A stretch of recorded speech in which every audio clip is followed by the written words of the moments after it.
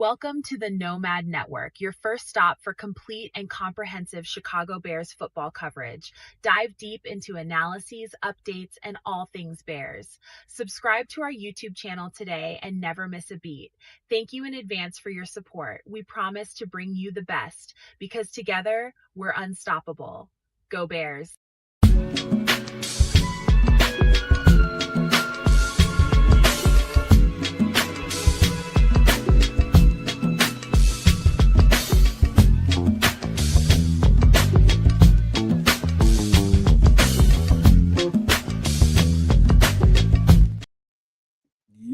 Yo, no maniacs, what's good with y'all? Welcome to the show, man. This is some extra sauce here for this fine Wednesday hump day for y'all. Triple R is loading the pizza in the oven, getting it ready. And man, guess what, man? It's a nice the weather is really, really nice where I am, but it's a little bit more, the weather is a little more intense up north where Triple R is at. So hopefully, man, by the good graces, we'll be able to keep him for the show and have a regular show like we normally do. But the Canuck is back from his trips abroad or wherever he went, man. But hey, man, look, hell of a week, man. Sonically for me, I would just say that, and that's just what's in my head right now. Plus, the Bears are getting real close to draft time, and they putting the final touches on their draft board. I'm sure it's gonna probably fluctuate. And probably all the way up until draft day, all information gathering processes are happening. I think that's probably where they got to be at right now. Got to be at the final information gathering stages of what their board looks like in all positions, making sure that, hey, when it's time to check this box, we can check this box and we ain't got to think about it. And so I think that's where we are, about a week out, right? About a week out. Welcome in. It's Wednesday night. Time for some extra sauce. Ked's a Canuck back with you again after traveling, after world travels, back settled nicely at home. And yeah, we're real close, 9 days away, I believe, before that good old draft. And I'm excited. I've basically been able to have my last little 2 cents on what my feelings and thoughts are, but I've been able to reel myself in and recognize that fact of the matter is things. The draft is a dynamic process. is a good way to put it. Anything can happen, and as long as they have their board set up, they're going to make the selections that work best for them. Right? Who knows how this thing is actually going to fall? Who knows? So here's to the Chicago Bears and whatever they're able to pull off in a week's time. Hey, by the way, man, kids, I don't know if you was able to see it, but ESPN put a great little, I guess it was a one-on-one with Akeem Mesidor and his story on their site, man. I just read it probably 15 minutes before the show. It's a really good story, little insight, and I started to remember some of the stuff that you were telling me about him and his life. You didn't tell me all the details, but I don't know everything about his life. Like I just know the kid. Like I know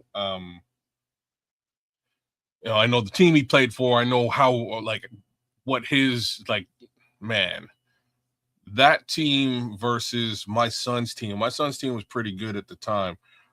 They were a dangerous team, and they were also a team that was made up of just some of the poorest kids in this particular part of the country.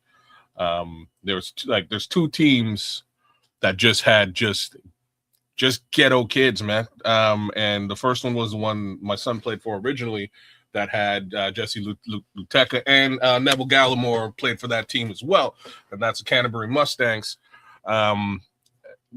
Eventually, that team went defunct, and all the kids from Canterbury wound up going to the North Gloucester Giants, and that's Akeem's team.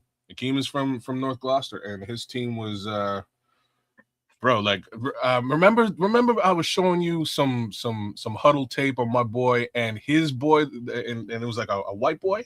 Yep. So that's the white boy used to play with my son when they were on Canterbury from 7 and 8 years old. So they've been playing together for a very long time. He then went over to North Gloucester and played with Akeem. Real talk. There's a kid sitting here in town that should be in the NFL. I'm just gonna say that out loud. He should be in the NFL. This kid is super good, and he just decided he's got family issues because again he's from a very poor white kid. Same kid you were telling me about. Yeah, man, very poor family. Like super poor family situation. Like two of his brothers wound up committing suicide over different things, and just Unalive themselves. You know what I mean? Just a bad situation for him, and he sort of decided just to take care of fam instead. So that's sort of where his what happened to him. But Akeem again was able to say what? Some sad tales from Canterbury, bro. It's crazy, man. But Akeem kind of wound up able to make it out. He made it out to the U.S. The white kid I was telling you about, he made it to the U.S. for a little bit, but even then, like, then the second brother unalived himself, and he was like, "Yo, I can't. Now he's got a kid that somebody's got to take care of. He's got other things going on." So he was actually drafted into the CFL and decided not to even go. Opened up his own business and decided just to retire, more or less. But that kid's super good. So is Akeem. My kid's pretty not good too, and we'll see how he makes it out of Calgary. But I'm gonna have to go. Oh, look, Missy's home. I'm gonna have to go and check out what's going on. Soundwave Nick. Hey, Missy. Duval. No, you got to get more of a creepy Duval. Talking about a disconnected mother or something. Hey man, diss it all you want though. Homeboy got to the playoffs and they never I don't know how that went down. I don't know how that. You gotta have that Dexter, that serial unaliver kind of vibe to it. I think that's what he probably scared the living daylights out of the long-haired young man there. The quarterback. He scared me. I tell you that. Terrified me. So what is Miss Nova wear on a day at work when she gets home? Oh Lord! She wears shoes, man. Like tennis shoes, athletic shoes, high heels, pumps, stockings, sweat socks, athletic stocks. Is she barefooted? What's going on over there? She wears shoes. Not even 8 minutes in. Not even 8 minutes in. Run, baby, inquiry minds just wonder. Run. Crocs. That's Crocs. The Crocs. So she's got that all natural, don't like shoes kind of thing on. So those yummies always be out and available. Lord, man. She probably got those rough hills. Right in front of hills. You gotta get the Emery board to them hills, though. We wind up in Illinois. We have to completely avoid Triple R. No, because I'm gonna be looking at feet and getting Zerberts. It's a part. Wear some boots or something. Shit. Some hip waders. Out of hell. Wear some boots. There we go. What did I come into? Yeah, no kidding. Yeah, I'm sorry, man. Careful the Crocs. You step in, your feet get all wet and gooey. Hey, Miss Nova, this is that show. This is that show where you might want Wednesday night, man. Be careful. Extra sauce, baby. It's some extra sauce. That's what you stepped into. All right, man. How about this, man? Let's talk about what's been going on this week, kids. How's life? How's Miss Nova? How's everybody? She's all right. She's doing her own thing. She's doing some cool stuff, but that's her. So work's been interesting. I have this. So they hired these two young bucks. Like I said, I was out with one of them the week before. The other one on Monday, I'm in the middle of a meeting and he hollers at me on Microsoft Teams, if y'all know what's up. So he hollers at me, but I'm in the middle of a meeting, so I got to ignore this call. Then he hollers again. I got to ignore the call. Hollers again. I'm like, what's up with this dude, man? You can see that I'm busy in a meeting. I message him and I say, hey, man, you know what? I'll holler at you as soon as I'm done. And long story short, I forget to holler at this dude because I got other stuff going on. The following day, we're in a bigger meeting and he doesn't show up. So we're like, where's this cat, man? He's young, he's new, he needs to know what's going on. He needs to be a part of these meetings. So one of my counterparts turns around and he's like, hey, have you heard from this dude? And we'll just call him Jose. Have you heard from Jose? And I'm like, no, but he did come. He's like, kids. What's that? Racist? Why you gotta be Jose? Well, I just pulled a name out of the sky because no way, Jose. Go ahead. Because his name's really not Jose. We see how you living. Go ahead.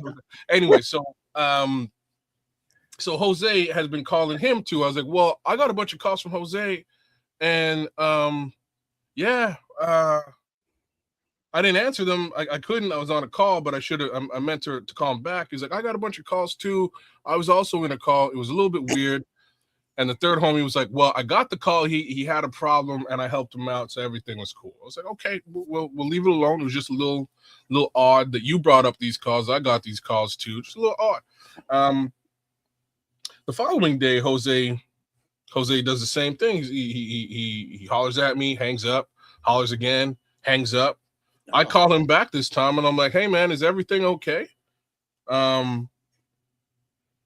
He answers, but he answers like this, hey, man, what's going on? I'm like, whoa.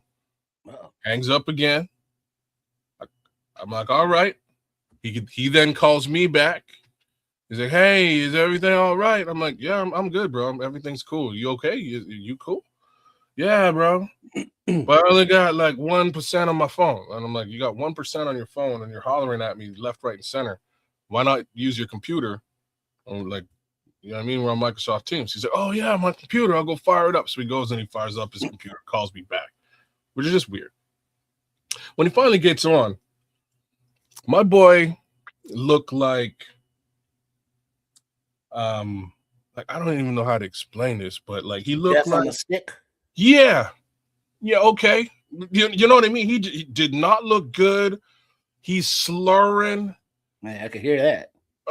He could barely make sense of the words and the sentences he's trying to put together. Like he's got to rack his brain for like simple things. And it took me a couple minutes. I'm like, bro, are you wasted, bro? Are you drunk? He's like, no, I'm not drunk. I'm not drunk. Wait a minute, time out, Des. What time of day was this? Brother, this is 10:30 in the morning. Ooh, Too many cervezas, ese. I got a story to tell. Well, go ahead. 10:30 in the morning. That's why I'm like, what's popping with this dude? You know what I'm saying? Tequila way. I'm like, man, are you drinking? And he's like, no, I'm exhausted. I'm like, you're exhausted. You ain't sleeping. He's like, no, I ain't sleeping. I'm taking sleeping pills. They ain't working. I don't know, man. And he would just like his eyes are rolling back in his head. Homeboy looked like absolute. Oh, 911. Well, like I'm thinking about it. I just didn't do it.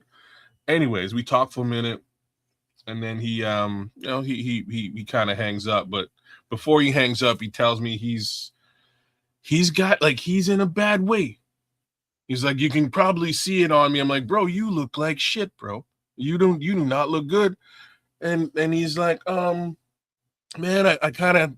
I got into it with the wife a couple of months back, and I grabbed her phone out of her hand. She called the police on me. Now I got a domestic. I got charges. I got court dates. I got to pay a lawyer. And I just had a baby a month and a half ago. I'm like, so you're going through all this domestic stuff, and the baby was born a month ago? He's like, man, I'm by myself. Does the baby look like you? Well, I hope so. I don't know. The baby. I know that's where your mind went. Baby's gone. The wife is gone. I don't know. He's like, I don't know what to do with myself. I don't know what's going on anymore. What? And I'm like, bro, you need to talk to the boss, because you can't be working like this. Man. But let me tell you right now, whatever you do, don't go talk to the boss, because like you look like garbage, and she's probably gonna fire you.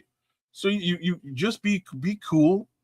Take the day to yourself. Don't holler at nobody. Just take the day, clean yourself up, and holler at the boss tomorrow. So good luck with that. my boss, what I don't know is my boss is monitoring just my traffic on Teams, so she can see that I'm in a meeting right now. She can see that he's in a meeting right now. She wanted to holler at him, so she sees that both of us all of a sudden went off. So she's like, something's popping. I need to call me, kids. So she calls me. And she's like, all right, listen. I want you to rat on anybody, but I'm going to tell you some things that I know. I'm like, all right, what are you talking about? She goes, I spoke with Jose yesterday. Oh. Were you speaking with Jose just now? And I'm like, yeah, I was speaking to Jose. She goes, okay. I spoke with Jose yesterday, and I swear to God, he was wasted. And I'm like, yesterday? On Monday? Because he's wasted right now. So now I'm like, so Jose been on like a 48-hour bender. Wait, are you thinking this or are you saying this? Well, I didn't say this to the boss just yet, but like this is where my mind is, right? I'm like, oh man, you're on a dress snitching, goddamn. Right? You know, he's on a 48 hours. So I'm like, look, I don't know what's going on. He told me some stuff. I don't know what's going on, but do me a favor. If you're worried about him, give him 24 hours. He told me some things that I can't tell you. And, you know, I need you to give him 48 hours. To give him some time. He said he's going to holler at you and talk to you. I expect him to do that, man. What up, Paul? So, what up, Paul? I kind of save his bacon for the day. 24 hours goes. He decides to go ahead and call her the following day, which is today, Wednesday. Man up. So he mans up, calls the boss, tells the boss what's cracking, what's going on in his life and whatever, and what, like they're gonna have to come to some sort of decision with respect to what he's doing and whatever. He's still wasted, y'all. I don't mean to laugh at Jose's troubles, but damn. You know, he's still wasted. So she calls me back after and she's like, dude, yeah, he talked to me today. He was smashed. I don't know what to do. 4 days later. You know what I'm saying? So like later in the day, I'm like, I don't really have any advice for you. I don't know what to tell you. Well, I should put out another help wanted ad, baby. Well, it's getting close. So later in the day, Jose puts the whole team on blast, calls all of us accidentally. And when I say accidentally, he calls the whole team. We all jump on this call because we all know Jose's crashing and burning right now. So we're like, if he needs some help, you know what I mean? If he needs some help, he's reaching out to all of us. Let's help the young man. You know what I mean? So Canadians reaching out to help. Americans are calling security. All right, man. Yo, so I'm like, all right. So we all jump on this call, and the first thing he says to us all was like, "Who started this call?" Oh, and we're all like, "What?" He's like, yeah. He's like, yeah. Who placed this call? And we're all like, you did, bro.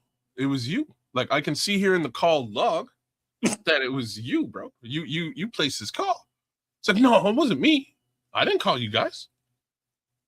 And we're all like, but yeah, you did. We can like, if you just look at the call log, you can see who placed the call. It was you. And as these are video calls. These are video calls. We can see his face, and his hair is crazy.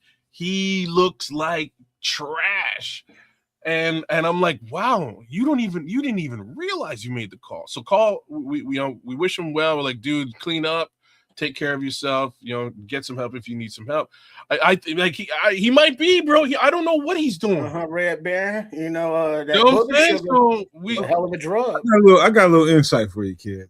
One of the things I do, like whenever I'm done with one of these, especially one of these shows that takes so long to put it all together. Once we do the show, once I'm done doing the work, we do the show, and the show is over. That next day, this is how I function. You know what I mean? I take some time to decompress. You know what I mean? Just decompress. To me, that's good for your mental health. Decompression, whatever you need to do to get yourself regulated. So one of the things I do besides music is I look at a lot of shorts, reels, and different things like that just see, it helps me see what's going on outside of my four walls. You know what I mean? It just really helps me in that way. And you can get those shorts dated, so you don't have to look at shit that happened 8, 10, 12 years ago. You can look at updated shit that happened this week. And one of the things I noticed, remember how we always talking about, and I don't know if everybody relates to me talking about how the frequency has changed, that everything is changing, and some people can feel it and some people can't. Some people can handle the change, some people can't. And it's like with so much going on in the world, I think people are feeling that shit in a real way. So I'm getting to this point. The more and more reels I'm looking at and shorts I'm looking at, I'm seeing more and more people. Day drinking has always been a thing. People have been doing that forever. That's nothing new. But the amount of it and the people that are doing it, it's like it's a lot of people out here that really can't function without that, that bud nipper, something to nip the bud a little bit early on. They need something. And it's obvious to me that, those people are going to run into a whole lot of trouble moving forward because they can't function, man. Like, I totally think some people aren't meant to have children. And I ain't talking about people in poverty, people who have this or that going on, but some people ain't strong enough to deal with the rigors of being a parent and the responsibility every day. Why the fuck would you get up at 9, 7, 8 in the morning and get totally sloshed, put your fucking kids in the car and take off and go somewhere with them? You know what, man? That's where I'm going with this. And this was, shout out to Miss Nova's out there. I don't know if she's still listening or if Triple R scared her to fuck off. But look, I told her about this little situation, and she was like, you know what? She's like, I've been she's like, I've been researching and stuff, and it turns out that when men tend to have children at a late age, this guy's about 40 years old. He's having his first kid, a month ago. Oh, when you said you hired a young kid, I'm thinking like 20-something-year-old. This is a grown ass man. He's a grown man. Like to be frank with you, I thought he was much younger than he was until he told me this yesterday. Right. So wow, that's a whole different story. I said, "How old are you?" 23. He said, "Bruh, I'm 39." I was like, "Oh, that's a whole different fucking story, bro." Shame on you, man. Hey, man, I'm just guessing. Black don't crack and stuff. So you know what I mean? I have no clue how old he is, but he finally tells me, and when he told me, I was like, oh, you know what? Like, this rings true, because the wife had said something to me the night before. So I had to ask him how old he was. And what she had said, I hope this ain't you, bro. Hey, damn, see? This ain't related to you at all. Or I hope I sound like you. Just say no. But go ahead, finish your story. Your long ass story. So the wife, I know, I'm sorry. But it's a real, you asked me what's real. I'm just telling you how things been going. And I can hear you. I'm getting my pizza.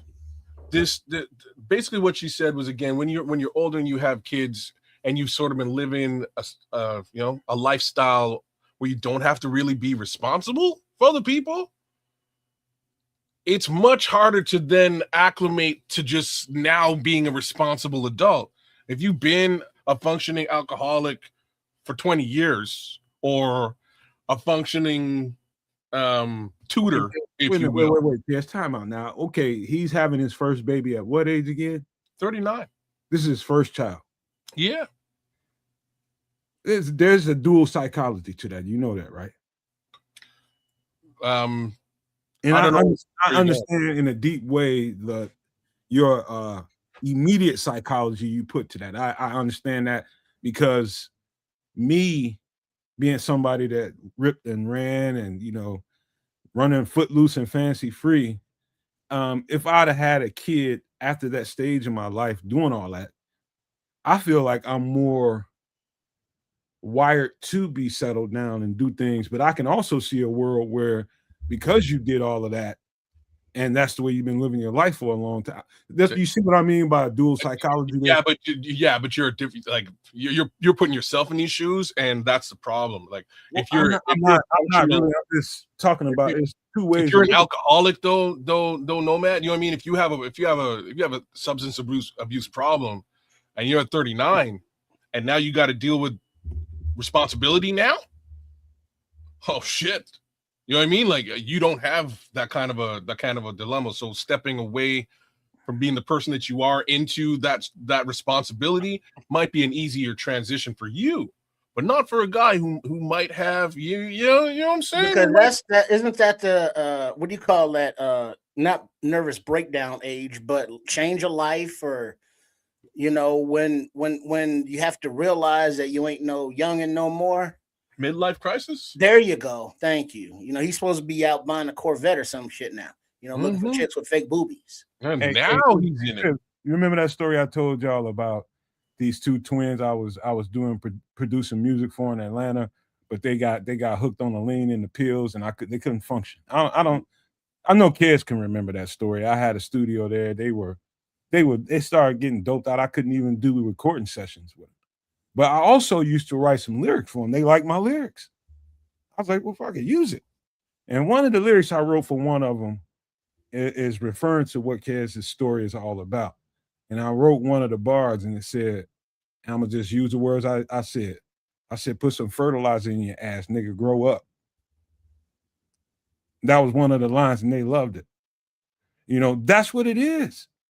It's about when you choose, and it is totally a choice to grow the F up and start doing things that when you realize that you're not the only person that needs to be cared for here in the situation. Matter of fact, priority is not you first. You're probably last on the list of priorities. That's called growing up. Recognize that and doing things accordingly. Not everyone does that. Man. I'm and shout out to my boss. I have to give her some props, because like when she called me at the end of the day to see what was going on, I was like, look, I think you need to put your foot down and send him to go get a doctor's note. He needs to go see a doctor and explain what the hell's going on, because I don't know if this is sleep deprivation. I don't know if it's the snowman's coming to see him on a regular basis. I don't know if he's just sauced, but something's going on, and he needs some help, man. Hey, yo, boss. I mean, this was Monday, and you talking about Wednesday, Thursday, still dealing with this? Come on, son. It was like Monday afternoon. It would have been like, who? What that dude that used to be here? Trip, you know what it is? It's his inability to face reality. Well, he could have chemical imbalances. He could have mental issues. He could have late onset shit. Who the hell knows? But yeah, he ain't welcome at the company picnic. I tell you that much. Look at Crimson. He said, "I have not procreated. You're welcome." Damn. I said, "Thank you." Look like the wind just picked up. Yeah. Yeah, man. Anyways, just wild shit. I don't think we in Kansas no more. God damn. Wild shit, it's like man. that down here too, Trip.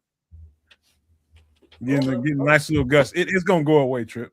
Scrolls, I'm the same thing, and this is sort of what I was saying. Like, this is what my wife was saying. At 20 odd years old, you're coming right out of teenage life, and you got to figure out how to, put a roof over your head, maintain that, pay your bills, and figure out the adult. You are adulting now, so like you have the kid at the same time, and it's just part of that process. At 40, it's a different deal.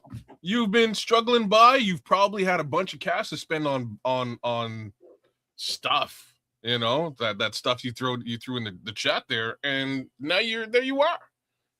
You have a kid now, and you got to deal with that. It's a different world, man. Scroll says, "What up with you cats that don't have without kids?" Let me tell you something, man. The lifestyle I lived, and sometimes let me just shut up from there. The lifestyle that I lived, past tense. Let's just say, it's about a 50-50 ratio. You might meet some really, really good ones. And them other ones you just out there partying with. Choices of people that you have a child with, it's almost paramount to any other decision you're gonna make in your life. Yeah, it's a partnership, baby. Yeah, man, dude, you mess around and have a baby with the wrong people just because I want to check a box on my set of milestones. F around and find out. Because I know way too many dudes who think that it's manly to have a lot of children, but they ain't being a father to nan one of them. Oh, you ain't met the rosters yet, bro. You know what I mean? I got so my boy my boy's dad have I don't know. He got to have 50 kids, and I'm exaggerating, but I'm not really exaggerating to the level that I go to Toronto and bump into like 6 of his children at different locations in different situations. My friends are in jail, and like, oh yeah, there's like 3 of them in on the range. You know what I mean? Like, it's kind of wild. No, that's the boys. It's wild, but then his kids are just as bad. You know what I mean? So his kids these kids are my boys, man. These 2 kids got, I'm gonna say, I think they each got between 8 and 10 kids, man. And like the funniest thing is my boy has a baby mom. Like he left town for a couple years, had a couple kids out of town, a couple kids here, and it's just multiplied to the level that I get a knock on my door. And I open my door and it's my homeboy. I'm like, hey man, what's up? It's like, yo, man, can I stay by your place tonight? I'm like, yeah, no problem, man. What's the deal? He goes, well, my baby mom's just kicked me out. I was like, your baby mom's? She's like, yeah, I got a baby mom's like a block and a half away from you. I've been living over there for the last year. I'm like, my brother, you didn't even come by and say what's up. You know what I'm saying? Like you have that. He's like, dude, I gotta keep it moving because I got baby moms all over the place. So like, I was staying there, but you know how it is. I was like, Papa was a road. You know what I'm saying? I wasn't getting no mail there and nothing. You know what I'm saying? So it was too fun. How you got a baby mom's a block away and you didn't even come by and say what's up, man? You lucky I'm home. When I come through, your lights be off, and when I leave, they lights be off. So you know what I mean. I just keep it moving. I gotta make moves. Oh, too funny, man. But I don't know. They get away with it, man. I don't know. Somehow they get away with it. Yeah. But I mean, it's not just dudes. It's females too. They'll just be baby little factories because they're looking for love or, just looking for whatever that they never seem to find, trying to fill that hole. Yeah, better part of that month, the Giants team was fielded by a single mom. You know what I'm saying? Like, I'll just put that out there too. Right. You know what I mean? Wow. So I mean, it's the shortcomings of us as individual human beings.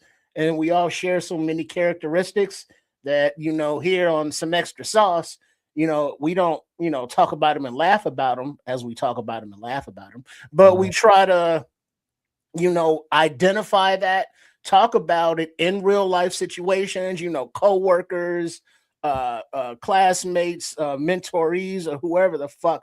And we break it down, and I appreciate the conversation because it's nice to have these conversations about real shit.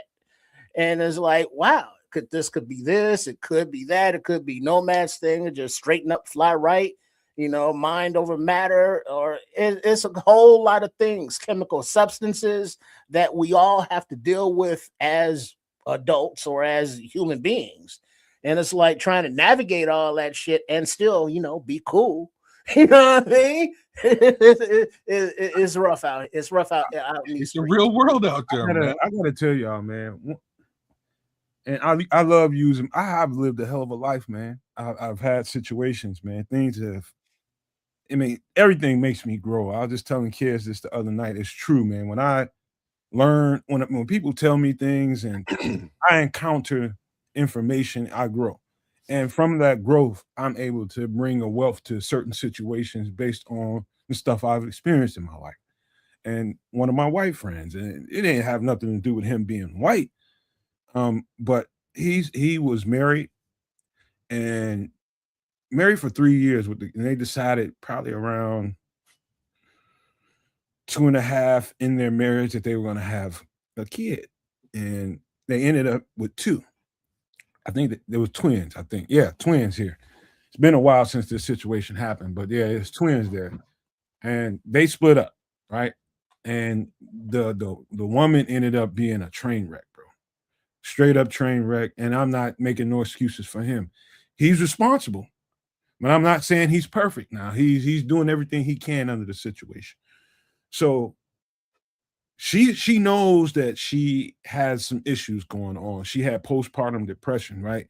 And so she got on medication after her first pregnancy, right? And she kind of He said she's been different ever since. This is him explaining it to me. And I'm just like, okay, so what's really going on, man? What's going on? He said, man, she gave me keys to the house. And I'm like, hold on, man, you got a whole ass woman now? He's like, man, I just need to check on the kids. And she knows that. I explained that to her. I told her I would always call her or text her ahead of time unless she just was non-responsive for a certain amount of time. Then I had to use the key, right? And so he used the key one day because she's not responsive. And the kids ain't at school and da.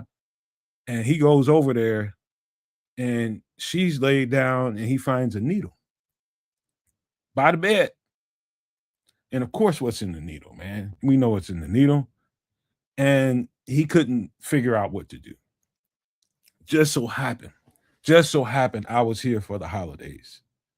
Just so happened. And I had just seen him probably 24 to 48 hours before we was all out kicking it. And he was just like, man, I don't know what to do. I can't talk to her. I can't get. Anyway, he asked me, and I'm just like, dude, what kind of situation you putting me in? You know what I mean? So now I got to go over there. Now I got to talk to her, and I'm dealing with this shit because he's not able to. And he asked me because he knows I have a skill set with people. And I go over there, I answer the call, and I talk to her. And she's just like, she's telling me all the stuff that I just got through saying beforehand.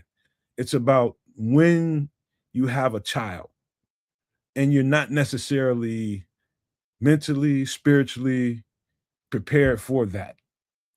And you see a child, you see the situation with two people and you being relieved of those duties at time because you have your mate with you to take care of some of the responsibilities. So it's not all on your shoulders. This is the information I'm gathering from her once she's able to speak to me in the right way.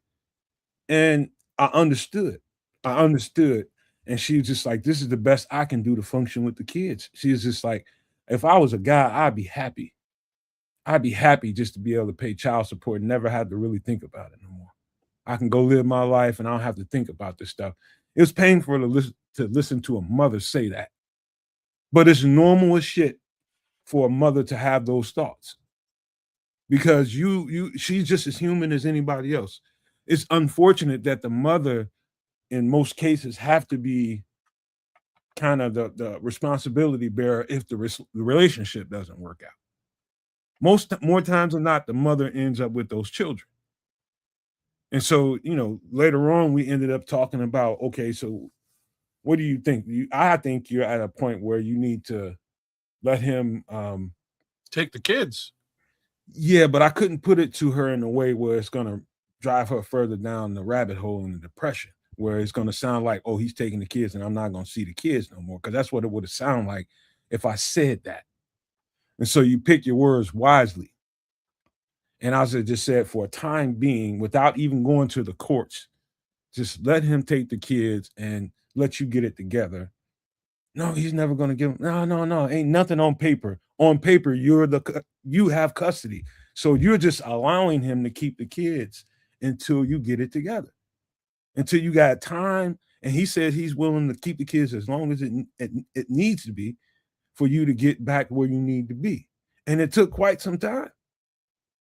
And so I say all that to say there's too many situations where it's not enough co-parenting going on. Man, I hate relationships don't work out, man. It's not enough going on. I hate that story, man. It's true, though. No, it's. I believe you. You know what I mean? It sounds legit. The only reason I say I hate it is because, like, when the father is not, a regular part of the kids' lives, and that's what the mother's getting up to, man. The effect that the mother's behavior has on the kids, it's like 1,000-fold. It's so much more powerful, that effect. And like, I have a very similar story about my friend and his situation, and I'll keep this one super short. My boy calls me up. He's like, "Keds, I'm in my car right now. Kids packed up, all the gears in here. I'm leaving this bitch. I'm out." I was like, "What?" Like, I thought y'all were cool. I thought everything was great. He goes, nope, I'm out of here. I just want to call you, let you know. I was like, okay, bro. When you touch down, wherever you touch down, let me know, and I'll come check you out. End of the day, he tells me a story about how he was coming home and just finding her passed out with a bottle of pills next to her, passed out with a case of beer next to her, beer and pills, and the baby's just running around the house. And he's like, I saw this 3 times, and then he told me that she broke his nose. And I was like, man, I caught the black eye. Like, I went to see him for his birthday, and I caught the black eyes. I was like, what happened to you? And my boy's he's famous for like getting in fights at work. You know what I mean? He's in construction and stuff, and like if somebody kind of, you know, talks to him sideways, he will light him up. You know what I mean? That's just what'll happen at the construction site. But this time, his wife kind of stepped in, and she was like, "Oh no, he didn't tell you. Oh, he pissed me off. I punched him in the nose, and he got a black eye." Ha, ha, ha. And the look he gave me in this instance was like, she's lucky to be alive right now. just a look in his eyes was like, Lord, I don't want to catch no case. I'm trying not to go to jail, bro. You know what I mean? Like, just the look on his face, I was like, okay, and I left it alone. But here he is calling me, man. I'm out, and told me about this situation. You know, a couple decades later, his son is bouncing off the walls. Just an absolute knucklehead doing all kinds of foolishness, and no, you know, not to any lack of parenting from the father. Fast forward a little bit further, the ex-wife passes away, ODs. Just wild shit out there, man, and that's the type of stuff that this young man has to deal with, and it just doesn't look good on him or his life situation, man. But man, that's, you know, not to say that the dads are absolved from any of this. Y'all should be involved, man. Like, you need to be involved. But man, when the young woman, when that mother kind of loses her you know, loses her way, it really affects them kids. I mean, you gotta understand, you gotta look at it from a perspective that's not necessarily yours as a male. You know, there's no way out for mom. Mom is there, stuck in it. Put it from this perspective. Here's something that we can all relate to as a parent. You, mom or dad, are with that child, and that child is just doing children, you know, things, but life has got you feeling a certain way, and that child is doing child things, and you don't feel those child things right then, and you want to shake that child, but you don't, as a good parent. But in a relationship or in a 2-parent household, you'd be like, go to your mama or go to your daddy, you know, and then mom or whoever you're sending them to don't have that frustration at the moment.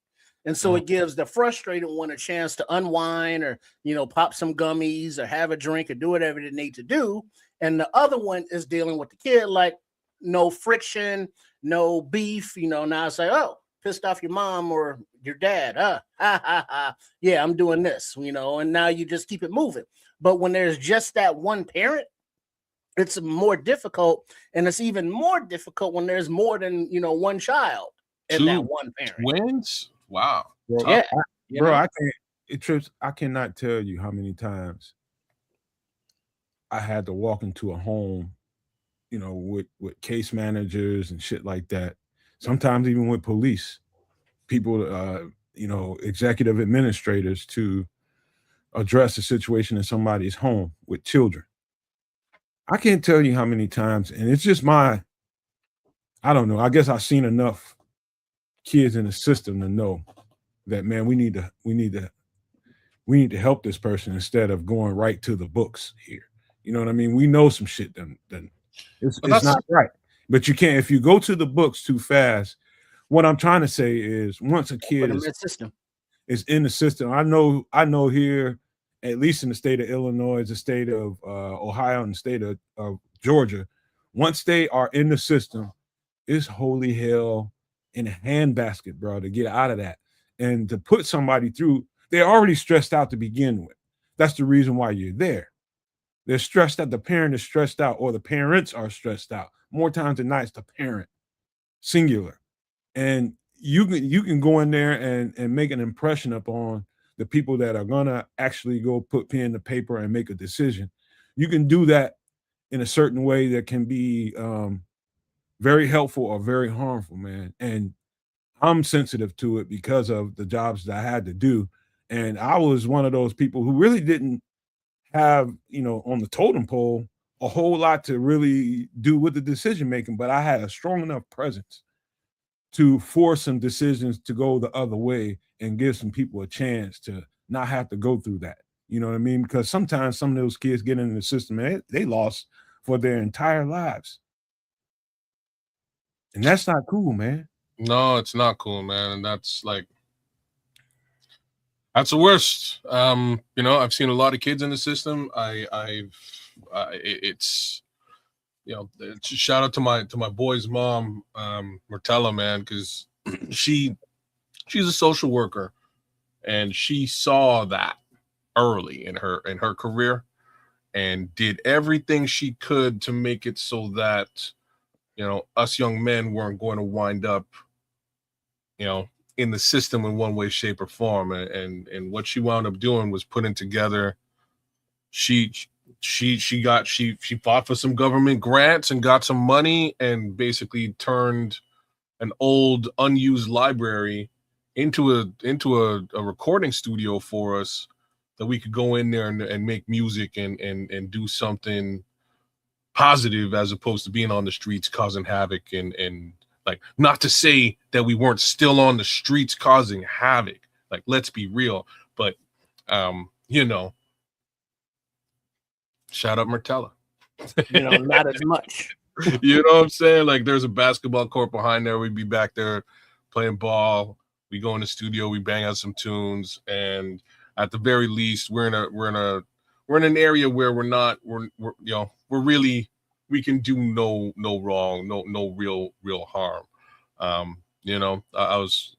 have to give her shouts, big props for doing what she did for us kids growing up, man. That was important, because again, for me, I was a straight up knucklehead causing a lot of havoc, and I kind of needed to have a bit of a reprieve, a safe house where I could go to and not wreak that same havoc that I was wreaking.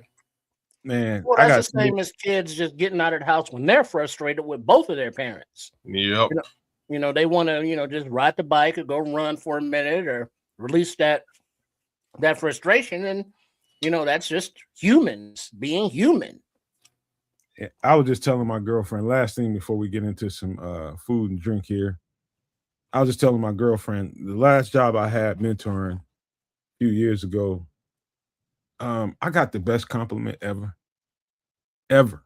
You know what I mean? And it's from a 20-something-year-old vet. This man has been doing it for a long time.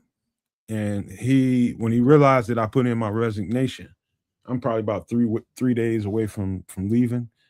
And he's a midnight staff, but worked sometimes during the second shift, sometimes when he was primarily midnights, but he worked multiple shifts, and I crossed paths with him a lot. And we was really cool, man. I just didn't, we had a really good relationship. It was really cool. I knew he respected me at the very least, and I respected him. And before I left, man, and I'm on a second shift, so I'm leaving at about 11:30 or something like that. And he comes to work around 11:15. However, I can't remember what time I got off, but when the shifts change over, right? And I'm there, and I'm out in my truck talking on the phone, and he's pulling up. He's on the phone, so he's usually there for a good 5 minutes or so before he goes in and clocks in and all that. And so we just so happen to. I get out of the vehicle before he does, and I'm heading to the building, going back in, and he catches me before I go in, and he pulled me to the side, and he flat out told me, he's just like, and he was like getting ready to tear up. He's just like, man, I hate seeing you leave here, man, you so fucking good for these young boys, man. He said, why you, and I had to explain to him why I had to leave. He was like, man, you the best staff I ever, and his track record has been some everywhere. And I know he's running into some great staff members along the way. He said, man, you the best staff. I ain't never, ever seen somebody connect so strongly with kids as fast as you did. And then be a difference. He telling me this. And I was just telling my girlfriend this like 3 nights ago. Because he said something to me. Somebody started a post on social media and talking about the best staff you ever worked with, that kind of thing. And it just turned into something. And I saw it, or she saw, I can't remember. And she was just like, what's up with that? And I told her that story. But it's like, it's a thankless job at times, so thankless when you're dealing with, like I'm talking about, you go into situations where the situation is kind of crazy and chaotic, and somebody has to go in there and make decisions about whether that child or those children should be in that home because of the behavior of the adults. And I'm saying be careful with that, because you know what? Those kids are going to end up somewhere where I have to raise them, and it's not all the time that somebody that cares as much as me is in places like that. It's some people in those places don't give no F's. Man, look, there's people in those places that don't give no F's, that are just there for the benefits if they got them. Others are there, just because it's a job. They are interested in the kids, but it's a job, and then there's others that are there because the kids are there, and you got to watch out for them, your fellow staff, sometimes you know what I mean? So it's why you want to work around kids if you don't care, you know what I mean? And I'll leave it at that. But the system is the system, and it's cold. Sometimes it's colder than the world. So, if you can be an influence on some kid in a positive way, try to be. But there's just a lot of discombobulation going on out here now in the world, in families, personally, just in general. So yeah, try to, do like Nomad is always going on about with the frequency, being on the higher end of the dial. I don't know if that's the 97s and the 80s up there or the 107.3s. I don't know. But be on the right frequency and be a positive contributor to the universe. I love it. I love it, Trips, man. Hey, I didn't, when you do things like that for a living, it should be something that you choose and you enjoy doing, and you must be driven. You must be a self-motivator, a self-starter. And it's a thankless job, and it doesn't pay a whole hell of a lot, bro. Man. You know what I mean? And it's you have to be committed to that, what I just got through speaking to, and that is somebody that had problems in the home ended up in a situation like this, where who knows who is going to be caring for them, and they're fortunate enough to meet you. I'm saying for the people who might find themselves in a job like that, be the difference. Be the difference, because guess what? They effing need it. And just remember, for those that have maybe been in the system, if you're dealing with experienced who've been through the quarterly reviews and case plans, and met with their doctors and or social workers and or therapists and or whoever, the case manager, they've been through this process. They've seen case managers come and go, because, as Nomad referred to, the pay sucks, and as soon as you can get something that's better, people leave.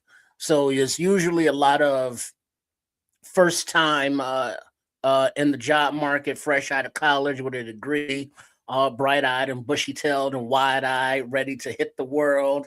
And then it's like, hey, I want to help these kids, and they really do. But then the adulting and the system starts kicking their ass.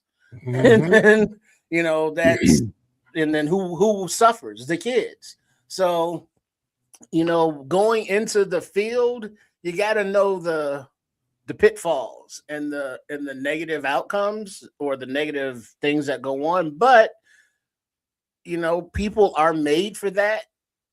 because of the rewarding aspect of it, to be able to help guide, young lives into a productive, safe, mature environment. So you got to have the resilience to put up with the bullshit that is the system, let's call it. Mm-hmm. No fun. It's no fun whatsoever. Last thing I say to that, and I'm about to get to this food and drink here, man. I was one of them people that chose a commitment to something bigger than myself over money.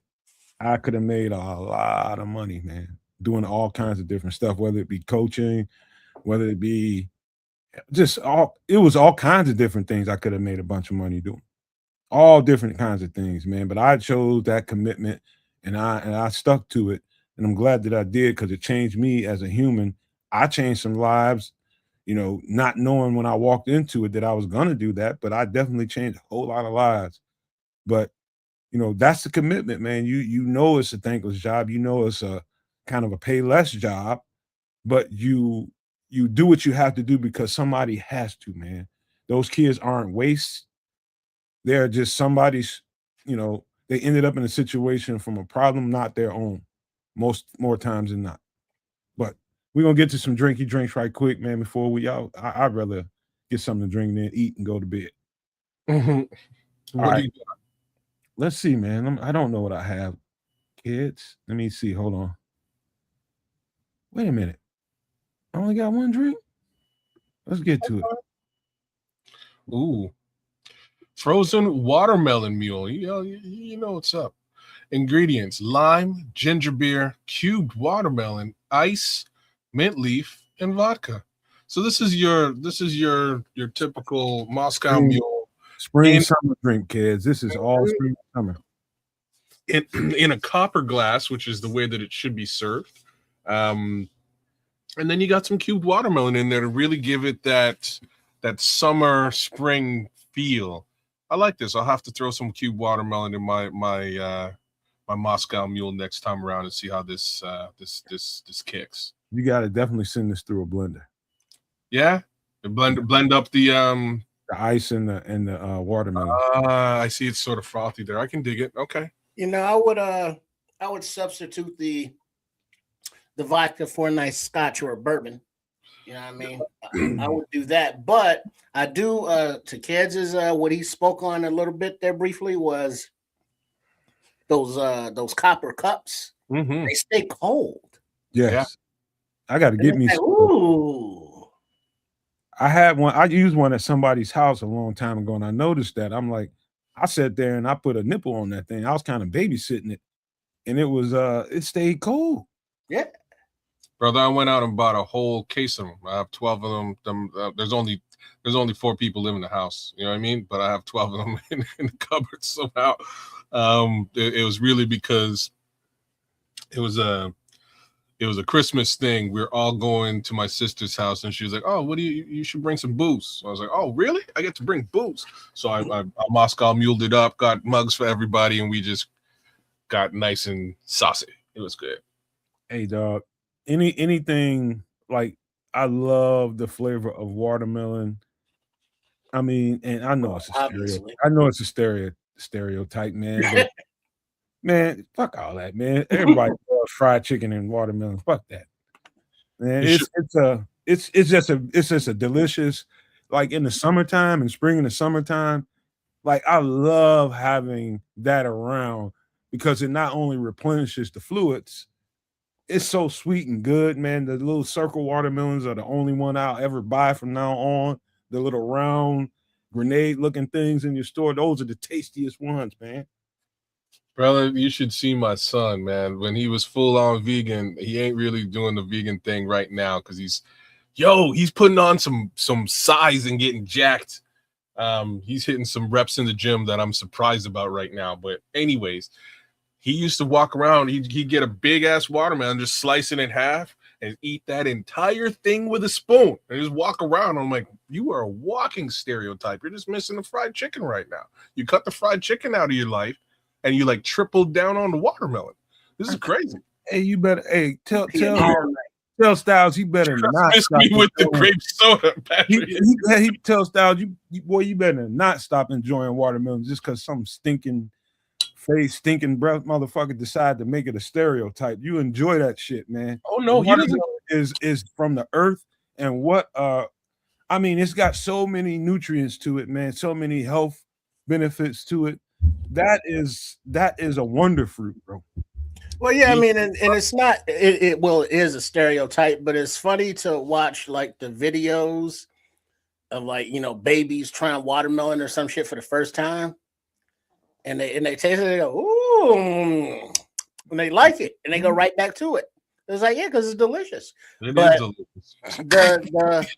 the farms and the way that they grow them nowadays, and they're mass produced, and the chemicals and the, you know, the organic is like $82 for one, and it's like unless you can get them like when oh shit, I don't even know if that's gonna be a thing no more, because there was a spot that the tamale lady who used to be there, that the trucks with the Jose's, let's call them, with full of watermelons, they would just sell them on the street, you know, from the farms. And I don't know if they're gonna do that, you know, because of ice and all that. We got some immigration shit going on here, kids. It's kind of crazy. So all the immigrants, you know, that used to do stuff, you know, we don't see them like that no more, because they've been concentration camped and all that. That's a whole different here nor there. But y'all country is crazy, bro. Right? Gotta say it out loud, but damn, yeah, okay. Yeah, neither here nor there, neither here nor there. But yeah, I mean, watermelon, you know, when it's whipped and when it's frothy, you know, any fruit really, you know, it's got that foam to it, and it's like, ooh, like a smoothie or a frosty or something. But it's the natural sugar, and then you got the liquor all up in there, and it's all chilled and cold. It's like, yeah, give me one of those, please. Oh, have you done that? Have you done the vodka in the watermelon before? Well, I have. It was, you cut a hole in the watermelon, and then you just pour in like bottles of liquor. It was vodka, it was gin, it might have been. Oh, damn. It was a thing going on, and then you let it, then they cut it. Then it was like, all right, this is a little much, but okay, I tasted it. Yeah, it's kind of alcohol-y watermelon. All right, you know, all right, but it was vodka, it was gin, you know, so my system was kind of like, bro, you stayed away from it. Some kids have never had that. You've never. No, I did. We did exactly that, and the only problem was like the watermelon. So we cut the hole in, and we got like a big ass bottle of vodka. Clearly, too much to put in this watermelon, and the watermelon like exploded. So like we left it. It was like the instructions was like just leave it in a bowl on the counter, and just like let it sit for a little while. Let the liquor kind of marinate its way in. And by the time we came back in, it blew up, and there was vodka and watermelon everywhere.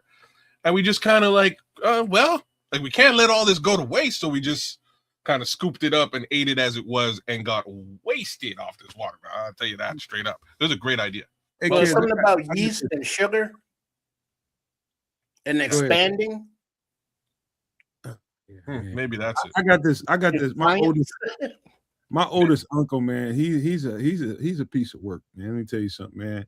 As a kid, I watched this man every 4th of July. There's a guy that came through the neighborhood with a truck full of these motherfuckers, man. And he's not the only one that did it, man. It's a thing I've seen throughout the South whenever I go down south for the summer. It's a thing that comes from the South, man. You pull out a pocket knife and start, you know, people start feeling through the watermelon, seeing what they like. They find one that they want. They thump them with their fingers to see what it sounds like. And then they take the knife and cut a triangle in it and plug it. That's what they call it. They plug it, taste what's in it. It's like, all right, I want that one. Cut another one. Give me that one. He might cut one that he won't even buy. And the guy just sit there and let him. And I'm just like, man, why you cutting all this man watermelon all up like that? He done cut like 2 or 3 of them that he ain't gonna buy. And he just let him. But there's a way to find out if you have a sound, juicy watermelon. I learned that watching my uncle do it. plucking, and you can kind of, if you can hear what it sounds like. I heard the like, you know what I mean? Yeah. Like you kind of, It should be hollow. yeah, it should have that hollow like thunk. And then Right. it's also something about the bands, like the yellow and green. You know how it's stripe colored. Mm-hmm. I think it's the more yellowish, the sweeter. Oh, So hollow yellow. okay. It's really ripe when they start yellowing out. Yeah, there you go. So because when they're real green, they aren't ripe yet. So funny. they're not as sweet as they're gonna get. They're gonna be bitter even. I actually prefer mine closer to bitter, like bitter watery. That's just really? me. Yeah, I don't like my watermelon too sweet. But What again, I don't know. Hey man, I'm not like I don't particularly like sweet stuff. Buy you a goddamn grapefruit or something. I'll eat a grapefruit. I'll eat a grapefruit. But do you eat like with sugar or without sugar? I'll eat it with or without. Oh, you disgust me. I'm sorry. I'm sorry. That's good. That's good citrus, bro. That's good citrus. Just don't get it in your eye. You probably like cut a lime open and just squeeze it into your mouth. I've never. Oh Lord, you double time disgust me. You got to be the first person I ever heard say that they want a semi-ripe watermelon. I'm serious. I'm the type of guy who likes. I like the bottom portion of the watermelon more so than the actual innards of the watermelon because it's just fresh water juice. You know what I mean? And it's not super sweet. That's nature's water, man. That's what I like. A coconut and a watermelon, you can get nothing closer to what creation has made you to drink outside of actual water. The sugar content in it is real sugar. It's real natural sugar. There's nothing wrong with natural sugar. The sweeter it is, better it helps your sugar intake, and it writes your sugar at the same time. You Google water's medicinal benefits and watermelon medicinal benefits and just be amazed. Yeah. Patrick Higgins is saying you wait until the curly stem dries. True. And turns brown. Very then true. Ready. Rookies. I tried to do this 3 years in a row at my house, and every single time the raccoons got it. And I want to try it again this year, but there's another stereotype. I'm gonna have to build a structure around them as they grow, man, and try to do it that way and hope the raccoons can't move it to the side. Y'all got skunks up there? You rarely see it. You won't see a skunk until you get into the suburb. They are here, yeah. Okay. You got to get out in the country somewhere. Right. They like to stay to themselves. But as human beings, we've encroached into so much of the used to be nature. Wildlife. Yeah, right. Yeah, I know what you mean. So in these outer subdevelopments that are like right on the fringe of the wildlife, you see a lot more. Scrolls, you aren't even playing. Raccoons are gangs. They're one of the most gangster animals there could possibly. Raccoon would just roll up on your porch, yo. You know what I mean? But they're cool. What's up? There's a bro, they literally have hands. But there's somebody I used to work with. This lady, girl, chick, woman, person, and she lives out in Ohio, and she puts up videos on her page of her like feeding her neighborhood raccoons, and like she named one Maybelline, because of the makeup, the mascara. And Maybelline, she would feed her on camera by hand, different foods and snacks and shit. And then Maybelline, she said, was gone, and then came back, and she had all her little raccoon babies. And it was like 8 of them, and they would all sit in line and wait for their little cracker, piece of fruit or whatever she was feeding them at the time. But she stopped putting up the videos and was like, her neighbor, poisoned them all because he saw them as vagrants. But she recently re-upped a new raccoon family, and they come up to her porch, her back door, and they, nice and patient, and she gives them their thing, and they just take it and walk on out. But she's just kind of like the raccoon whisperer or something. I don't know. But they're very chill little creatures. Gangster as hell, but they're not aggressive. They don't attack you. They just looking for some food. Right. Oh, you ever roll up on one and you like make a bunch of noise and the raccoon stop and just look at you? Yes. Yeah. What's your problem? What's wrong with you? Well, you rolling up on the set, son. Right, like dog. If you sitting on the porch with your boys and somebody start cruising by real slow, you stop and you look. He like, what are your intentions, sir? Like, what you got going on, bro? That's how they be looking at you. Like, I'm trying to eat right now. Shit, don't start none, won't be none. When we mess with my dinner right now, I'm trying to scrape that out of your garbage can, but they don't clean up on my shit. My cat has a weird relationship with them because they don't necessarily get along. Let's just say they tolerate each other. Like I have no choice but to deal with these raccoons because they ain't going nowhere until I get another dog. Unless I get another dog, they will be part of my life. And I'm good with and your cat knows, your cat may be trying to be all tough and funny and shit, but that little so-and-so knows that he be outnumbered out there. See, this is one raccoons of the roll up on them like 15 deep. This is one of the benefits of not being in the hood anymore, man. Once we moved out the hood, the raccoons disappeared. Same thing with the skunks, man. Skunks were like, you know what I mean? Skunks are the same thing. They're just as gangster as raccoons, except they're packing. You know what I mean? They packing that stink sauce. Bang bang. They will bust caps. They will drop man. your ass. They will bust caps. But bro. You know what? That's where the food is, in the garbage. That's it. And that was the difference, man.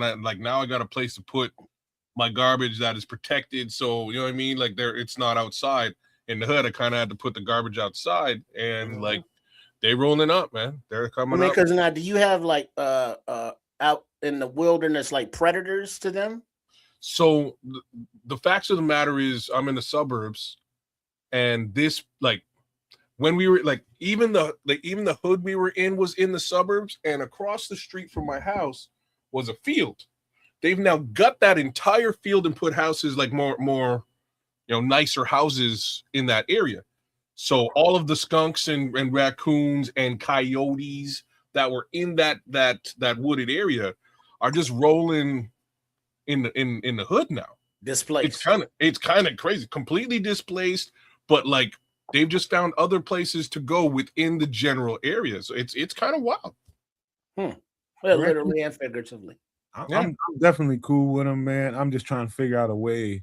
Maybe I'm gonna have to offer up a little bit more, vegetables that I don't need or got some kind of issues with them. Put them somewhere where they can get to them and not have to. Well, let them see you giving it to them. You don't have to like hand feed them because you don't know them like that. You wave it to them so they see it and then put it down there and then like walk away. You see a raccoon in the daytime, something definitely wrong with his ass. Oh, I don't know. I don't think okay. I'm gonna say not around here, kid. Well, you can go out at night. I mean, go out at night. You know what I mean? I've definitely seen them like later in the day, but not in the day. Later, they're not afternoon people. No. They're not people at all. Definitely not. They're not afternoon critters. Fair. They're nocturnal for the most part. They should be out at night. But I've seen them around 7-8 o'clock rolling around. If it's might be one of them days in the summer where it's light out late. But I've seen them around, man. They like I'm telling you, I was out on my porch in the hood, having a cigarette on my porch, and one homie he came from across the street. I'll never forget, and he just walked dead up to me like, "What's up, man? What you got for me? What you got on my porch? What is up?" And I was like, "I ain't got nothing for you." Chucked a cigarette, went inside, and kind of looked at him. You got rabies, fool. But look, Red Baron, that's the problem, though. Nomad got a cat, so you can't just leave cat food and water because now the cat got beef. Man, I got all matter of wildlife going on around here: cats, squirrels, raccoons. I mean, possums. You should just go ahead and do that Dr. Doolittle shit and feed them all bird seed, whatever the hell they all eat. I live south of the city where, it's getting more and more construction is happening and it's getting more and more, less and less space for them to run wild. And so, and when you live in a more guess metropolitan area where it's a lot of people, it's about a lot more garbage and easier food. And so it's raccoons don't want to go back to the country, not the ones that live around here. Well, Yeah. no, there ain't no food out there. And plus, Oh, they're getting good eats now. Wait, but how do you not have your garden like just chicken wired and closed? It's got chicken wire. It's not closed off though. That's why I want to do a greenhouse. That's why I want to do a greenhouse and a real one too, in a real way, not just this like one we're gonna talk about tonight to remind people what you're gonna have to do, because we got a whole conversation to have about that. But that's been my goal since I've been here. I just want to do it cost effective. Like I could have bought one 5 years ago, man, but I just never did because I feel like I got the people around me that can help me put this thing together and do it and set it up right, man. I get more out of it if I've had my hands on it to build it. I'll appreciate it more. How about that? You know what I mean? It's just that thing going on right now. I'd rather find the right people, build this thing, and really, I want to build it to really not just for this family and the people around me, but to help feed some people around here because I know they're gonna need it. And it's part of Doomsday Survival is talking about that. Wait till you see some of the stuff I got, man. Well, it takes a village, and if the ones that are more green thumb inclined, pitched in after the ones who are more, hammer nail and builder inclined, and then the gardener people, they nurture it and everybody eats. So if you can get them to see far enough into the future and to see the benefits, people will help and will join in and realize that, oh yeah, this is a benefit for me as well. But then there's that whole lack of community that we have here, kids. We don't give a shit about each other like that anymore. Neighbors, family, none of that. So it's a lot of out for self. Canada's the same. We are just polite about it. Okay. So being out for self, it's hard to bring a neighborhood together. But once you can get them together, and I say that because I know you will, you can be a stubborn fuck when you want to, know that. So when you get that neighborhood together and you get a few grandmas or abuelas or a few dudes, and then like the mentality that you saw before when you had the storms, and it's like, oh, we can help. Okay, well, I can help over here. I can help over there. People want now to be a part of it. And then when you have a good harvest, and it's like, that shit tastes good, don't it? Well, you grew it, you son of a bitch. And it's like, yeah, I did. And then now you have that sense of pride. And now it's like, well, shit, if we did this next year, we could do it this way. Have them thinking, it's like, well, how can you improve it? Because you see, you're going to be eating on this food, as long as it lasts. And now next season, you're going to get more people that want to get involved. So, I mean, just keep doing what you're doing. And a lot of it is just by leading by example. Just keep being out there in the yard with your girl. And then as like your neighborhood, people come through, bring some of the shorties through, mentor them on the low without them even knowing it and all of that. So, I mean, you're doing the right thing, but it's just, having the resources to do it all is the struggle that we all face. Hey, you know what, Triple R? Thank you for that, man. Because the dumbass reasoning you used to make that plain and clear to me was really, really effective. Because I think that means it's true and not dumbass. But I'm not sure. I'm not sure. I should have said simple reasoning. Simple reasoning. That's just my way of saying it. There you go. Simple. There. That's just simple reasoning. That's just something I think about stuff so much that the simple things kind of elude me sometimes because that's a simple way of doing it. Just put a little notice out there and see if I can get people involved, and I believe I can. It's simple. Put a little flyer together and let people see what we're trying to do. Hey, let's get involved over here.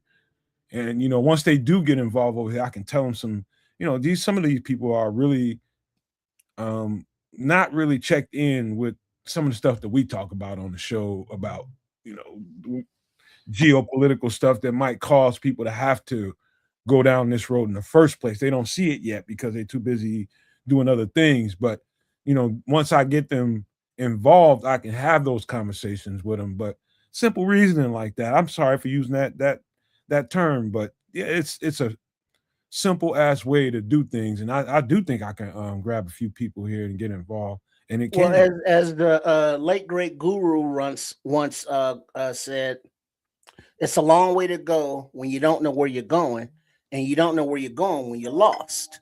So a lot of these minds out there have never been guided, never been molded, never been given a roadmap or at least a compass or a destination.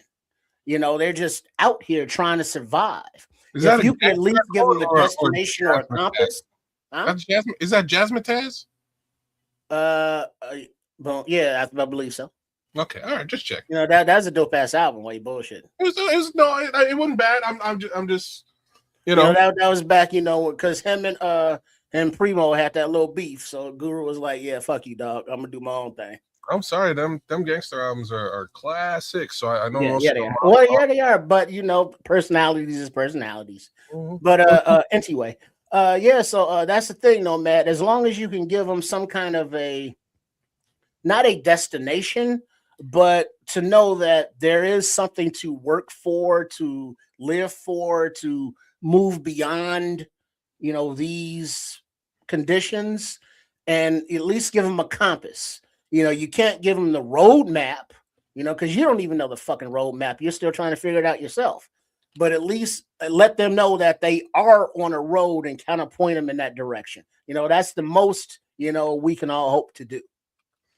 You think about what just happened out of this conversation. We started talking about basically a smoothie with some adult beverages in it, and look what came out of that. You know what I mean? And growth came out of this, and what comes from the earth, watermelon, and the beautiful benefits that it can have medicinally, birthed a whole other conversation. The seeds literally from that watermelon birthed a whole other conversation. How about that shit? Man, at some point I'm gonna load up some Black Jesus clips, because every time we go down this road, I just picture this homie blessing this garden, and like, anyhow, sorry, Black Jesus. Why you bullshitting and when I was little, I ate a watermelon, and I was like, I want to grow some watermelons. So I kept the seeds and, germinated them in a paper towel and planted them. And, they started sprouting, and then I lost interest. See, no, the Scrolls knows exactly what I'm talking about. Yeah, man, I miss Black Jesus as well. It was a good 2 years or whatever it was. It was a dope show. No, all I can think about now is Big Baby Jesus. Thank you. I can't wait. Yo, all right, y'all ready to get into some food, bro? Y'all ready to get to some a little less healthy stuff? All right, well, let's see which one of you cats have had this, man. Any one of you cats had this yet? Birria tacos. Ingredients: garlic butter. Birria. Onion, ancho, chiles, chuck roast, garlic, while somebody peppers, adobo sauce, chipotle peppers, a lot of peppers, chicken broth, tomato sauce, tortillas, queso cheese. Is there any other kind? And lime wedge. Dog, all I can tell you, if you hadn't had, so these are like the little tacos, huh? No, they're there's not hors d'oeuvres. What they call those little not little foods, but like appetizers. Like appetizers, but there's a name for them. Oh snap! It's gonna come to me. Go ahead. Okay. This looks dope. I'm gonna have to do this. Help me out, chat. Missy, if you're watching this, we got to do this. Let's do this. Hey man, I'm telling you, if you haven't eaten finger foods, you haven't had tacos until you eaten these. You thought you had tacos, but you ain't had tacos until you had this. And so how you do this, it's basically take a roast beef or beef roast, and you simmer that bad boy down to perfection, to where all you got to do is look at it and it starts falling apart. Tapas. Once you do that, the renderings, the seasoning from the chicken broth and the onions and the peppers and all that, all of that is becoming what that beef is going to taste like. Mm. All this is in the cup, and this dip in the tacos is the broth that this whole thing simmered in. So you're just not wasting anything. And then the queso cheese is melted onto this. So the taco is made fire roasted on a grill, and the cheese is melted into the taco. And so that taco is then dipped into this brothy. I mean, tomato sauce. I guess you'll drink that. You'll drink that like you'll drink a glass of your favorite anything. That's how good it tastes. Yeah, but don't let your eyes be bigger than your stomach, or your tongue be more palpable than your intestines. Okay, so you're saying this is spicy as all. Well, how many? What do you see in those ingredients?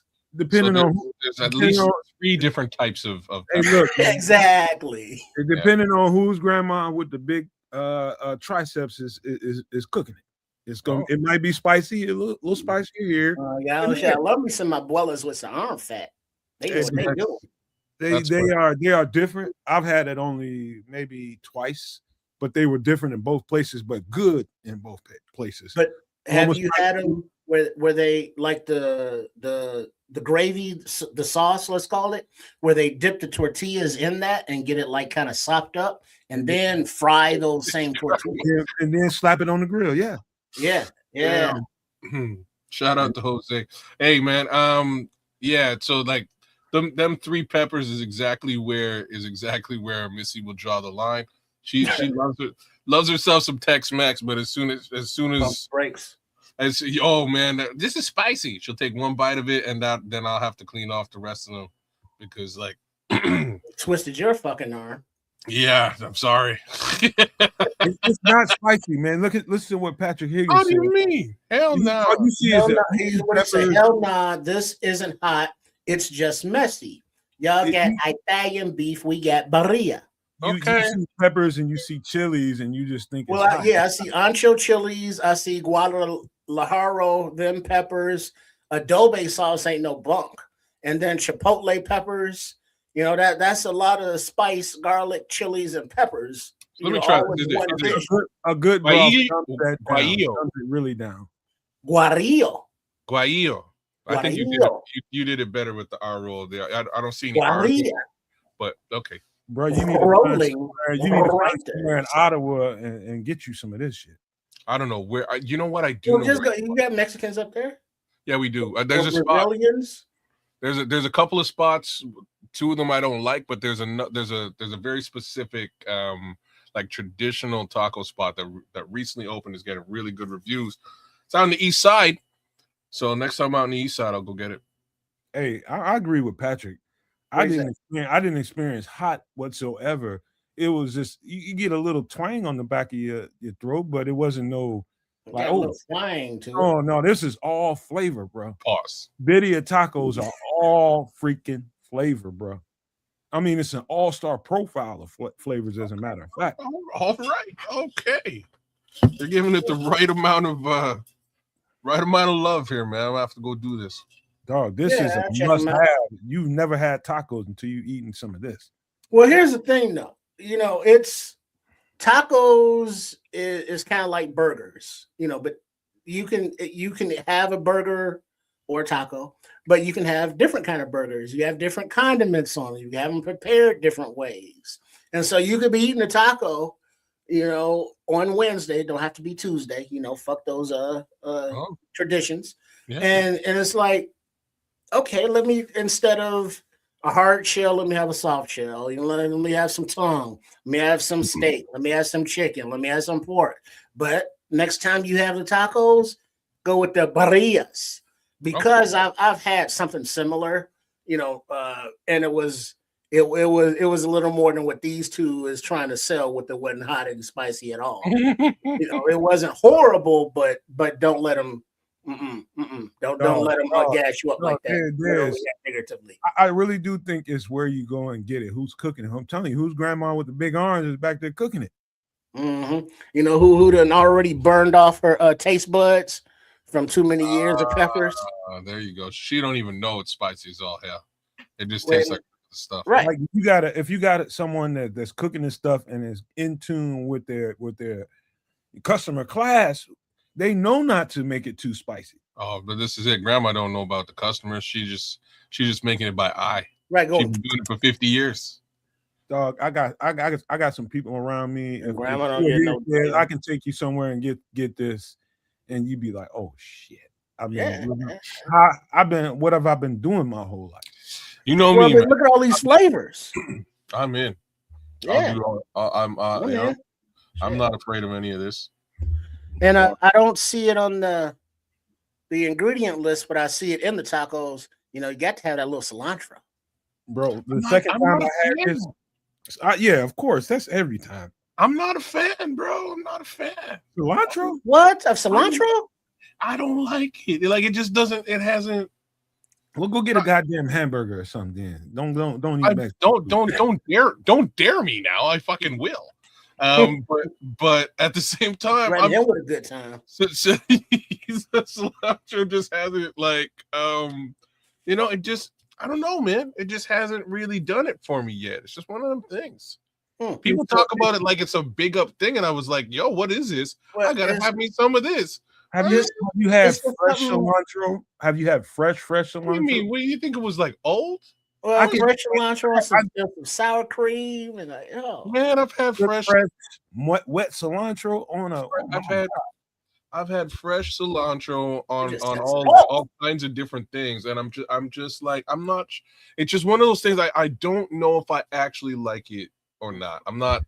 See, watch this. Kid's about to fuck everybody up with this question right here.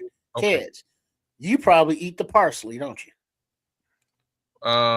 No. Why would I eat that no sounded kind of sus. No, I've never, like, parsley's always that just that green stuff that has, like, let's be real, I've tasted parsley. It has no. You eat the fucking parsley. Admit it, kids. No, I don't eat the parsley. Why would I eat parsley? Y'all eating bay leaves and shit. I'm trying to tell me that there's You don't eat the bay leaf. You take the bay leaf out. You don't eat the bay leaf. No, you don't. But you eat the I don't know. Okay, I'm not saying it tastes like soap. It's just like I don't know if it's something that I feel enhances that meal. Like I've eaten it and been like, what is this? Yeah, I don't know if I need this in my food, and I tend to take the cilantro out. I'm not a big fan. Kids, you got to think of it this way: when you start talking about cuisine, you're adding something to a flavor profile to counteract something. Like cilantro is a very strong flavor. Yeah, it's a very strong scent and very strong flavor. You know when cilantro is in the room, right? You just know it. Yeah, and you cut that. It's cut with. I mean, I just find it to be an enhancement to what I'm eating. It's almost like a mint leaf, you know what I mean? Something like that. I ain't that big of a fan of, but okay. Or, there's multiple things. Like, do you like green onions and shit like that? I can get green onions right out of the ground, go wash them off and put them on something. Oh, yeah, every kind of onion. Green. Same thing. Same kind of same family. I'm getting into shallots now, man. Like I'll put that out there too. Oh, the onion family? Mm-hmm. I'm a big fan. Hey, I can't bullshit, and I don't want to get too far away from the barilla tacos, but the sweetness of a red onion. Yeah, it's delicious. It is.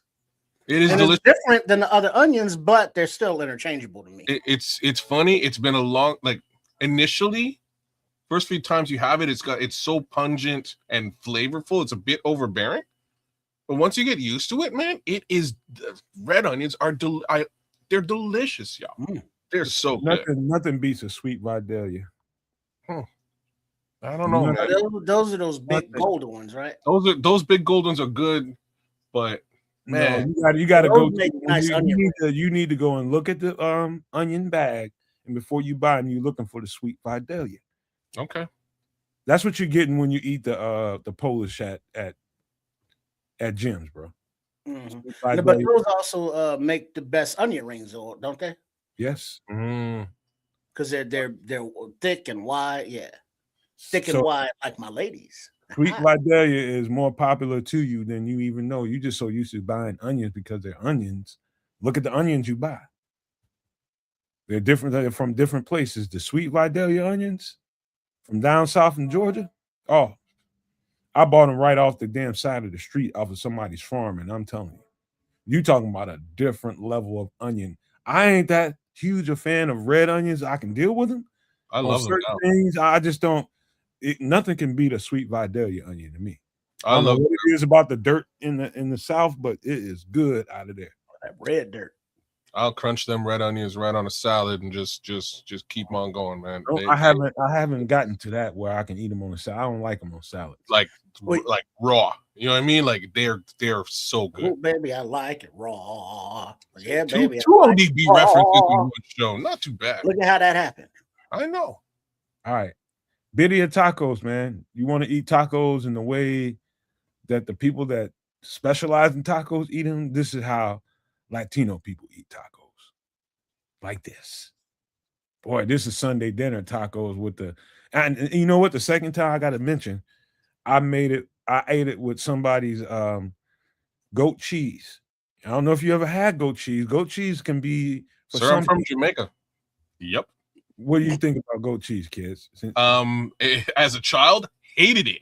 As an adult, it's awesome. It's delicious. It's a very different, very pungent, different flavor profile, but it's really, really good to eat.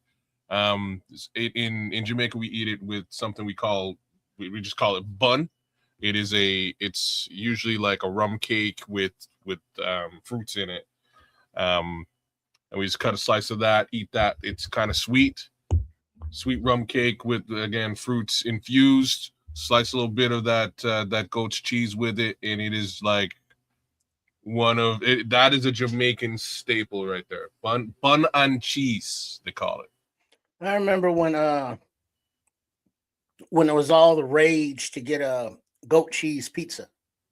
I've never done that. No. Nah. Shut your mouth. No, never done that. Me neither. Shit. I mean, because that's been a thing for a few decades now. Because it was like we gotta get the goat cheese pizza. You know, it's back during like the Miami Hollywood beach diet, or one of those fad diets, or it was like a fad thing. But it was delicious. Man. Yeah, I'll test that out. It was new to me. It was new to me, but as off-putting as it was when I bit it the first time. You should be off-putting. Huh? South Beach diet. There you go. Sorry, I had to do it. It was very off-putting the first taste of it. Well, it's different. Yeah. I mean, it's like if you eat it's very pungent, man. It's an acquired taste. It's a strong-ass cheese. Like, it is. It's no Limburger, but it's strong. Yeah. A very aged smoked Gouda is kind of off-putting when you eat it first time. Yeah, the first time. But then once you get that, here's something that I What did you eat? What did you eat the ghost cheese with, though? No matter what did you have it with? The second time I had birria. Oh, really? Oh, you had it in the taco. Yeah, it was melted in there. Oh, snap! I bet you that was delicious. It was delicious as fuck. A lot of flavors. A lot of flavors. It just joined. It just like all hands around the world. Everybody had their hands together in that taco and made a delicious. I mean, it was so good. Mm-hmm. Like goat cheese, like cheddar that'll punch you in the face. You know what I mean? Like if cheddar was like a violent. You know what I'm saying? Like, oh, if you ever have the opportunity, go to a cheese chalet and get and sample every one of them some bitches up in there. Don't get they give you a little taste, and the different milks, produce different textures, different flavors, and then the aging process, is like whiskey and bourbon. The longer it ages, it changes the flavor. So, but going to a cheese shop, because there are so many different varieties. So when you break out those charcuterie boards, and you get a little jiggy with the cheese and all the different meats and the different crackers, a few little fruits on there, a couple olives, a few pickles. Yeah, you doing something. Hey, Trip, I found out a little bit later on, and this is just what they told me. I'm not sure that those people that own that restaurant and run that restaurant are actually from Mexico. They might be from El Salvador. That makes more sense. That would explain the goat cheese. Mm-hmm. the more backwoods you are, the more likely you're going to get your cheese film and go. So Leo Factor, it's nothing like blue cheese at all. Wait, what does he say? He said, "I've never had goat cheese. Does it taste kind of funky like blue cheese?" It's nothing like blue cheese at all. I actually really like blue cheese. I also really like goat cheese, but it is a different flavor profile. And the only thing I can like, Gouda's it's a good comparison, but I would sort of say it's like the strongest or the oldest cheddar you could possibly have, like super old cheddar. Best way I can describe it to you, Leo, is the first time you taste it, you're gonna know instantly because your taste buds have memories.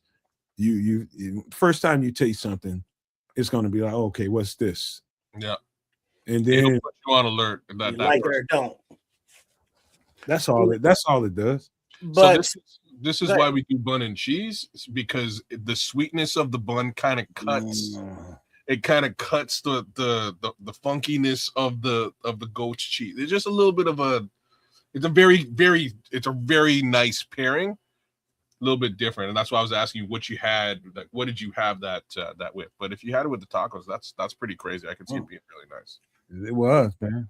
Blue cheese salad dressing is kind of pungent at first, but once you get kind of past that, it kind of tastes pretty good.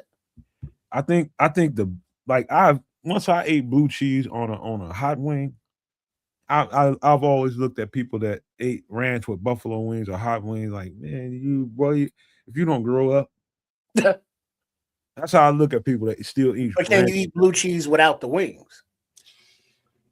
Yeah, I could. I put it on a salad. Yes, I put a salad together one time with some blue cheese and zesty Italian. And some let me tell you something, boy. I'll tell you another thing you can put on your salad that might shock you. Put some goddamn what's that cheese that Italians like to use on top of their pasta? I forget. Parmesan, pecorino Parmesan. Yeah. Will take your salad to the next level. A little pepper romano. Oh, my salads are crazy, man. Throw some olives in there too. Olives, cashews. Nutty. Almonds, fruit, man. You know what I'm saying? Throw some strawberries or some apple in there. Trust me. You keep talking too much, you're gonna end up in Trips territory. He's gonna be cutting up hot dogs and sardines and shit. No, none of that. But maybe some meat, maybe some some ham or some chicken, a little something in there. Sunflower seeds. Sure. Sunflower seeds, flax seeds. I've been using flax lately. Maybe a little chopped up hard-boiled eggs. Flax is only good in the mixture in your smoothie and shit, man. You don't put that on salad. Yeah, man. It just gives you a little bit of crunch. Okay. You know what is super healthy. These things. Hold on. Go ahead. What is he doing now? I don't know. I mentioned flaxseed, or you mentioned flaxseed. That triggers something. Yeah, he's gonna put flaxseed on his pizza when he comes back. Well, you can also put them on salads, but you soak them in water and drink them. But like, what you ever had some of those? Chia seeds. Yeah, same shit basically. Yeah, that's super healthy, man. That's good. I'm glad you have it. I'm probably gonna buy some of that and start throwing that on my salads too, man. But I got Me TV has commercials and everything. I get to watch all them old ass commercials. Chia. They still sell that. They're running that still? That's crazy. Well, they have modern designs, up to date. They still sell that product in 2026. Different models. Growing in your stomach. Yeah, man. Be careful. Chia pet growing in your stomach, boy. God, be careful, man. Speaking of, I saw somebody picture on social media, and they had a brand new plant sitting on their windowsill, and it was a Venus flytrap. Sweet. You know what? Were we talking about that on the show?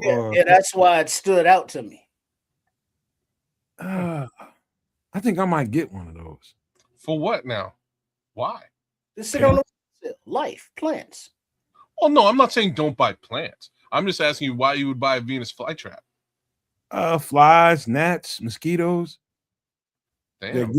I live around a garden. Garden attracts all kinds of insects, and you open your door, and mistakenly, all kinds of things get in your house. And Sorry. plus I have an air vent that I need to put a grate on that can't be insects can't come through. And when I don't have it on, they just come in here sometimes. So I just had a Little Shop of Horrors flashback while you were talking. And feed me, Seymour. Feed me. See, was Ted's here for that conversation last week, or is he gone? He came in on the ass end of it. Oh, did I? Okay. All right. Y'all want to see where I really find my home at? And food. Here's one of the places. Hell yes. This is the only thing missing here, I forgot the vinegar. But everything else, I think I hit all the boxes for me. This is my particular way I like to eat my heroes. This is somebody else's picture. Yeah, all right. This is a classic hero sandwich, kids. All right. You got it's or some people might refer to it as a submarine. Yeah. All right, so you got your thick bread, your Italian roll, Italian. Okay. You know, some people use French bread if necessary. Yeah. But then you got your freshly sliced onion, lettuce, tomato, pickle, banana peppers. Got to have the banana peppers. Black olives, capricola. You know, some ham, some turkey, maybe some gabagool. A little salt, little pepper, olive oil. Get it nice and juicy and messy. A cheddar and then a mayo. And this is not a eating your car drive-through food. Impossible. This is something. Summertime, get you a bag of chips, you know, some red Kool-Aid, and you good. Okay. Know what?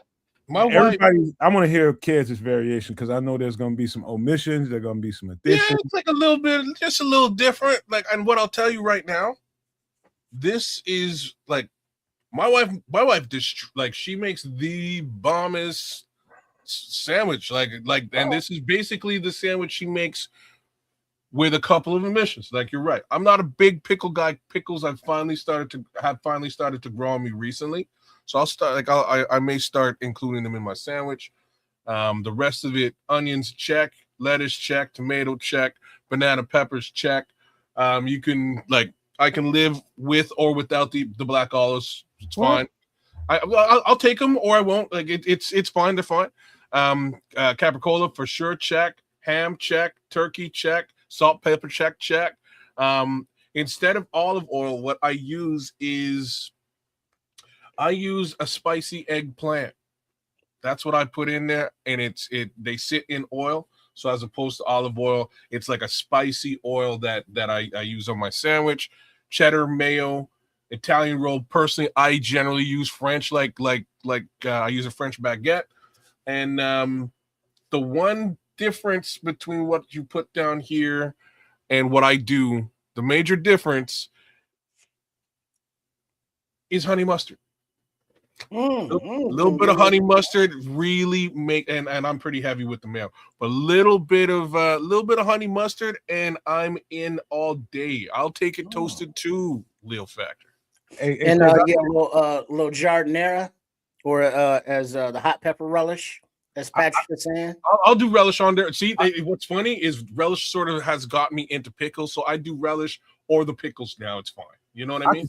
I'll tell you a way somebody that made a very good hero sub for me. Wait a minute, man. Oh, you put cheddar. I was like, is there cheese on here? But yeah. One way you can get me to never come back there is the thickness that you slice your onions. If those bad boys are too thick, I'm not coming back. I don't care how good that sandwich was. I won't even. Bro. I like really thin sliced onions on mine, and a lot of them, but thinly sliced. Well, that's a thing, though, Matt. Because I've known people that are like, you know how McDonald's has specifications and manuals about everything, as demonstrated by McDowell's, rest in peace.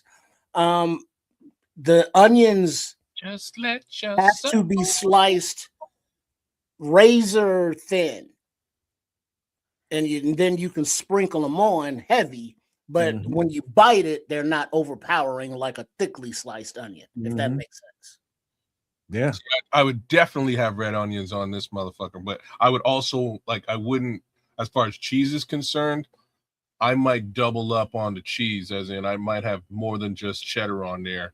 You might catch me with some provolone. You might catch me with some jack, little jalapeno jack on there, give it a little bit of kick. But yeah, man. Mozzarella. Monterey Jack. I've done it with Monterey Jack. I've done it with Monterey Jack. Yeah, man. I like extra sharp cheddar particularly. Me too. White American, I've done it with that. But I met a couple of them.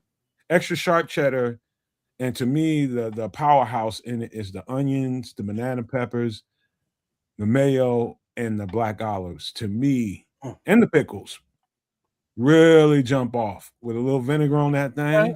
Okay. I don't know about y'all, but I like a little bit of spicy capricola on mine. So that's like the spicy eggplant that I put on mine. Like very similar situation, and you'll probably get that oil from that as well, right? Yeah. It has to be drippy. Yeah. Oh yeah, it's got to run down my damn arm. Yeah, bro. Yeah. Straight up. I'm double meat, extra mayo with everything.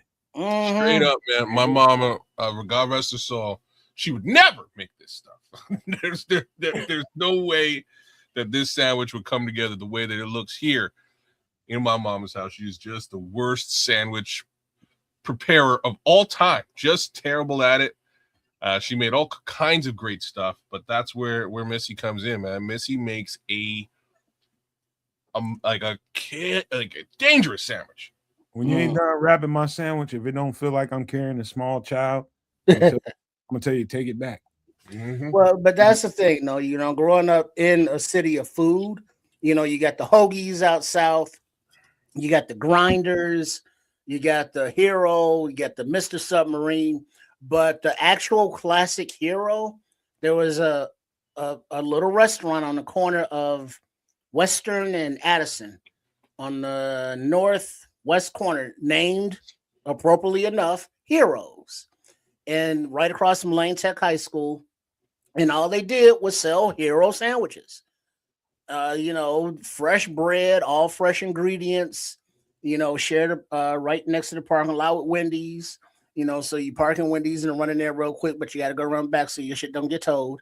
And then you get you a Hero sandwich, and then you get some chips because they sold chips. And then that was a summertime, not healthy, but healthier lunch than like getting something fried off a grill. Yeah. So wait a minute now. So Sam Collins came in and he said, you want this with a fresh bag of Grippos. What's Grippos, y'all? It's a brand name of chips. Okay. There's the Wrap chips or J's or Lay's, because back in the day you would get like the J's potato chip because they had J's potato chips factories. So you would smell them and you can get them fresh. And they would come in the bag, and the white bags had J's on it. Then they had the barbecue. Oh Lord, Kez, they had the barbecue J's. Okay. Then they had the sweet and sour and the dill. But chips are just a very crunchy, nice Batman. I'm sorry, Robin to the Batman of the sandwich. Hell, you throw some. By the way, Kez, the real G stuff the chips in there. That's just what I'm saying. I was like, you can even throw them chips right on top there, and it wouldn't be, I wouldn't kick you out the house. You know what I mean? But, yeah, okay, yeah, man. I really had to tone down this particular food situation. I haven't had one of these sandwiches, and it's got to be 6 to 9 months. I'm very upset about this. Hey, I hate to put you on the spot about it, man. It's okay, man. It's summertime food, though. Like I say, sooner or later, I'll get myself into a position where I can have just one of these and be pleased with myself, and then get back to healthy eating. But this is like I say, try this with So Crimson's in the chat saying try this with a spicy mustard. That might be a good look. I say a honey mustard. Trust me with the honey mustard. The honey mustard is a very good look with this. Hey, dog. That annoys me because Hill BM 24, big up. Oh, nice blackface there, whatever that means.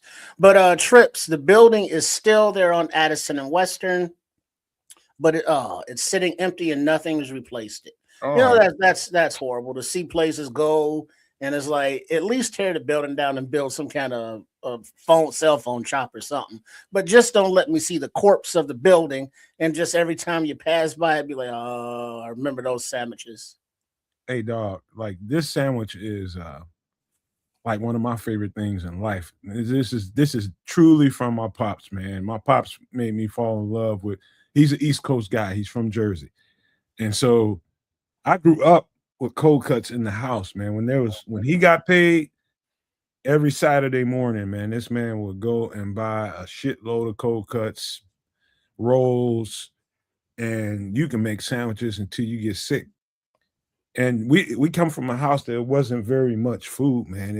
It wasn't like food was just everybody can just eat what they wanted all the time. You know, when you have food and plenty of it where you can just eat. When I tell you he bought a shitload of it, I'm talking about 10 children in the home and 2 adults. He bought a shitload. I mean, that's a both lot of cold cuts, man. You know what I mean? both drawers of the the vegetable drawer in your refrigerator, both drawers is so full of lunch meat that you couldn't even hardly close it. He knew he had to spend a lot of money, and he would, but he knew the That's butcher. no stretch. The butcher would do that for him because he knew he had so many kids to feed. And That so should have stretched though. he come home. I tasted liverwurst and learned to love it. I tasted even some of that. The only thing I didn't like that he brought home was that luncheon loaf shit. Oh, with the pimento loaf in there and shit. All that, I hated that shit. With the olives and chopped up in there, just olives. There's other shit in there too, man. Some red shit. It was all Well, kinds that's the pimento from inside the olive. Yeah. I don't know. I didn't like You know, the red shit inside the olives is just chopped up olives in there, and then the red stuff you see is like that pimento loaf. I can probably eat it now, Trip, but as a small kid, as a very small kid, I just Yeah. didn't like it. Well, but so that's kind of like I was with liverwurst. Because it kind of looks like cat food. Yeah, no, thank you. And it kind of tastes like cat food. Yeah. But once you get past that, and it's kind of like, oh, okay, it's kind of tasty, like cat food. Yeah, I've never tasted cat food to compare, but I know what you're saying. Okay, Mr. High and Mighty. Look down up on us peasants. We see how you live. Cat food. What you got going on? I don't even have a comment for that. I just got fucking laugh at it. That was too funny. But yeah. Shit. Hey, that spicy relish is somebody mentioned spicy relish. I think that's what's in that little dish right there on the side there. You see at the left side of the screen there. I think that's what that is. But my man Hills ain't wrong. No, he's not. In reference to wait pimento love drank slit malt liquor. He did, as a matter of fact. My pops did drink that bullshit. Damn, man. He's the only one in the house that would eat it. Yeah, that was the last one. But you know how universal, many different ways you can prepare, cook, eat raw, have different condiments, lunch meats can be. I mean, you can have them hot, you can have them cold, you can have them fried, you can have them solo, you can have them with just a piece of cheese, you can have them without cheese, you can have them with bread, you have them with crackers. I mean, they're just, and then they're so different because they're different, fucking meats. And so they have different flavors, but they're already, sliced up for the shorties or adults, so they don't have to prepare nothing. They just grab it and go. And there's so many different, lunch meat is a beautiful thing. Yeah, man. You're so right, man. To the variations that you can do here. Get it to sweet. A point where I like bologna on mine at times. Man. Okay. Hey, if it's lunch meat, it can go on a hero. If it's cheese, it can go on a hero. You can have it with or without the lettuce, or whatever it is, however you need to have it, you can have a classic hero. I mean, because Hero's not like a Chicago dog, where Chicago dog has specific ingredients, whereas a hero sandwich has, cold cuts and vegetables and stuff. Mm-hmm. Dog. Like this sandwich right here, like I can make this so well, man. Like you won't even leave the drippings that come out of the mayo drippings that come off the sandwich. Mm. You ain't leaving none of that. Like usually on Super Bowl, we have something like this set up with some chili. And I mean, when I say something like this set up, I'm talking like the size of the table, and we just carve it up and serve that out to people, whoever's over, and that's usually how we do it. Since I've been doing Super Bowls with you guys, I'm eating garbage for Super Bowls now. Anyway. Well, don't blame the I gotta blame y'all for this one. Well, how about you get your shit right ahead of time, man, so you can eat it afterward. Look at Crimson. What he said about kids. Look, kids is all about the pinkies up. Yeah, it's because I ain't eating. We thought it was elbows up. That's how y'all was living, but it's all about the pinkies up. I don't know what it is. All I know is I ain't eating no cat food. I think that's what. Well, obviously you've never been hungry enough. All I know I'm is well fed. The fatter the sandwich, the sloppier the sandwich, the better the sandwich. But you will have to schedule a nap because this is some straight up itis food. Yeah, that will put you out at just in and around halftime. So, pace yourself. Or a workout. I just use it as fuel. It's just like them banana peppers and olives. Oh my God, man. You see, but I can't eat this before a workout because then I'm trying to work out. Ooh, banana pepper. Not particularly. You eat this after a workout. Yeah, okay. That's after a workout? Yes. Once you burn this shit off first. You're gonna need fuel. You're gonna need fuel to kind of. This is dinner. You had a great workout and you need to replenish all that you burnt off. Oh, I'd rather do it the other way. I'd rather get your fuel for the next day. I'd rather eat now. To be honest with you, I don't want to be anywhere near a classic hero if I'm working out. To be frank, there's a difference. Or after. Well, there's a difference because Nomad said work out, whereas like physically you're supposed to walk after a meal for half hour to help digest, but workout is different than walk. Yeah. Workout is a little more strenuous. You're flexing your core, your abs and shit. I'm not trying to have no food up in there. Hey, dog, you can put on your sweatsuit or your sauna suit and just go out there and cut the grass and burn that right on off. Yeah, I ain't got no sauna suit or no grass. Get a sauna suit, man. Yeah. Oh, I'd be up in here all melted away and then wet and all dehydrated. Shit, won't know why. You don't drink a lot of water? No, I will, but a sauna suit is a suit of a sauna. So you got to drink a lot more water. It's really good for you. Yeah, but man, I can barely get like 3-6 hours of sleep before I got to piss already. Man. Anyway, man. Unless I'm real tired and then my body just sleeping, then in the morning I got to go like a Russian racehorse. But that's a different story.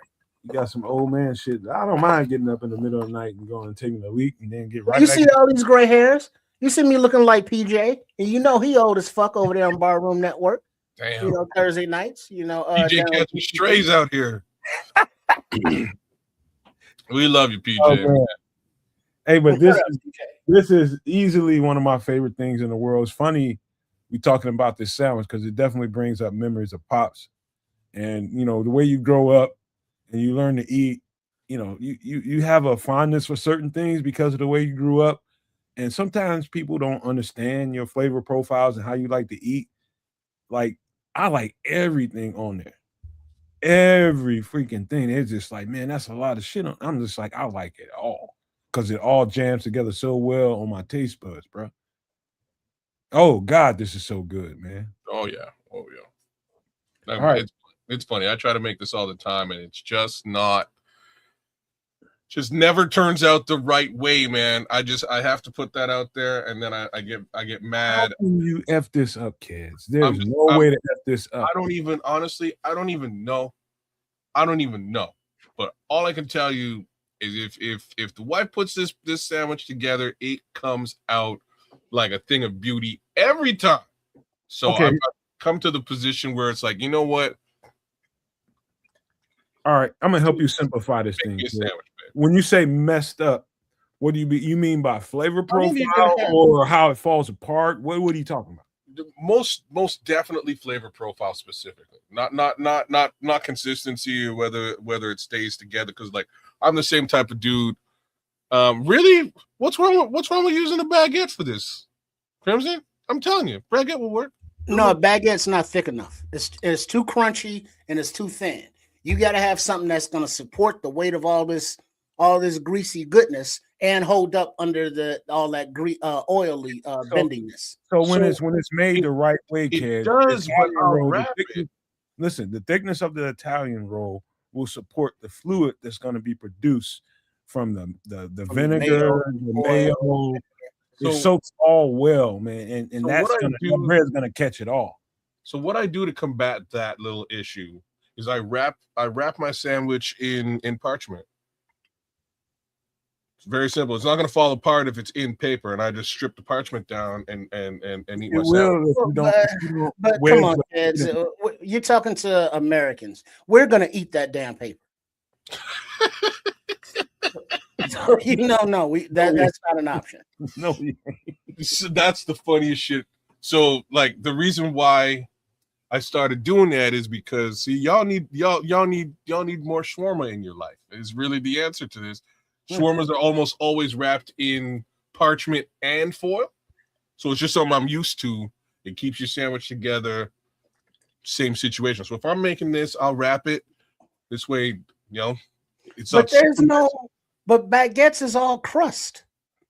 Yeah, that's what I'm saying. It doesn't fall apart. Yeah, but there is nothing to absorb all of the aforementioned oils that Nomad was talking about. Right. Whereas the French and Italian, it will absorb that, and now you got some soggy bread under this. Whereas a baguette, all that shit is going right through it. Yeah, the crust keeps it inside the baguette. Well, yeah, it's in there, but it's just kind of pooled and puddled. It's not absorbed. You know what I mean? I kind of like that better because not with a sandwich that you're talking about will go right through the Italian bread. No, not with the ingredients this dense. Well, no, but because remember, Italian and French got that hard ass crust too. There's just a lot more interior filling. Right. So with a sandwich, with a sandwich with this much ingredients, the baguette is a little too airy, and it's not as dense as a piece of Italian roll. You know what else I'll also use a cheese bread, a cheese bun. Mm-hmm. It'll be a smaller version of this sandwich, but on a cheese bun, delicious. Works out very well too. Yeah, of course, Crimson said get better Italian bread. Fine, Crimson, Jesus. And then, but look at Patrick representing. He said, "Not gonna lie, I've eaten the paper." He has eaten the paper. So you thought I was bullshitting, kid? No, I thought you paper. Golly, y'all tripping. Because it'd be all oily and greasy and it just kind of comes apart. And it's like, and then you're chewing and like, what the fuck? I was like, oh, I done ate the paper. Then you look around to see nobody's looking and you spit that shit out and you keep eating. That's definitely some big back shit. That's definitely some big back shit. Man, the point is, if I'm making the sandwich, I know the paper is there, so I'm cognizant of the paper situation. You know what I'm saying? Like that's how this works. I'm fine with it. Patrick, I feel for you, brother. I saw you when you spit it out. Well, I tell y'all what. This I could talk about this for the rest of the show because I just love this sandwich. But we do need to get into some Chicago Bears. Let's do the thing. As we do that, I wanted to share this with you, an update. Mm-hmm. A few weeks ago, put in like about 8 hard-boiled eggs in here, out of the shell, of course. Oh, you pickle it? Yeah, and then got that little bay leaf in there because kids love them so much. You got some black peppercorns. Oh. Then you got a few whole garlic cloves. But the juice, the pickling juice, is actually old and mixed. Used dill pickle juice, banana pepper juice, banana pepper juice. Okay, now you're doing it. And I think some jalapeno pepper juice a little bit. Hey, so this has been in there for about a month. And so it's still getting its flavor on. Because I remember, speaking of, as Nomad said, having adult taste.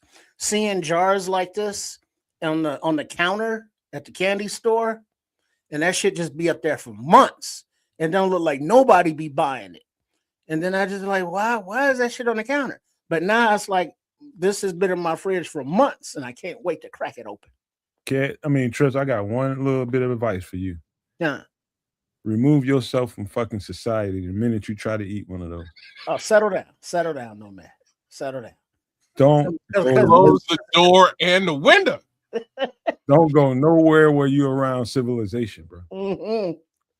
Civilized people, hell no, bro. You're gonna be messed up. It's funny. I just grabbed a jar from the Costco the other day, man. I walked past it twice. I was like, you know what? I'm gonna get me some pickled eggs, man. Forget about it. So I got them. But let me tell you the God honest truth. You're doing it the right way. I'm not the grandest fan of what I purchased at the Costco. Wasn't a great look. But if you're doing it with actual pickle juice and sweet pepper juice, now you're getting some flavor now. Now you brought up Costco because we got a Costco conversation coming up a little bit later. But we gotta get rolling, man, so we can get these. Patrick, what happened with Rudy Bank? We gotta get these drama. We got to get some breakdowns in. Let's talk about some offensive tackles. I got a couple of them for y'all tonight. We're gonna talk about this first one out of Oregon. Who let me just go and nip this in the bud for you, Trips. Don't keep it in your pants here. He tore his ACL in the college playoffs. Oh, shit. This is Isaiah World out of Oregon. Highly rated tackle before all of that. This guy has got some tools that he's about 6'8", about 320. I didn't even get my little note sheet out. But anyway, my boy is and I'm just going to talk about where he could land for us. This could be a gift for us a little bit towards the middle of the draft, towards the end, because he has such a new injury. He tore his stuff in the college playoffs. I saw the injury. I'm just like, okay, he's going to need a whole year to really get it together. But that year with a guy with this skill set, for a big man, the guy can kind of move, man. The guy can kind of move. He's got pretty decent fundamentals. Also, I would say at the same time, he's still somewhat raw. He's not a finished product by any means whatsoever. But holy crap, this guy's got some tools. And so we know for a fact that, Ben Johnson is used to a big left tackle. He had a big left tackle in Detroit. He drafted a big left tackle. And this is a big left tackle. All of them 6'8". Hint, hint, hint. And so this guy could be a gift for us later on in the draft. We're pretty secure for a year at left tackle. I don't know how people feel about the left tackle situation in Chicago. Argue with somebody else. But I think they've done things to secure the left tackle position for the most part. Now, getting a guy that they can bring along as he's finishing rehab for his injury, I think Isaiah World has he has a really good skill set. A really good skill set. You watch him and you just like, oh, okay, I can see that. I can see that. He's got, I'll just say, the only thing that I'd say that really sticks out as a kind of thing, and that's why I say he's kind of raw, like his reaction to the counter move sometimes is a little delayed. And so he's got to get more preparation, more training with that, and be more prepared for the counter moves. I've seen too many guys spin off him and get completely away from him.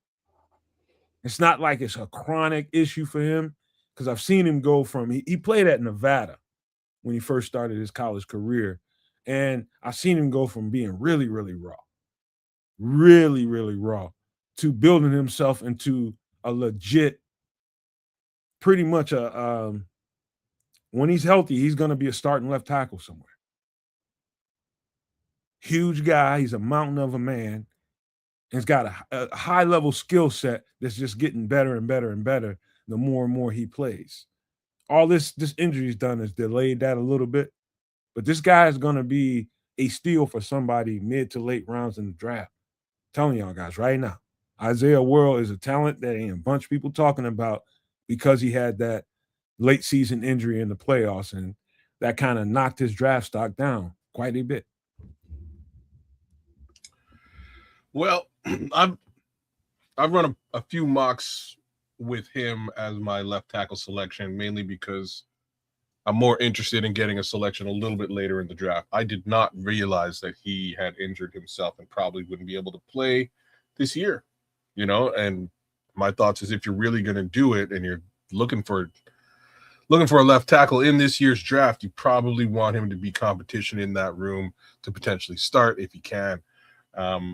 The kid's good. He'll get upfield. He's just a massive piece of humanity. It's in that respect, it's tough for most edge rushers to get around him.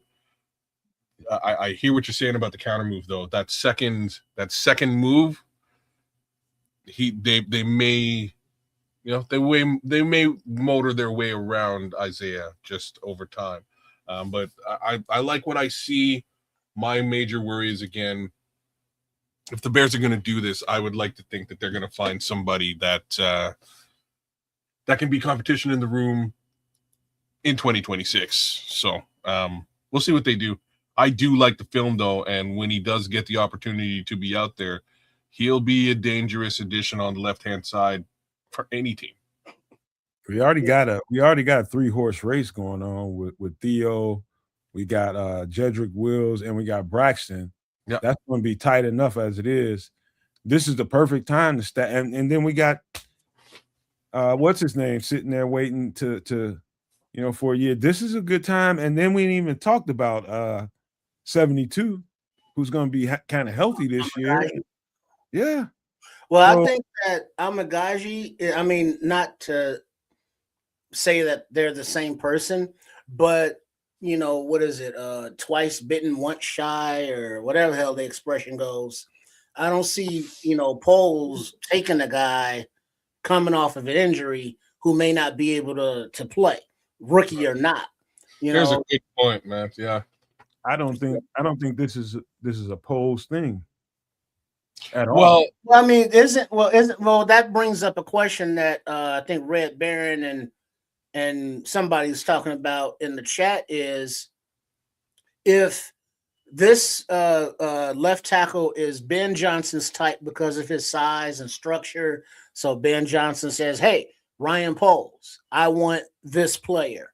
I think that Poles would be amenable to that. The same way if Dennis Allen goes to Ryan Poles and says, hey, Ryan Poles, I want, this player or this type of player, but specifically this player. And I think Ryan Poles will be more willing to acquiesce and be like, all right, we'll see what we can do to get that player, as opposed to him being like, all right, I'm going to draft these guys and you all as coaches figure that shit out. So if World is a Ben Johnson guy and he thinks that he has the athleticism, the football IQ and fire and gusto, he may like it. But I think there would be some pushback from the general manager at that point because of the injury history, even though now ACLs are not what they used to be. So that's this is a good point just across the board to make. I don't know what his attitude with respect to that injury history situation is going to be this time around, right? He's tried this kind of thing in multiple occasions, and it hasn't worked out for anyone ever. So I don't know if he would really be, and this goes to this goes for the defensive side of the ball as well, right? There's a few really interesting players who may slip due to injury issues. Might be to our benefit, but so far, when Ryan Poles has stuck his nose out and made these types of selections, it just hasn't worked, man. So I wonder where his head is with that. I think, again, man, when you use history as a reference, it's the only reference we have, though, in life. Not necessarily. When you watch a guy and you see what he can do, injuries is just it's normal. It goes along with football, like mayo goes to bread. It just happens to guys. And just because someone got injured and someone that got injured before and we drafted them, it didn't work out very well, doesn't necessarily pertain to this conversation with this particular player. If Ben Johnson, trust me, if Ben Johnson decides that, hey, this is a guy I think I like where he might land at, and if he lands here, I'm comfortable taking this guy. Ryan Poles is going to pick up the phone, and Isaiah World is going to be a Bear, regardless of how people think about it and what the history, it doesn't matter. I think the evaluation will happen, and then Ryan Poles will take Ben Johnson downstairs into the locker room and go, hey, see that guy over there? Karan Amagaji? Yeah. Remember him playing at the left tackle position? Okay. No. Me either, right? So like I don't remember him playing there because he came in hurt. He's been hurt. He's kind of probably still hurt. So which has not do we want to do that again, or has not a damn thing to do with Isaiah World in this breakdown. And that might be his argument. It's a fair. I like to finish this. He is I think he's got a world of talent. I think he does fit the profile of the left tackles that Ben Johnson has been working with and has drafted since being in Chicago, which is the reason why I decided to do his breakdown. And even with the injury going on, I still think it's worth a conversation, because even if we don't draft him, I think it's still, for that reason y'all are talking about, I still think it's worth talking about because of his attributes. And if they think so inside of Hallis Hall that he's worth the gamble, let's get him and just hold on to him and get him better, and let's start. Is he a pass blocker? Is he a run guy? Or is he a both guy? He'll do both. He's a little bit of both. I'd say his pass pro is better than his run block. He'll get upfield. He'll do run block too, man. He's massive, right? Like if he's coming up the field and you're in his way, get out the way. Get out the way. Move, bitch. Hey, guess what, Patrick? Don't nobody care what we talking about out here. Whether it's me, you, Triple R, kids, they don't care inside Hallis Hall. Yep. They're gonna do what they're gonna do, bro. And I'm trying to talk to people in that way.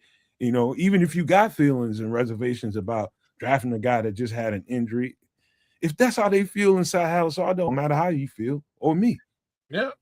I'm just saying, I think that conversation happens regardless.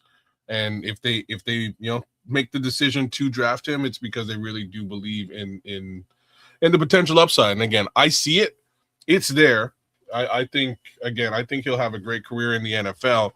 For me, the major question is A, injury, B, we kind of want somebody to potentially compete this year and give them that opportunity, and that kind of takes him out of that mix. So and why I say they want somebody to compete this year is because this job is likely going to go to Ozzie when he's healthy, and that's probably in 2027. So we'll see. Hey, I like the player. I like his attributes. I watched this guy's hands, and hand placement is really, really kind of, if you're not paying close enough attention, his hand placement, I'm talking about when they ask you, okay, on these pass sets, I want you to work the inside, like inside the shoulders. You can see like he's putting specific emphasis on, okay, that's my target point. That's my aiming point. Boom, let's get to him before he gets to me. You can see that. And on those run blocking plays, when they're asking him to get the outside shoulder and turn the shoulder on those zone blocking runs when he needs to create a lane, boom, make contact, turn him your left shoulder out. And so his right shoulder out. You can see that specifically being worked in the situations that they run in Oregon. Technique-wise, I'm telling you, I've watched a guy graduate from a real scrub, big-ass dude at Nevada playing some, less than high-end competition all the time to stepping up a level in competition and showing that he's worth it. He had an outstanding season before he got injured. And so that's what I think, if a Ben Johnson and Ryan Poles is looking at this dude and evaluating, that's what they're going to hang their hats on, is how good he was progressing. And he was really turning into the Isaiah World people thought he was going to be. So, but he got injured and can't take that away. And that's that. Yeah. Yeah, I like his tape, man. He's like I said, I've been mocking him quite a bit to the Chicago Bears as a late round pick. Again, did not understand that there was injury in the mix here. That does make things a little bit harder for me to accept. But you'll feel free to take a look at the tape, y'all. You guys will be impressed. He's a super solid left tackle look. Got to give it to him. Man, I just hate it for this kid, man. He should be. Yeah. I think it's going to be kind of a. I think tackle's going to go pretty early in this draft too. Well, there seems to be a pretty decent run of tackles. Like he's relatively late now, right? I think he's going to fall 3, 4 somewhere down there probably. Yeah, maybe later, depending on how severe the injury was and how well his test is coming back based on his recovery and rehab and all that. They can get all that information. Yeah, we'll see. But if he starts falling past 3, that okay, we're gonna need an entire year to get this guy back to where we can even start working with him. He'll be in the training room for a year. Yeah. All right. That's where we are. All right, y'all ready for the next guy? Absolutely. Who do we got coming up next? This guy showed up on the top 30 visits. This is Kadyn Prunty out of Wake Forest. Kadyn is 6'2", 192. Good size corner. Good size corner that played mostly boundary corner. But one of the things that I can give you right away what I think his strongest attributes are and what probably sticks out for Dennis Allen doing his tape is I almost can guarantee you his transition speed from when a receiver is breaking to go turn around and catch the ball, when the DB has to break and come up and make a play on the ball, it's kind of next level. Let's just say it's really fast. And so let's just say he's backpedaling when he's giving somebody like a 3 to 5 yard cushion. He's backpedaling, kind of reading the quarterback and the receiver at the same time, and he has to break on the ball and close in between the ball coming to the receiver, and just close that space. It's pretty high level. It's like that's hard to find. It's really, really good. Him coming out of that break and transitioning into a defender to go and make a play on that ball, that's definitely probably the top reason after watching him on film. And I just found out he was on the top 30 list 48 hours ago. But I had an eye on him early, didn't finish his tape, but when I found out, yeah, he's on the top 30. He's on the top 30 visit. When I found out he was on there, I just went on ahead and finished it up because I had to. But the guy is equally good in man coverage. He's extremely sticky. Kadyn Prunty is very sticky. He plays the ball well in the air. And so in between the time when the quarterback throws the ball, even if he's off by a step and the receiver has a little bit of space on him, the guy finds a way to make a play on the ball. So that closing speed, which I don't say enough of when I start talking about corner play. Ball's in the air, the ball's in play, and the receiver has a little bit of difference. Separation. This guy instinctually knows I need to close the space on this receiver. And so one way or another, he's in contact with that receiver. Whether or not he gets his hands on the ball, it's going to make a difference in whether or not that receiver catches the ball. That's one of the things I think is kind of high level from his standpoint, man. I think he's going to gradually turn into a guy he's already sticky. But I think that stickiness and route recognition is just going to make him even better. The more and more he learns route concepts, especially NFL route concepts with the bunch concepts and the different mesh formations that guys like to use, and they rub off of each other, man, he's just going to get better and better and better. And I like his skill set. He's got really, really quick feet, man. Quick reaction speed. And he's pretty, I just say he's kind of handsy sometimes when the ball is in the air, but that's fine. You can coach that out of him.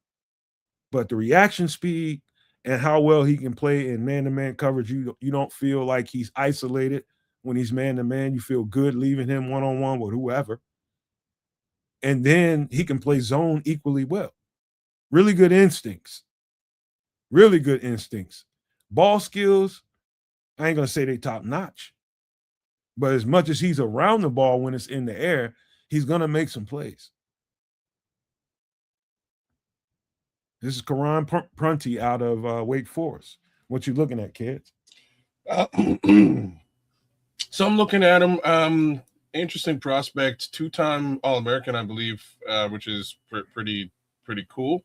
For some strange reason, he is listed very late in this particular draft, or at least he's expected to be a potential undrafted free agent, which is kind of crazy.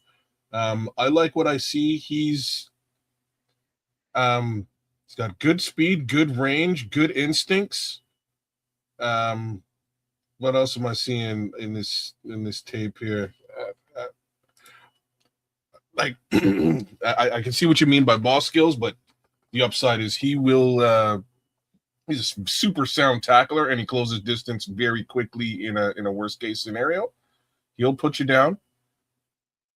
I don't mind this corner prospect at all. I actually like him. In fact, he's one of those guys that, because of his size, you can maybe consider him, maybe a safety. You could. Thinking? You could. I mean, but not because he can't play corner on a high level. I think he can. He's just getting better and better. I just think he's just one of those guys. You never know why. You know why they brought him in, because he's talented, but you never know what the conversation is that they're going to have with him and what they're conversing with him about and what they think of. Yeah, I agree. I can only give you what I see on tape, and that's cornerback play. 4.45 6'1", that I definitely saw. He's about 190 weight. Cut out of stone though, like clearly just an athletic prospect. But yeah, I don't, yeah, potentially UDFA, like, and that's I kind of like stuff like that. I think the Bears need to find a couple of diamonds in the rough here in this draft, and I think this might be one of those guys. A little bit later, I would liken him to a bigger Reddy Stewart without the ball skills. Like Reddy was ball skills all day long, but similar case scenario, just a little bit bigger, better on the tackle. I got another corner prospect we're gonna talk about in a minute here that I think I think looking at him on film, I think even on highlights, you might like that a little bit better, because this is football. If certain things don't jump out at you, you tend to not think very much of him. But he's got a good skill set, and he's just getting better and better and better. Again, none of these guys come out as complete, a complete package, man. But this guy's got a lot of upside, man. With that size, it's going to give him an opportunity to be a little bit multiple. If they want to give him some run at safety, he's got the size to do it. He's a willing tackler, and he gets downhill, and he's kind of aggressive about it too. So he's got options, man. He closes that distance fast. He'll put you down. So like I like that as an idea, Nomad. I actually do. Bring him in and sort of work him into the safety room over time. I think that's a great idea.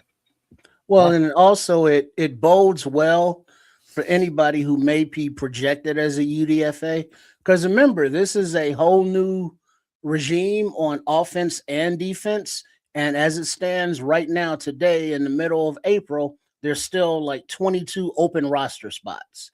So those are not getting filled in free agency, nor will they have 22 draft picks.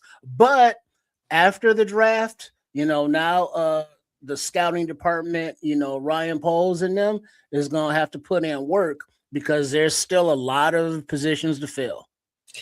Well said, Triple R. And that could be the modus operandi, right? That could be the secret sauce. And it may be, hey, look, we're going to really dig deep into this draft and grab a couple of guys.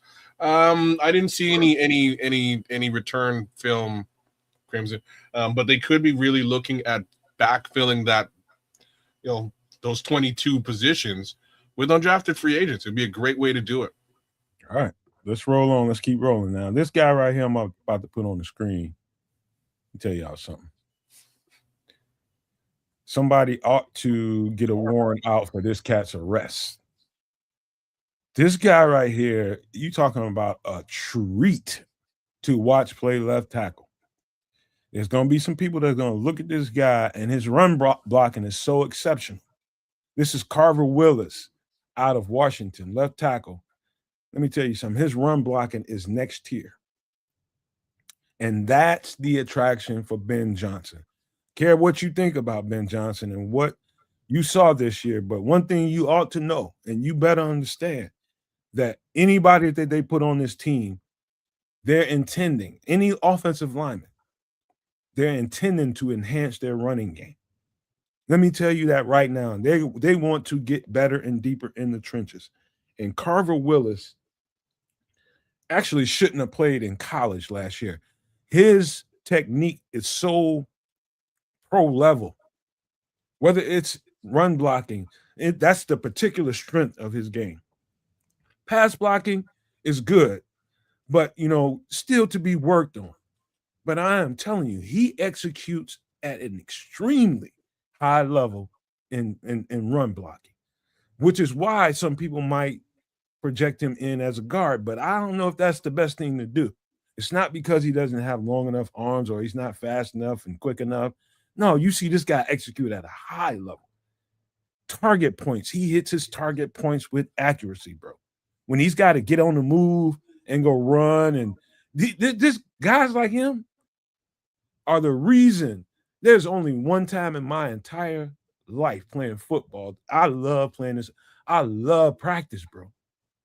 This is the only time when I ran into a cat like him, when a pull play happened or a wide zone play happened, and I got to sit up there and watch this moving avalanche come bearing down on me, and I can't give up ground because I got to hold the edge.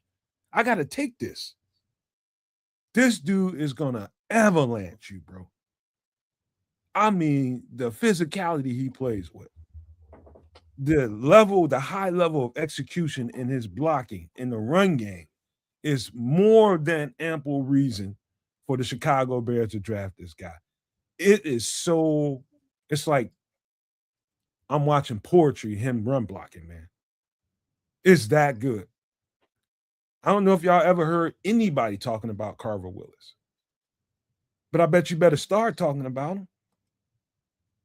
This is I'm talking about his physicality, his demeanor. It's a tone-setting attitude that he plays with, and he's a finisher. Pummeling finisher. It's almost abusive, bro. What you looking at, kids? You got something going on? You looking at some stuff? I'm looking at him.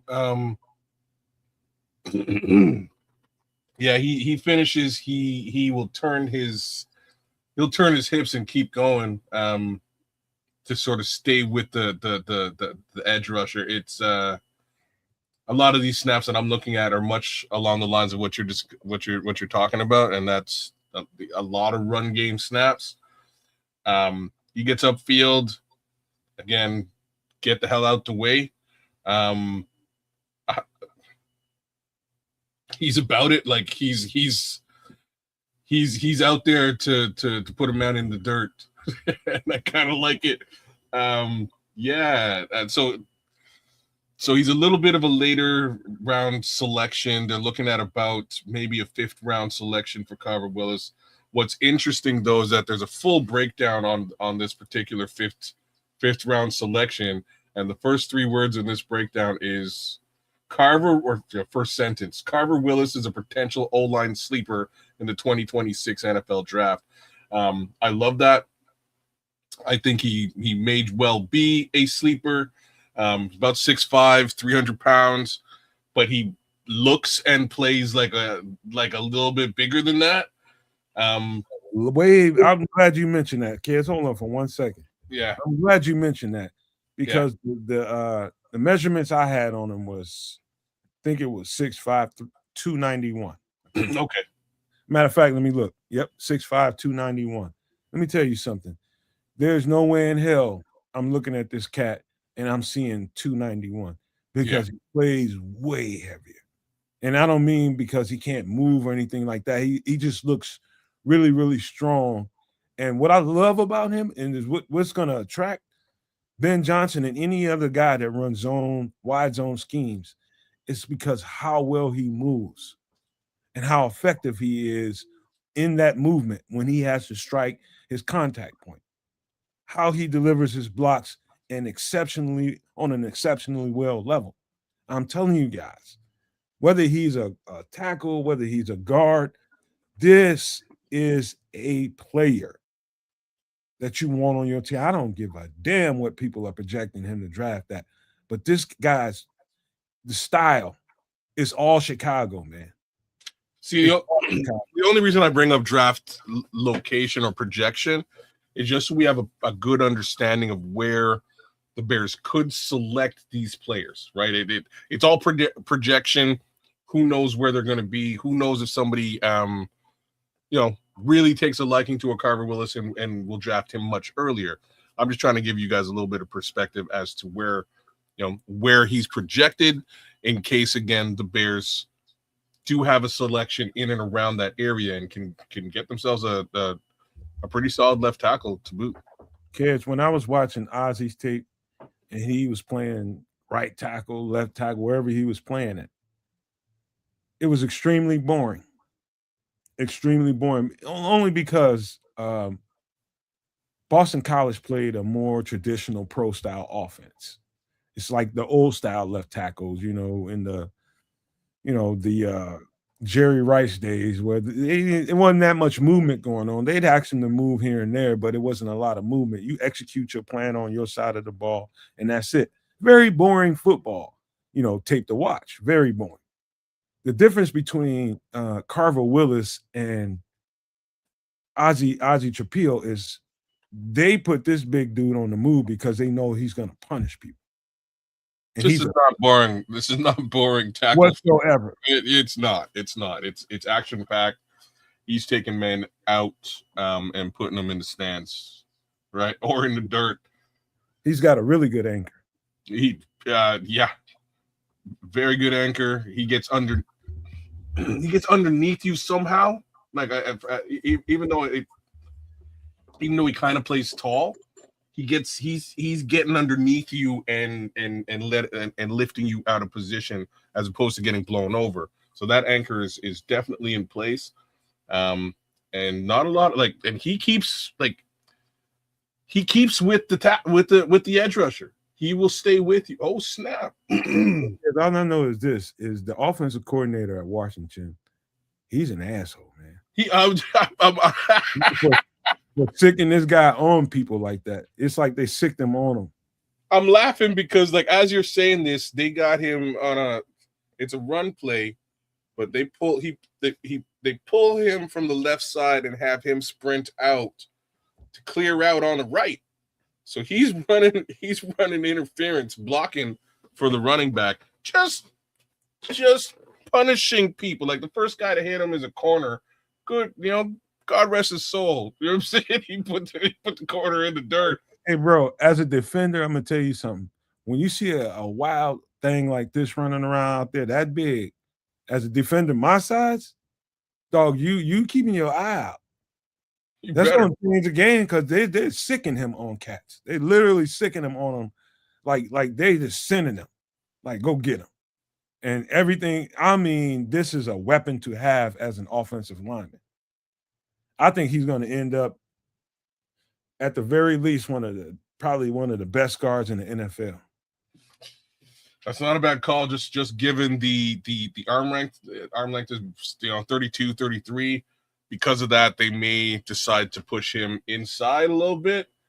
But just looking at his body of work on the outside, I like. If you want to run the football, great guy to have on your team. Yeah, hey Crimson. Yeah, you talking about Jude Bowery? I'm gonna try to get to him. We only got a week, but I'm gonna try my best to get in a bunch more Sunday night. We'll see how it goes. But yeah, I've seen him. I think he's tough. I think he might be technically and athletically better than Ozzy. I have a strange feeling he's the Bears left tackle selection. I don't know. Put that out there. There's a BC thing going on. So we'll see if it continues. This guy right here, Carver Willis out of Washington, what a treat to watch. He is, I would love to see him in a Chicago Bears uniform because of the nastiness. And oh God, man. I just need to see some, like, these are all, it's almost exclusively running snaps here, right? So you gotta watch. I told you, you go to offense, you go to Washington offense 2025 versus whoever. You just put versus in there, it's gonna pull up about 3 or 4 games for you. You can get a better big picture view of them. I'll watch actual the full. I was forced to watch. I watched so much Washington tape because I'm just, ever since we got Poles, I know Poles has got his eyes on Washington talent. So I just watched a lot of this stuff. Scrolls was asking, do you think did he play with Rome? You would have had to. I think so. I think so too, man. It says he was there from about 2023, so I think Rome was drafted in 2023. Is that right? Hey, you got to get on on Ked's ass. I told him to get you set up. He can do it on his own. Get you and your homeboy and whoever come over here and get on the show, man. I told him to do it. He'd be dragging his feet, man. Brother, sorry, man. Don't blame it on me. It's all Ked. I've been out of town, man. That's my excuse, and I'm sticking to it. I'm back though. Ked's is back. Who we got next, man? Carver Willis is a good look. Guess who's back? We got another corner, and I think you will enjoy this a little bit more. This is Ephesians price stock. Who is 6'2"? Let me make sure I get it right. Ephesians is 6'2", 195. Also, now this guy, here's something I want to say right off the top. I'm starting to see some things, and usually it happens on the college level before it turns professional. And why I say that is because the college guys are getting word from the NFL guys on the kind of talent that they're looking for. That's translating to the high school recruiters. And the high school recruiters are bringing them the kind of talent that the NFL guys are looking for that's going to translate to their game better. It works like that. I know it works like that because I've experienced it. I know. And Ephesians Prysock is a guy that can not only play boundary corner, he's another guy that can play slot corner at a high level, as big as he is. And so what I'm trying to get at is the slot corners are getting bigger because they're having to play more of a physical role. There was a time when a slot corner, you couldn't be no bigger than about 5'7", 5'8", about 170 pounds, because all you was going to cover is slot receiver. You're just going to cover the jitterbug all the time. We just need somebody quick enough to keep up with him. But now that guy's supplementing in as a linebacker, and you need to carry a little bit more weight and size. And so Ephesians Prysock, I'll tell you this, he's got the skill set of a 5'7", 5'8", 175-pound dude. You don't know that he's that big until you actually know he's that big. He's really agile, really quick feet, really good hands, really good closing speed, really good FBI, play recognition. One thing I know about a Washington Husky defensive back, they study. They study hard, and they've built a tradition in that defensive backfield, which is one of the reasons why Poles has always been attracted to players from there. It's because of the prestige of their defensive backs that come out of there. They usually fare pretty well, especially the last 10 years or so.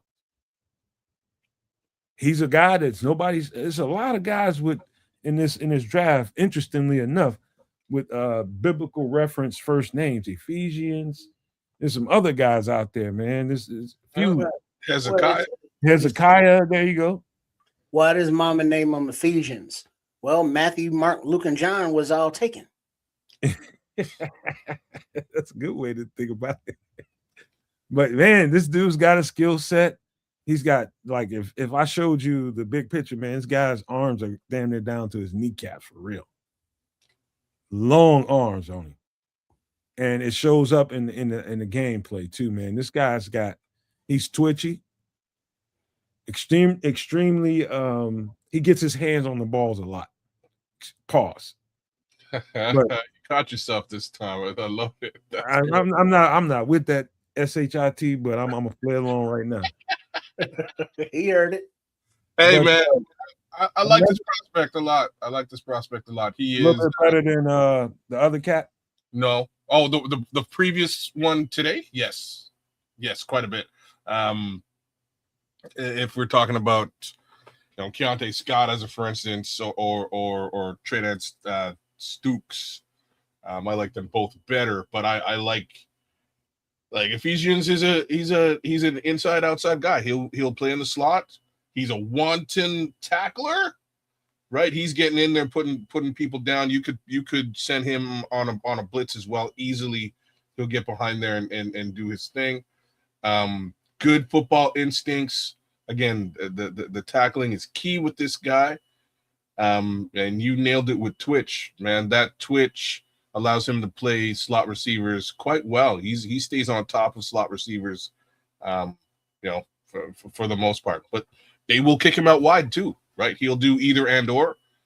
While I'm watching a couple of snaps, just him in blitz capacity, taking out a running back, for tackle for loss. I like this prospect, and the reason I say that is I kind of hope that the Bears actually do look at a corner just a little bit, just a little bit later in the draft, and he's not extremely late. That they're saying maybe, maybe fourth round, and I think that'd be a perfect area for us to grab to grab a corner. And if that's the case, I like what I see on tape, and the fact is this is a guy that you could use potentially as a backup if the requirement is there for both somebody on the outside as well as in the slot if the need be. This is the perfect kind of prospect. Yeah. Okay? If you start thinking about, okay, I don't have a specific cornerback need, but we're going to run him. I do have a safety kind of couple of spots I need to be represented in some way. I like his attributes and his skill set. I like his size. I just want to see what he looks like. I didn't realize how tall he was. He's 6'3", just under 200 pounds, 196. The guy is 6'4". 6'4"? Okay, I see. Yeah, 6'3". I got 6'3", 3/8. He's a big dude. Yeah. And he's gonna fill out a whole lot more than he is right now. And that 195 can turn into 200 pretty quick. And you know who likes those guys at around that 6'3" height? Who's that? Dennis Allen. I just want to hear you say it. But you talking about, again, I'm looking at him, watching him play, been looking at him play for a year, and I'm just looking at him. I'm just like, they just running him in the slot a lot. Mm-hmm. Okay. And that's when it started triggering in my head. Because I played enough time and then been around enough coaches. And then when I went to Atlanta and started meeting, after I met with my former coaches, there was tight ends coach at Atlanta, I meet with the scouts. I'm meeting with the scouts and I'm listening to them talk. Man, we had Buffalo Wild Wings, and sometimes you get a couple of beers or something and some cats, man, you find out more information than you thought you was going to find out. And I started looking at what they're looking for. And it was a specific guy that I was meeting with, and it was a DB's guy for the Southeast region. So he got corners, he got safeties, he got slot corners, he got everything. And so he's going from school to school down there, which is the epitome of where a lot of people like to scout, down in the Southeast region. You got Florida, you got people on the East Coast of South Carolina, you got all that stuff up and down the East Coast, but more or less Southeast. But there's a lot of football talent down in there. And some of the stuff that I was hearing about a few years ago is getting more and more relevant the more and more I watch these slot corners this big at 6'4". Think about what I just said, a slot corner at 6'4". Yeah, that's pretty crazy, man. He's gonna get in there on quick slot passes and just just use arm length to really be disruptive, right? It tells you, kids. It tells you where the game is starting. The game is starting to turn more run game now. It for a long time, man, it was heavy passing, and everybody's looking for that guy that can, throw for 400 yards in a game. Nah, dog, it's about the team that can run for about $150 a game, and it's getting more and more physical. And you know that by the last few Super Bowls, you know that. And so now, eventually, evolution's got to happen. So now the slot corner has to get a little bit bigger. So to help support that run game, right? Those little dinky dudes gonna get hurt up. So very true. That's the sequence in what we're looking at. What up, ATF?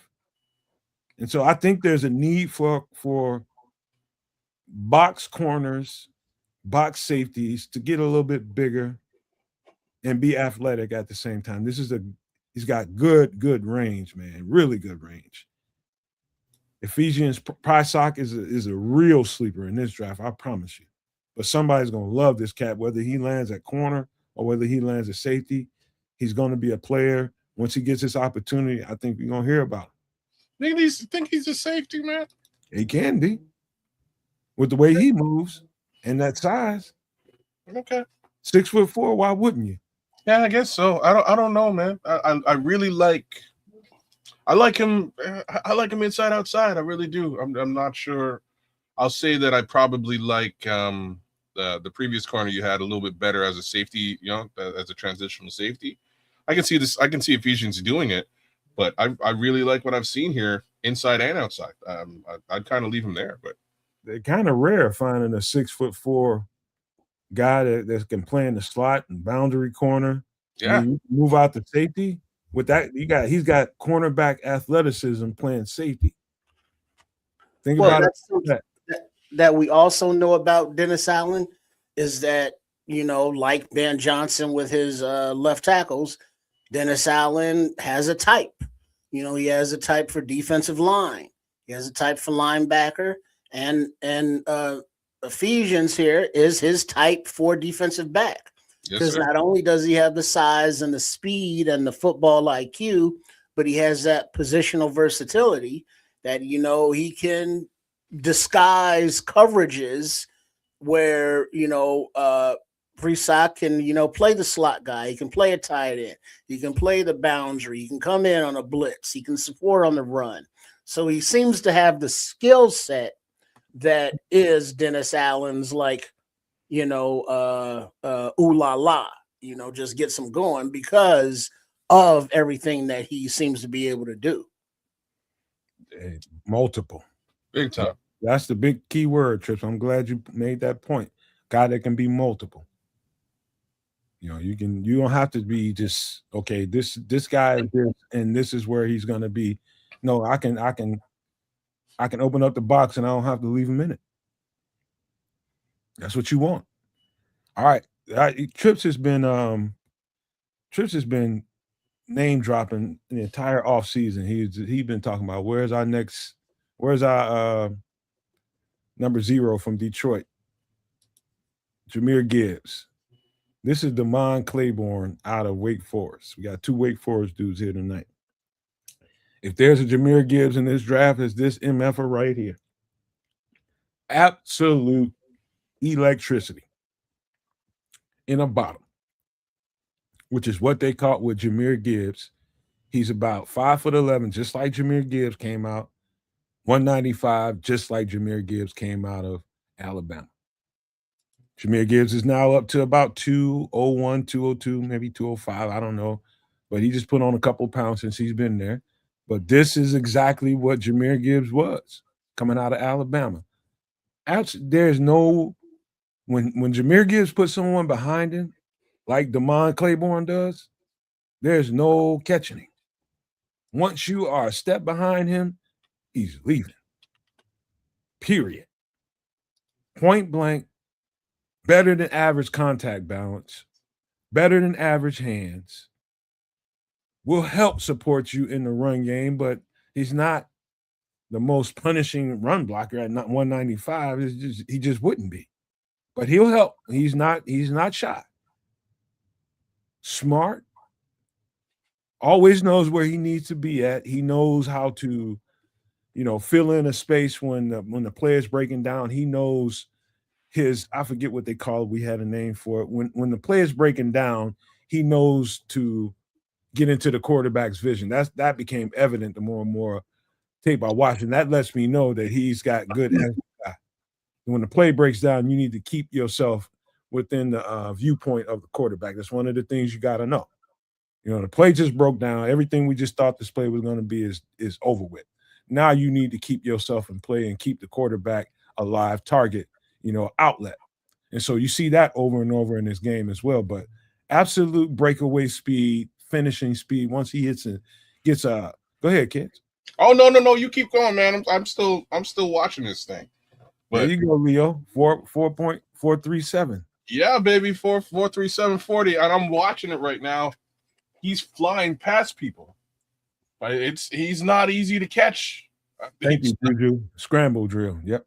But go ahead, kids. No, he's not easy to catch, man. He is his acceleration, his burst is crazy. He's an elusive little monkey. Yeah, man. He bursts through. Boom! He bursts through that line, and then good luck catching him. And obviously, I haven't ripped the film as much as Nomad. No one does. But inside, outside, good vision, good bounce, very decisive when he puts his foot in the ground. Yeah. When he gets north and south, and there's not a lot of jitterbugging because he's on his horse. Who does he remind you of, Trip? Remind me. I don't know yet. I'll come back to me on that one. You didn't see no Gibbs when you were looking at him? Or the way how when Gibbs gets it, it's a little traffic in front of him and he just bounces it out. And there's he has that slow acceleration, but then when he hits it. That patience. But it looks like Claiborne, I mean, he's patient, but it just looks like he's always moving and really fast.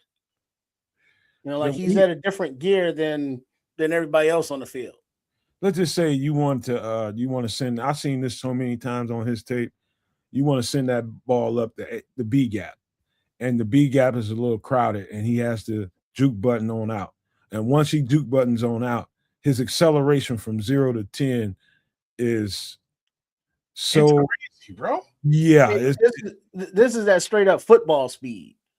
Where it's like you see the man with the ball, and it's like, go get the man with the ball, and the defenders are taking angles, and then those angles just dissipate, within a few seconds, and now they are like trying to catch up, and they never do.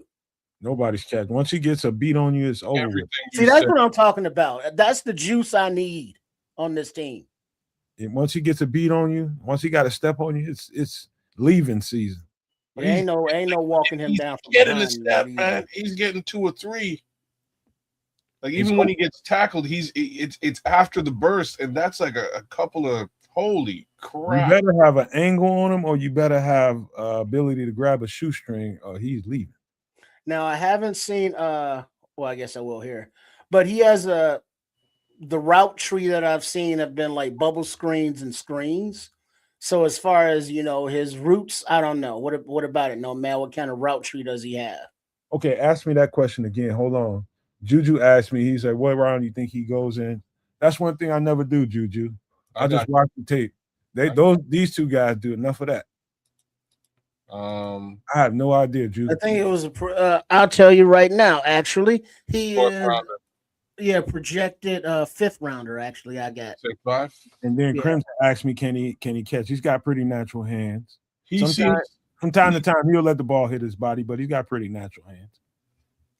He seems to be good at like a decent receiving back. I'd like to see a little bit more of it, just to really like. If you're making the Jahmyr Gibbs comparison, like Jahmyr Gibbs will catch anything.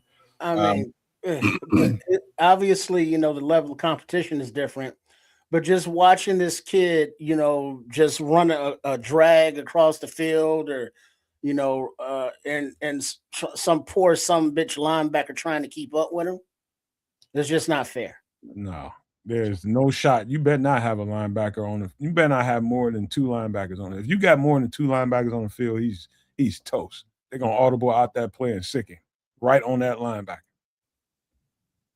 That's the kind of problem a guy like him brings to the table. There's no putting no extra linebacker on the field to help in the run support. You got to have a nickel corner or a nickel, big nickel, or big dime, whatever.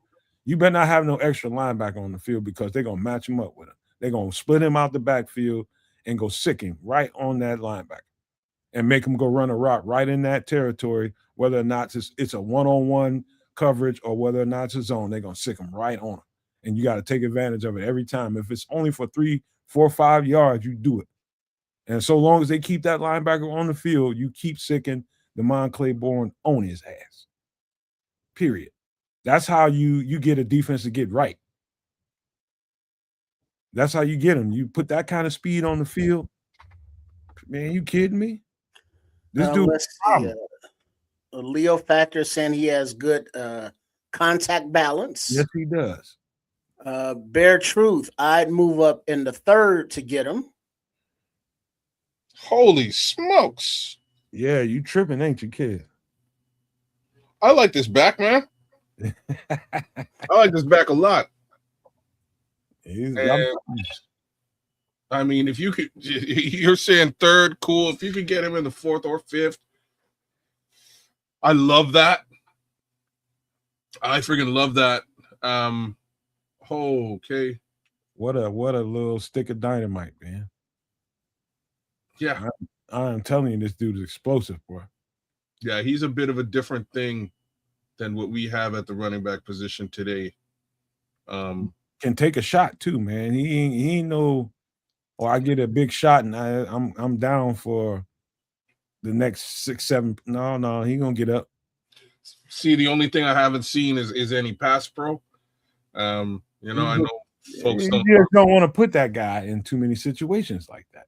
Yeah, you have to. You have to though, right? You know what I mean? Like you kind of have to. Shit. You don't want to signify, hey, look, we're running the ball. We're running the ball. He's on the field. We're running the ball, right? So, you got to be able to have him protect. He's not shy, man, whatsoever. He's a willing pass protector. Which is what I'm saying. All I'm saying is you don't want to have him isolated in pass protection situations.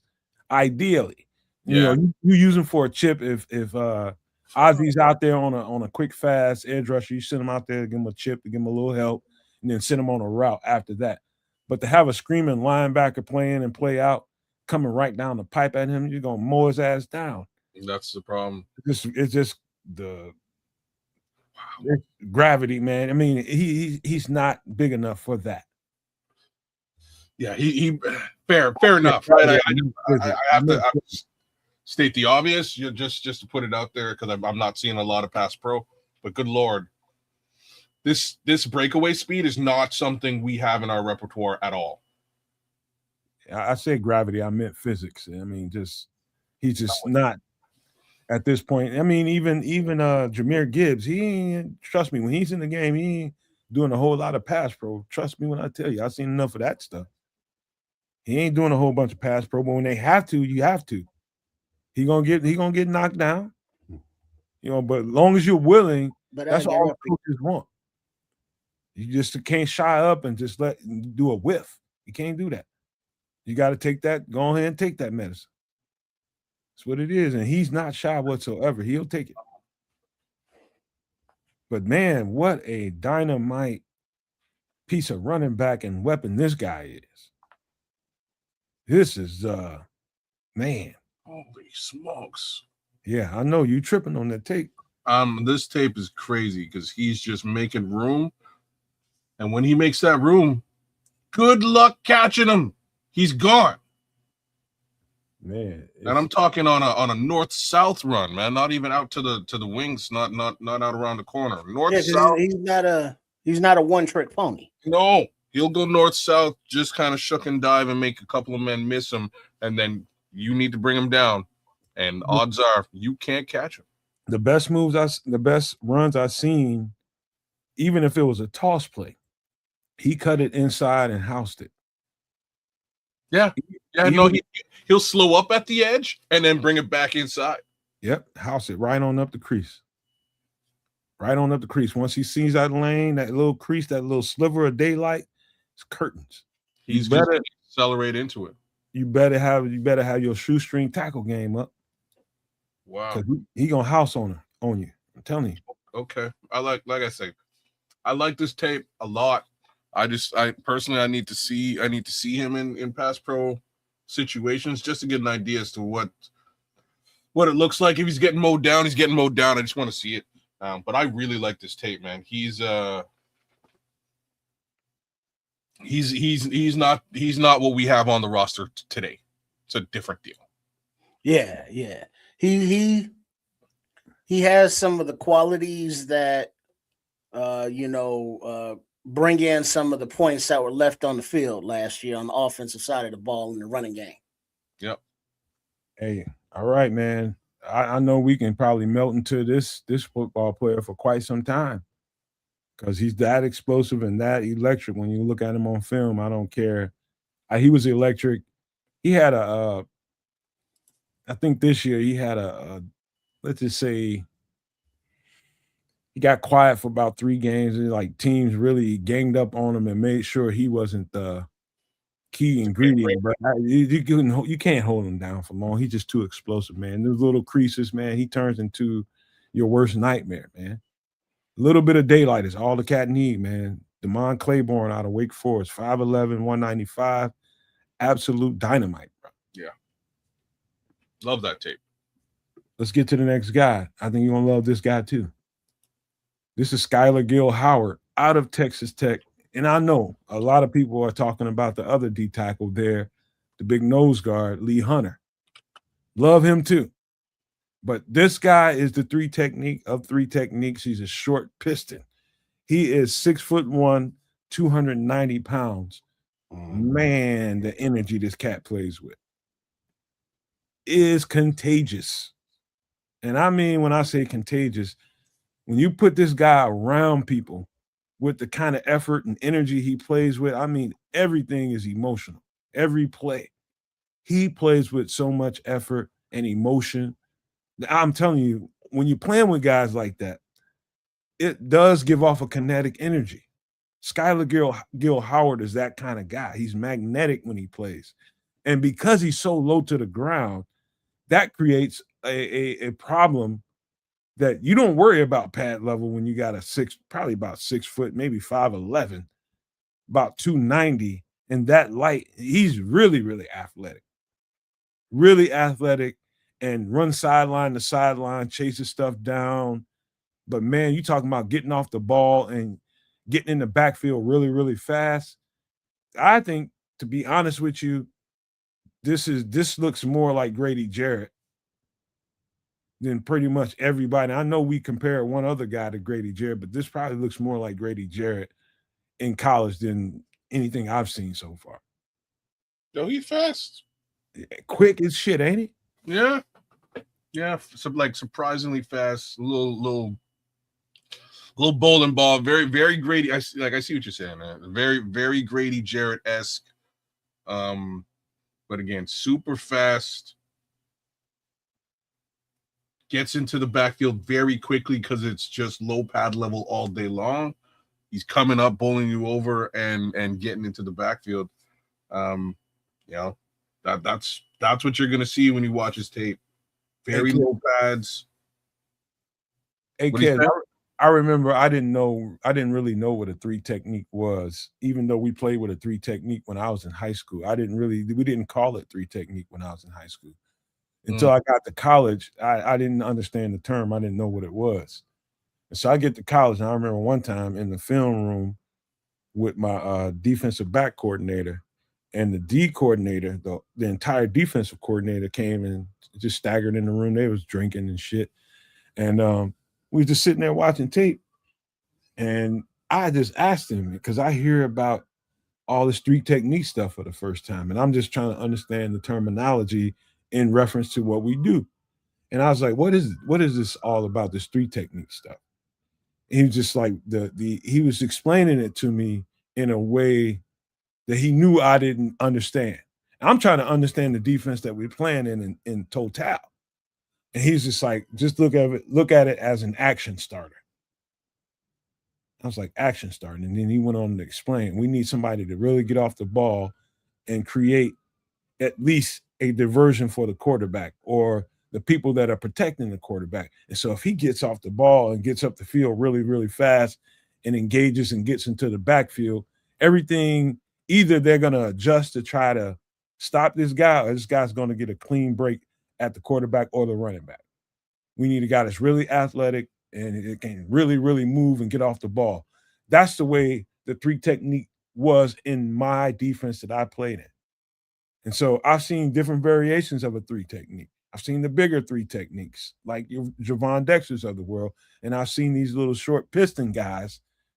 And I've seen them be effective both ways. But I think Dennis Allen is more this three technique than Javon Dexter three technique, if you get what I'm saying.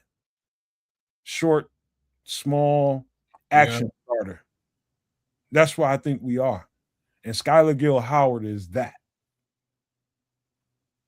Yeah,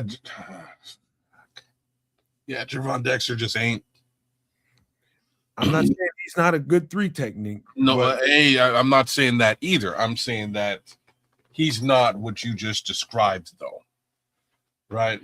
As far as what Dennis Allen might be looking for. He's a tall guy. He's a big guy, and he's not particularly explosive on the line. He was trying to explain to me, he went on later on, we need a guy to flash. Yeah. And that starts the defense. I know exactly what he means. Just get back there, man. You know what I mean? Get back there, cause a little bit of havoc, and force a quarterback to make a decision. This guy is all of that and a bag of chips. And because he's light, okay, I had to go a little bit deeper with Skylar Gill Howard. Very impressed. I started off with him only. You get 2 stars in a circle with me. I mean, 3 stars in a circle. If you end up with 3 stars and a circle, you're gonna wind up on this show. For the most part, especially this part of the draft process, we'll get some sleepers later on, But this guy ended up with all 3 stars in the circle because the more and more I reflected on the history of Dennis Allen and the fact that we brought Grady Jarrett in signaled to me, given the history of Dennis Allen, the kind of guy that he liked at that position, told me everything I needed to know. He likes little, short, stocky guys that can really get off the ball and flash. Engine starters. And it's just the kind of coach he is. That's what he prefers, And I'm not mad at it. And so that made me go deeper into Skylar Gill Howard's tape. He might have only ended up with 2 stars, but I had to go deeper. Okay, now I started looking at, does he have an anchor? For a little dude, he has a very good anchor. He can handle a double team. That lightweight, it shows up at times. He'll defeat a double team at times too, but he can hold his own. His legs are really, really stout. Really, really stout. His hand usage is getting better and better and better. But I think that's probably, outside of his burst off the ball, his best attribute is his hand. He can get you off of him. He's really good with his hands. He'll swim you. He'll get you with some hand fighting. He's also got some I guess you might call him a little guy. For a little guy, he's got some bend though. Oh yeah, right. And that was kind of surprising for me to see at the interior. He's got some interesting bend. Man, very interesting football player, man. The more you watch him, he's like, all right. I'm looking at him, just like, man, this guy might be a little too small. But then I'm telling you, I start thinking about it and reflecting on what's happened in Dennis Allen's his defensive styles history, I was just like, I got to go back. And so here I am graduating, going from player to player to player to player. I already got a little bit of an evaluation on Skylar Gill Howard. I just decided to go back.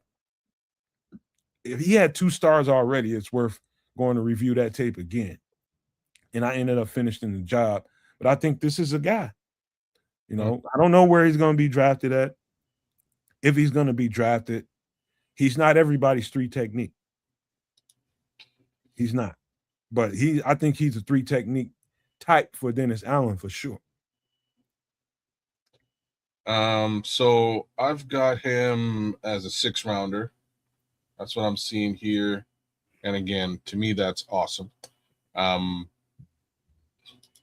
You pick this guy up a little bit later in the draft. If that's the case, maybe he falls undrafted. Again, fantastic case scenario for us. I like the film. He's so quick on the line. Like, we talk a lot about motor with different players. This kid has motor in droves. He's also got a pretty solid football IQ. There's a fair amount of snaps where he just waits to see what happens and then uses just full on speed to deal with the situation. And it's you don't see that much in his tape, because most of his tape is him just getting into the backfield one way, shape, or form. But there's just a few snaps where he kind of stops. He's like, all right, what's about to transpire? Oh, there's my entrance. And off he goes, and the quarterback's on the ground. So I like what I see out of Skylar Gill Howard. I think he's a very interesting prospect, and I think most importantly, I think he's exactly what what Dennis Allen likes at that position. Very similar to a young Grady Jarrett. There's only one 3 technique outside of the kid from Clemson who I like, but consistency is one thing I would circle with him. Yeah. And there's one more 3 technique with that stature that I like more, and that is Big Robinson, man, Landon Robinson. Yep. Yeah. I can see how you put the 2 of them together. Very similar film, actually. Yeah. You already see where we're going with that, man. It's the action and his ability, the hands, and how fast they can get upfield. It's what my coach was describing to me while I was in college. Love it. Need some start, and we need to start the engine, start that action. But this is Skylar Gill Howard out of Texas Tech. Man, 6 foot, maybe less, but about 291. Hell of a tape to watch, man. Hell of a tape to watch. Kinetic energy. I just love how he plays football and his enthusiasm for it. Those are the kind of guys you want when you hear coaches tell, oh, we're just looking for guys that love football. Well, damn it, you better start looking at some Skylar Gill Howard tape. Tell you that. Talking about love for football, you can see that. You can feel that. With him, can you not, kids? Oh, yeah. No question. All right, one last guy before we get out of here. Talk about some other stuff. This is Omar Cooper Jr. I don't know if y'all have seen any of his stuff, his body of work, but if you watch the college playoffs, you probably seen him around. But this guy, Omar Cooper Jr., is 6 foot 201. You talking about another guy that can bring some DJ attributes on a high level. And I'll just say this right off the top. Strongest attribute to me for him is his playmaking ability. He just shows up when they need to have a big play made. He just does. He's just always there when a play needs to be made, period. That thing is going to always stick out to me. But the other thing that's kind of, depending on how much tape you look. If you look at highlights, you might notice it. But if you definitely look at some, a stretch of games to see what his reps look like, for a fact this guy has the best contact balance of any receiver in the draft. That means when he catches a ball and turns into a runner, it's hard to get this cat on the ground. Omar Cooper is difficult to tackle. Very difficult to tackle. At times you see this guy carrying dudes on him, 2 and 3 cats. So his contact balance is unreal. Hurries up and turns nothing into something when he puts the ball in his hand. And quickly the coaches for Indiana realized that. Now they play pretty much in the same kind of system that we run. It's a timing-based system where receivers need to get to a certain landing spot at a certain time. So when you get off the ball and you need to get to a certain point, the quarterback knows he has this amount of steps to take before he delivers the ball to the aiming point. And the receiver needs to know that at the same time. And just A1 execution from his standpoint. Really, really good with what they asked him to do. And they asked him to do a lot. He's lined up out wide. He's lined up in bunch formations. He's lined up as X, Z, slot receiver. Equally effective. If they asked him to come inside and line up and, motion him inside to play running back, did it all. This guy is valuable. I think the more and more, the closer this draft gets, the more and more I'm hearing his name. I just want to know if you guys have really heard of him and know what his attributes are. Wait, yeah, I'll go. Kids are still watching. But I remember Indiana, they got a lot of players that were pretty good. And Cooper was one of them. He's a dog player. And his versatility is another one of whose traits, not traits, but wants and desires for players, Ben Johnson. He's projected, I think, second round pick as I'm seeing it. So he might be what the fans may think is a little rich for the blood right now. But, to Nomad's point earlier about what Hallis Hall may be looking at and thinking is totally different. And the kid is definitely a weapon. So there's no way that you can have too many weapons. It's like, we got too many mouths to feed. It's like, yeah, bullshit. You can never have too many weapons because of injuries or mishaps or whatever. So if they take them, I would definitely welcome them. But it's like, man, a wide receiver, ooh, that's going to be a tough one that early. Hey, man, one thing I learned about last year is to take it light on the study, because I'm looking at the roster and I'm thinking about what they need versus I just went that direction and I lightened up on the cornerback study. And it was just a little bit less work for me. But at the same time, I'm not afforded to do that no more because they proved me wrong really, really quick. What they do, they took a cornerback. Exactly. So, that's just the way it happened. So I decided I ain't doing that this year. So nobody thinks we're going to draft a receiver. We might draft a receiver. Exactly. I'm not mad at that. I would just be surprised if it's in the first round or second round. That's sort of how I'll say it. Who thought we were going to get a tight end that early? I did. Last season, I did. They did speak. Wait a minute. No. He was talking about Genty, wasn't he? No, I wanted them to get Genty. You don't get to claim that. You don't get to claim that way after. You wasn't thinking about no goddamn tight end. Stop. No man's calling bullshit. Timeout. No man's calling bullshit. You better call bullshit too. You know damn well he wasn't thinking about no tight end. Brother, I'll be right back. I got to unlock and of course he leaves after calling bullshit. So Ben Johnson came out last year and was bigging up Tyler Warren. Yeah, that's what I'm talking about. So I was definitely under the impression that it was misdirection, but they were talking about a tight end specifically. So I wasn't that surprised that they selected a tight end. I was much more surprised by the tight end that they selected. Right? That's the truth of the matter. It's like, oh, not Warren? Okay. You pulled the wool over our eyes. You definitely tricked us, but it looked like that's where your heart was. But he brought it up. At the time, no kids. Now you got to remember, even though you wasn't like mad at it or side-eyed at it, but it was kind of like, man, we should have got other needs. Well, Absolutely, we had other needs, right? But now after you see C Love play, he invited to the cookout. You know what I mean? He is invited to the cookout all day long. Again, for me, it's more of and this is where I went wrong with things, is they're going to look at best player available no matter how you slice it. And that's where, me personally, I have to just sort of take a step back and be like, all right, they're going to do their evaluation. What they have on their board is what they have on their board.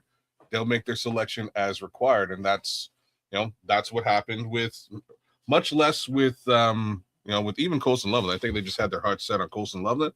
But the Luther Burden selection was truly, he's the best player on the board right now. But we were probably looking at some other players. If you're on the clock and Omar Cooper is the best guy on the board. Well, this is the thing. This is like I'm me, so I got a couple of mocks sort of loaded here just to get an idea as to where these guys are going. I got Omar Cooper selected at pick number 24. Oh shit, that high. This is what I'm trying to say. So I'll be pretty surprised if the Bears are going to select him anywhere near that 25 pick, that first round selection. That would be surprising to me, because again, we have a Rome Odunze, we then have a Luther, you know what I'm saying? We got Darth Burden, and I'm not fussed about a wide receiver. I think they should get a wide receiver potentially in this draft if they can, but in the first, that would be a bit surprising to me. So what I think they're looking for in any one thing, now that DJ is gone, they don't have that guy that they can shift into the backfield and do things like that. I know we don't like it very much, but you know what it does? Darth Burden, baby. You know what it does, kids and trips? To understand it from an offensive standpoint, you're just trying to get the defense off balance. You're just trying to get the defense off balance, even if it doesn't mean nothing. That run necessarily means nothing, but now I want you to pay attention to this.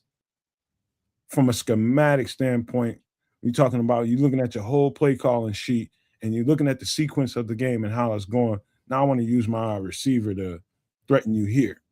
I want to threaten this over there.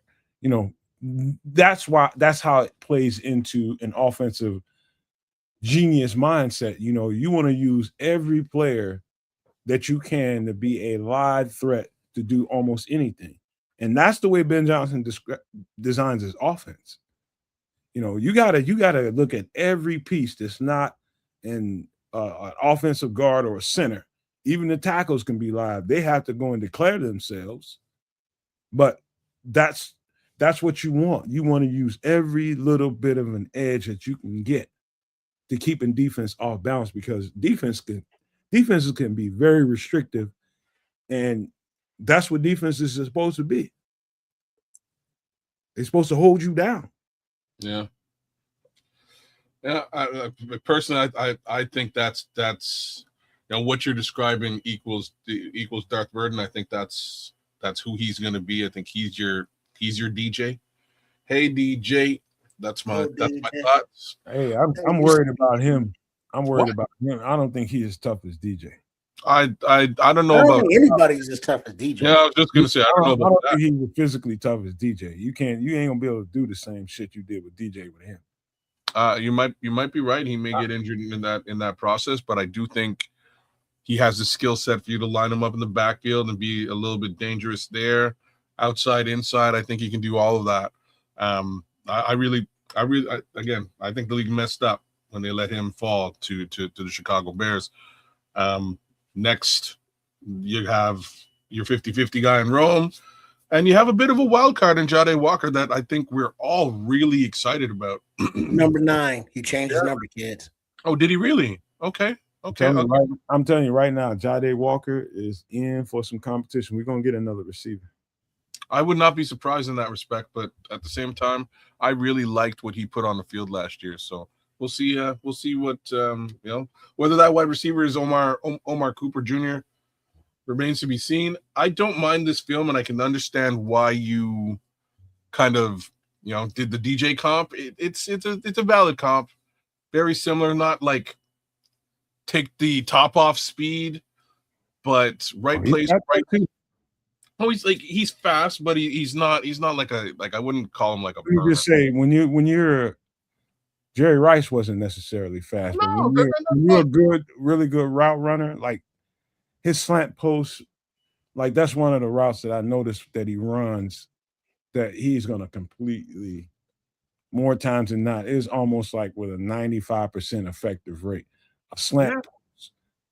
When you think what a slant post is, or a slant fly, a guy that runs on a slant and then digs it right on up the field. Like if you're in a one-on-one concept, and if you're looking at the tape that Omar Cooper puts out there, and you're the quarterback for the Chicago Bears, and you loving that, you're like, oh shit, I'm gonna call that. I need that in the repertoire. Get that in the playbook. When we got a hot route called and there's a one-on-one and we need to make a play, I need that play out there. He's like 95% effective with this route. He's going to leave any cornerback that he's dealing with. He runs that route exceptionally. Yeah. And so it doesn't, when you're a good route runner, really good route runner, speed doesn't necessarily, it's not the be all end all. Yeah. No, and you're nailing it here, because that's what you see on the film. Like when he runs that specific route, his hips are super oily, and he kind of, I don't know how to explain it, but he kind of swivels to the inside to throw the cornerback off, and he'll swivel to the inside again, and then he'll break. And after two of those little hip swivels, the cornerback's like, all right, so he's gonna break this way, and he's ready for a break that way, and he's gone breaking in the opposite direction. And I saw a bunch of that. That specific route, I like it. Again, I think Omar Cooper's a really cool selection. I'm just not sure if the Bears will do that that high in the draft. This guy's he's gonna be a guy. Yes, sir. Guaranteed. Wherever he winds up. Yeah. All right, man. That's it for the breakdowns tonight. Let me pull this down. We got to have a deeper conversation, a conversation that is actually more important than the Chicago Bears in this world. Hold on a second. I got to move shit out of my girlfriend's way. She just blew up the scene. Hey. She over there. She hear you. She's smiling. I know she hey, man, we got more important shit to talk about than even the Chicago Bears with our fanatic ass. Things in the world is getting different, and we've been trying to keep up with the changes, and we got some updates for you all, some things to pay attention to because we've reached this point, and you need to pay attention. I'm glad you mentioned Costco, Kez, because got a little bit of a Costco update for you. But let's get it started.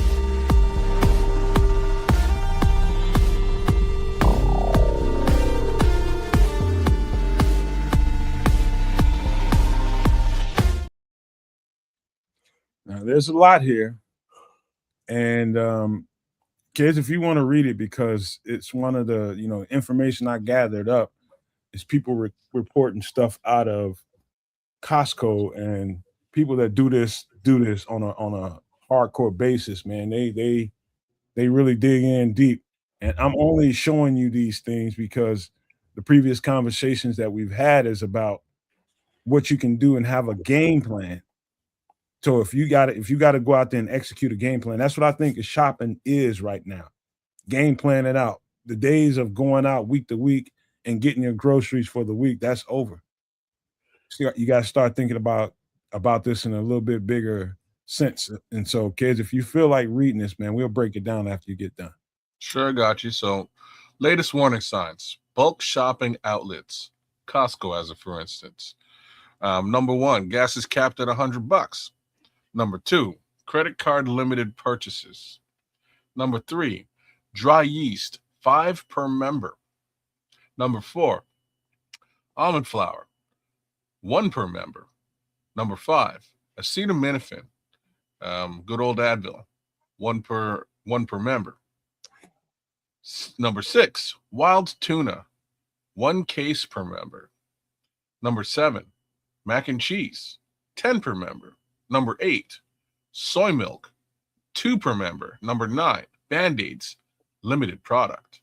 Number 10, pure Irish butter, 3 per member.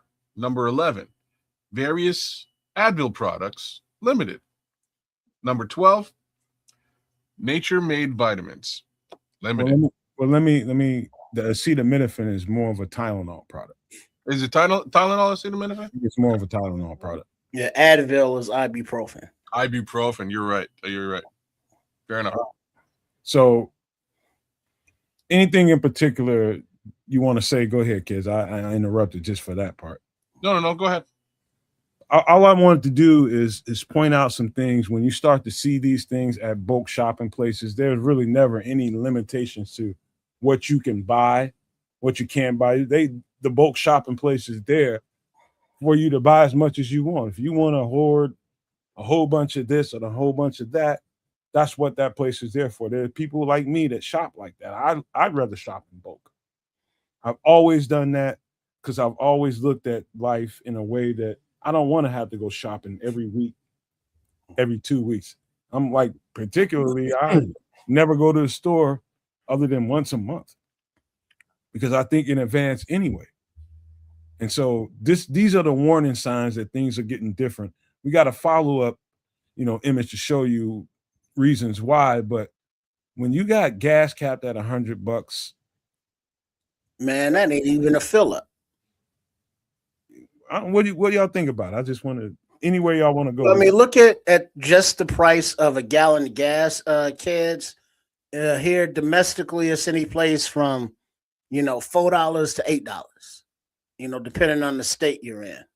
Literally, the state, not the not the mental condition, but the physical Illinois or California or New York kind of shit. But if you are quarter tank and you want to get a fill up, that's more than $100. So you're not even getting a fill up if they have to put in these controls.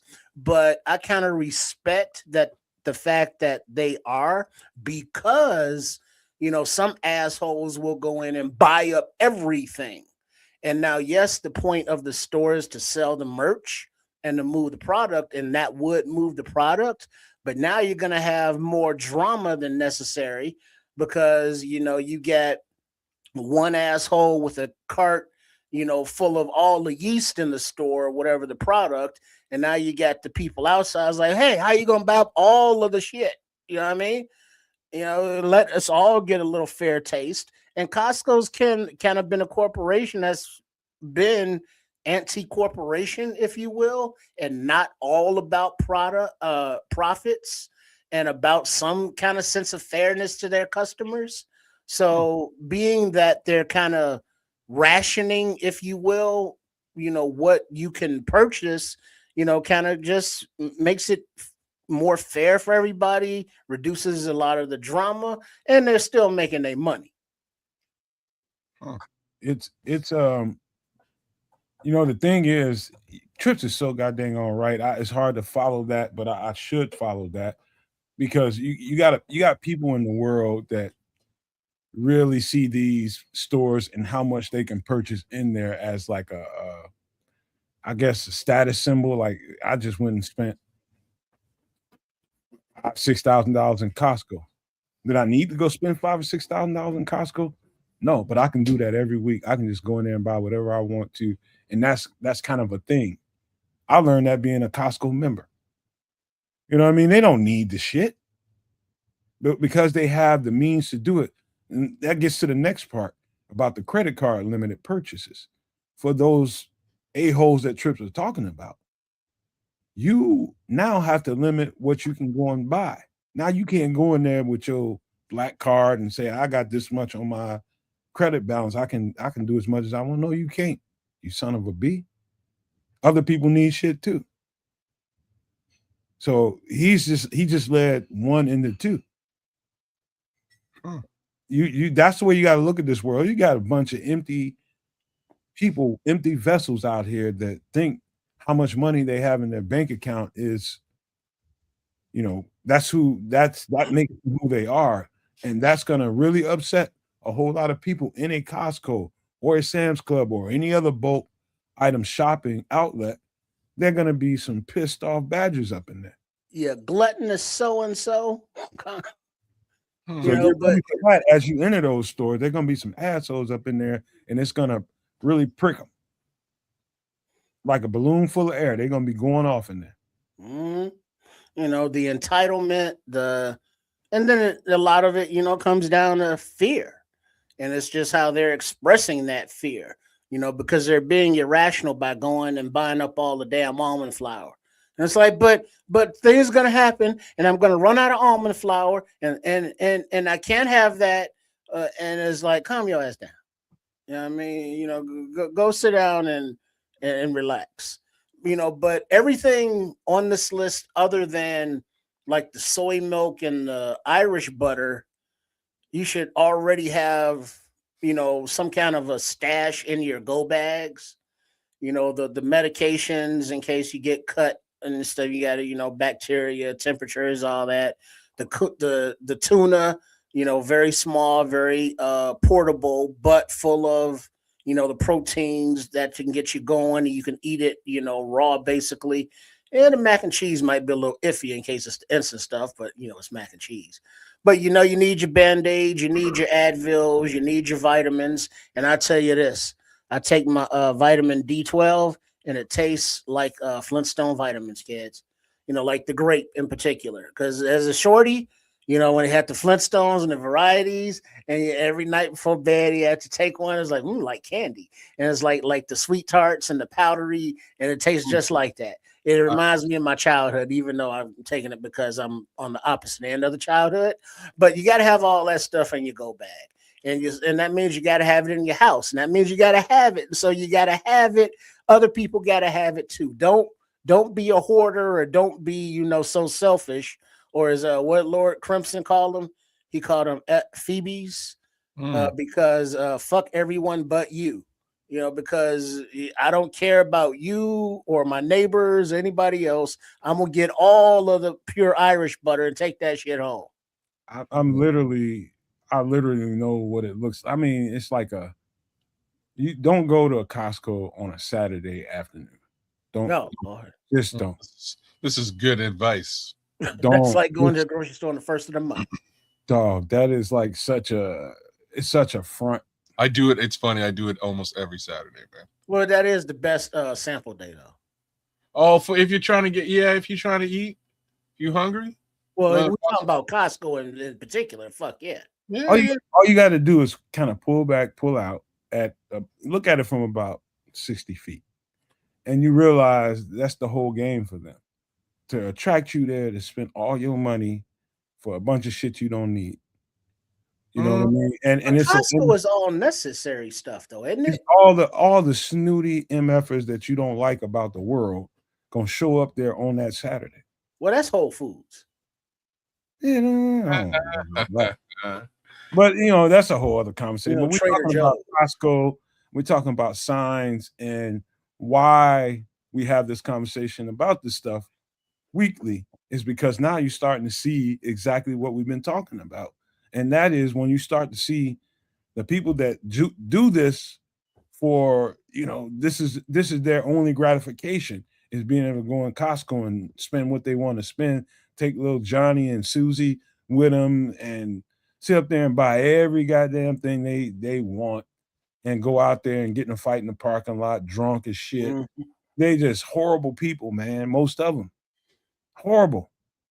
And when they start experiencing this, you're gonna start to see some reaction, bro. But I highlighted Costco because there's some particular items in here, like the mac and cheese. Like, come on, man. What young family doesn't feed all their kids mac and cheese and damn chicken nuggets every goddamn day? Yeah, 10 that's kind of light right there. Yeah, 10 boxes oh, wait a minute. I need like 100 of those. 100 boxes of mac and cheese. Well, literally, but 10 ain't enough. You think these folks know how to cook? They ain't cooking shit. Well, that's a whole other story. Oh, but should a gallon of soy milk and you get 2 of those, but only 10 mac and cheeses? How much soy milk is a motherfucker drinking? That soy milk don't come in a gallon either. Yeah, this is a little wild to me. Same token, like, people out there work hard for the money, man. Like they want to go out there and buy whatever fuck they want. I can't. People want to showcase. People want to put on that air of I've got it and we've got it, and I'm showing you when I go in Costco. That's ridiculous. If anybody that's living like that, you live in such a veneer of a real life. I can't even tell you how messed up it is. It's just really ridiculous, man. Save your goddamn money. Well, first of all, if you going in there doing that shit with credit cards, you thinking the funk worse. as it is. That's even worse. If you in there with credit cards, you just driving up. Oh man, you an idiot. You digging the hole deeper all the way around you. You not even that's really stupid. Holy crap. But I don't know if it's that stupid. I'm just gonna say that the credit card purchases, especially at the Costco, like the Costco credit card itself, is one of the best credit cards you can have because of the cashback rewards that they give you. At least that's the case here in Canada. Ours is very there's a lot of rewards you can get. So it's actually in your favor to use the credit card, take the cash back, and then pay off the credit card. Hey, kids. Yeah. In Canada, you all got credit scores and all that shit then too? Yeah, I'm black. Oh, okay. So yours is bad. We know. You know what I'm saying. All right. It's not stereotypical, you watermelon lover. Oh, it is. It definitely is. That's a factual statement. All right. So I just wondered about credit stuff, but like you need your Band-Aids and it's somewhat limited. It's like Lord Crimson saying, Nomad, I think you massively underestimate stupid people's disassociation with money. No, I don't. Well, what that boy say stupid is, stupid does. And, it could be people with credit cards and money, but that don't make them not stupid. It's just too many people that really don't have the means, but like to put on the veneer of we have the means. You show up on Costco knowing that you really don't have the means, and this is hurting me more, but this is what we do, and this is how we maintain our status for our community, whatever. Keeping up with the Joneses. Yeah, that's keeping up with the Joneses. I ain't never seen something so dumb in my life. And those are plastic people more times than not. Very usually that stuff ends up going to waste. Yep. Well, in North America, right? That's just how people are, and unfortunately, those people are exactly the people I walk right past. I don't care. I could give a rat's ass what my neighbors think about me, and I don't. Not for a minute do I really think about my neighbors either. So there's that. I'm gonna go to the store, get what I need, and I don't necessarily when I go to Costco. I don't really buy large scale bulk items. I try to keep things real simple. And I'll go back the next week if I have to, because what I've found as just having a young family and now a grown family, I go to Costco and I wind up basically buying. That's the thing now with the situation going on in the world. If you just look at this list and say, all right, I got to stock up on some shit because the store might not have it ever, or, next week or not be open next week. That might put you in the mind. I was like, oh, shit. If this is my last opportunity to buy this stuff for who knows how long, is there anything on this list that you would be willing to max out your credit card for? I know some people. Just gas, right? And if they're capping me at $100, that's some bullshit. I'll buy some wild tuna, maybe. And I guess Advil. I don't know I'm not familiar with pure Irish butter. What the hell is that? It's butter, but it's the way they make it. Okay, I've never had it. It's purely Irish. It's a brand. It's a brand at Costco. It's a brand. Okay. All right. That makes sense because it's probably cheap. So the butter we get at our Costco here in Canada is super. It's not. It's like it's real cheap, almost like 50% off what you'd find at any other grocery store. So because there's no like real cream in it or some shit.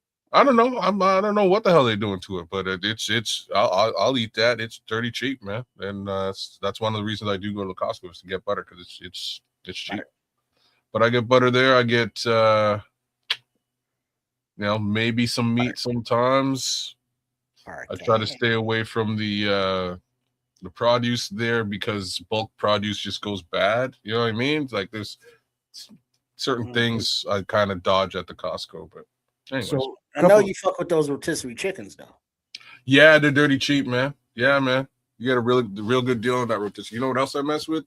Costco chicken wings too, man. I mess with them. A couple things that should be paid close attention to, not only the acetaminophen and the Advil products, the Band-Aids. Pay close attention. Circle that. Matter of fact, go back and when the show is over, if you didn't write some of this stuff down, maybe it's a good idea to go back and look at this again and write the stuff down because pay close attention to it. And in the next, graphic that I'm going to put up, you'll kind of see where we're going with that. And we'll put that up right now.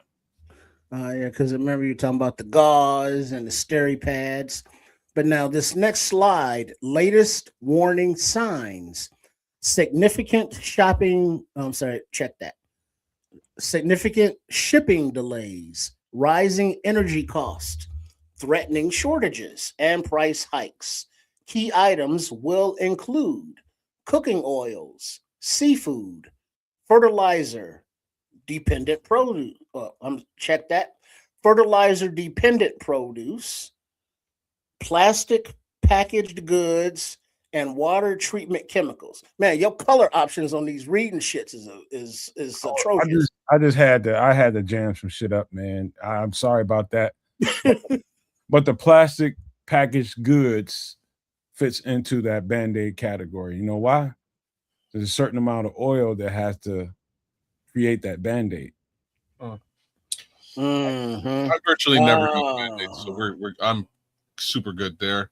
Products and products. No, you're not good, man. This is talking about for later on down the line, whether you need it now or need to stash them for later.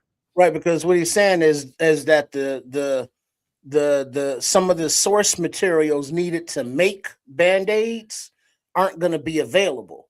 So whatever Band-Aids are gone, ain't no more Band-Aids coming in because they can't make them because they can't get the oil or the materials because of all of these reasons.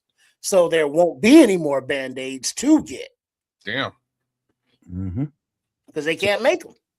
Maybe I'll have to get some Band-Aids. So that's kind of the point of these scenarios is just imagine all the people, but just imagine the store isn't going to open, or if the store opens, ain't shit on the shelves, and the thing that you need you can't get anymore, and it's not on back order. It's not ever coming in again because the shit that they needed to make it ain't available, so they can't make it. It's not that it's stuck, it's not produced, so you have to improvise if you don't stock up now. Seafood, a lot of people ain't messing with seafood now because of the carcinogens and the oils or whatever, and it doesn't keep if it's not refrigerated, so that's kind of iffy unless it's like canned like tuna or everyone's favorite sardines kind of stuff. But cooking oils, those are hard to keep because of the flimsiness of the container they're in. And if you get olive oil, that has to be in glass, which is also has its own transportation difficulties if you got to be mobile with it.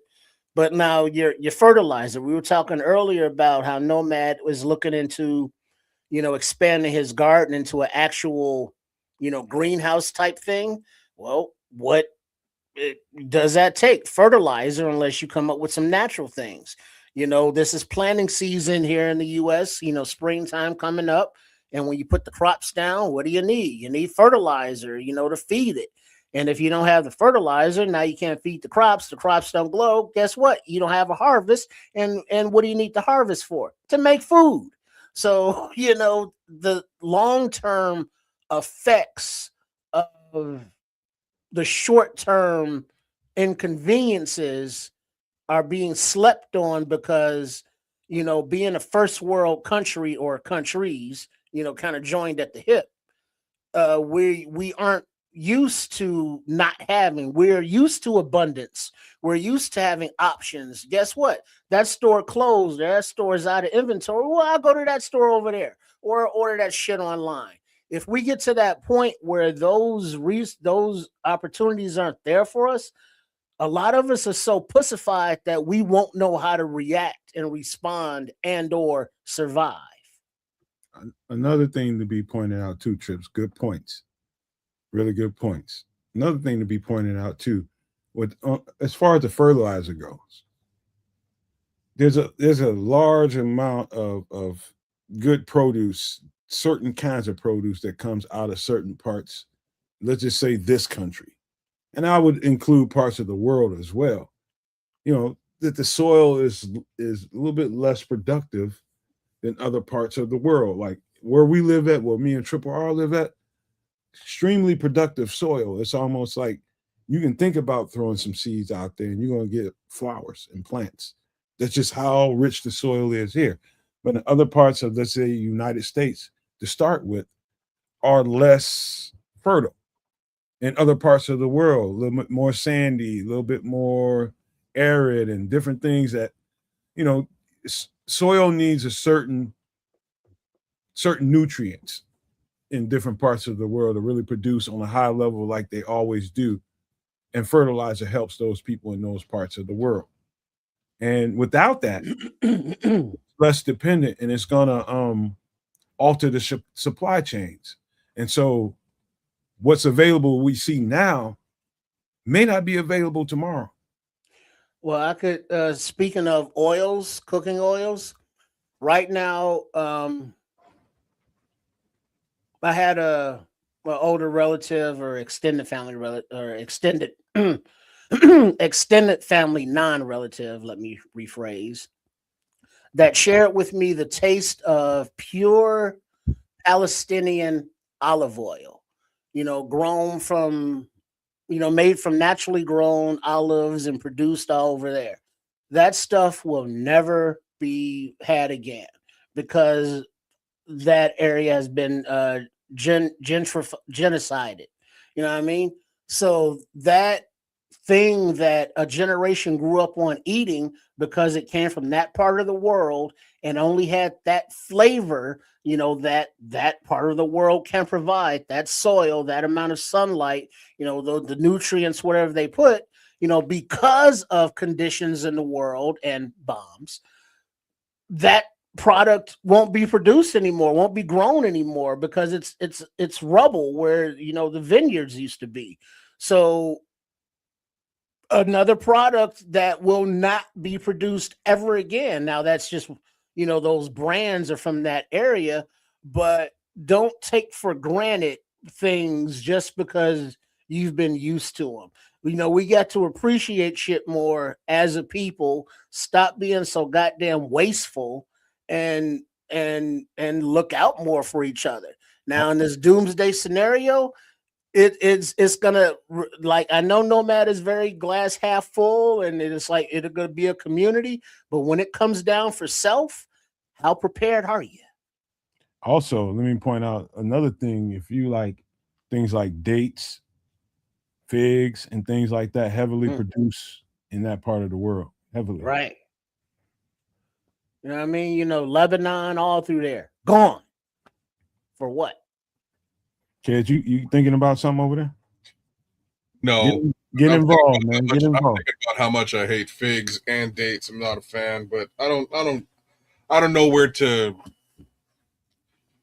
inject myself on this one because, man, there's a lot of craziness going on in the world. Think about it in a personal way and in a communal way as well.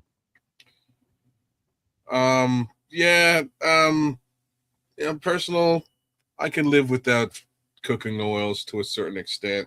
I can't live without seafood. I kind of need it. Fertilizer is of the utmost importance, and I'm kind of surprised, except for again, oil is going to affect potash, etc. Like I can see how this is a problem. That's a problem. Do you know what kind of fish that come out of the that part of the world that's really, really popular? I don't actually. Tahini. Okay. All right. Very popular in, I'll just say, Italian dishes. I can probably live without that, to be frank, if that's truly the seafood that we're talking about. If we're talking about specific seafood from that region, I'll eat trout, salmon, tuna. As long as I can get access to some level of seafood, I'm a happy guy. A lot of mercury. Think about how wide the conversation goes with plastic packaged goods. Everything's packaged in plastic. Right. There's that, right? Like I don't know. That's a huge one.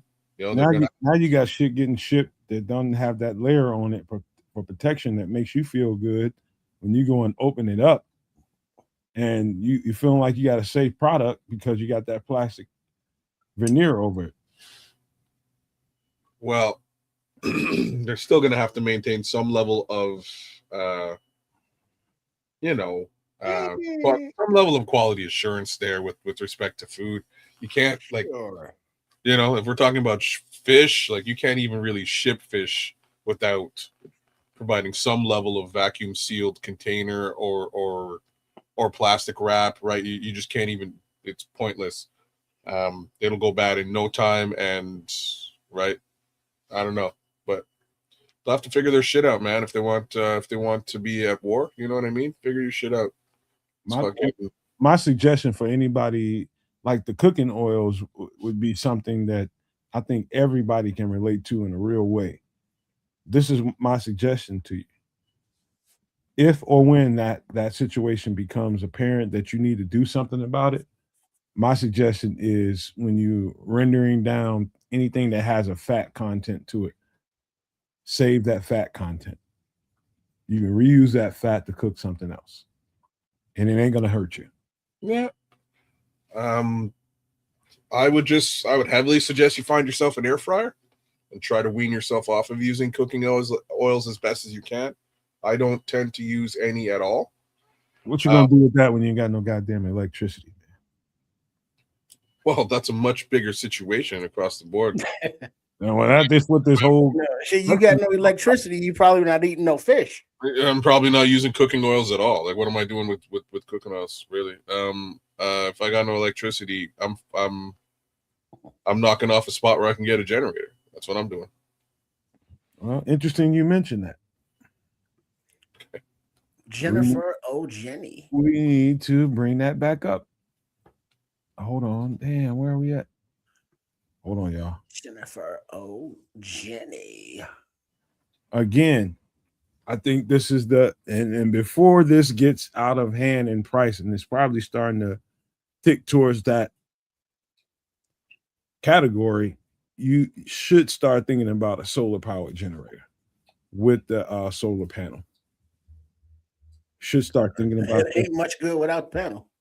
Yeah, it ain't no good without the panel. You can. It's good without the panel, but you're gonna have to find somebody else with a goddamn panel. Well, you ain't charging it without the panel. Put it that way. Start. This is the time to start itemizing and again shopping with a plan. Not just shopping because I feel like shopping or I need something for this week. Shopping with a motivational plan.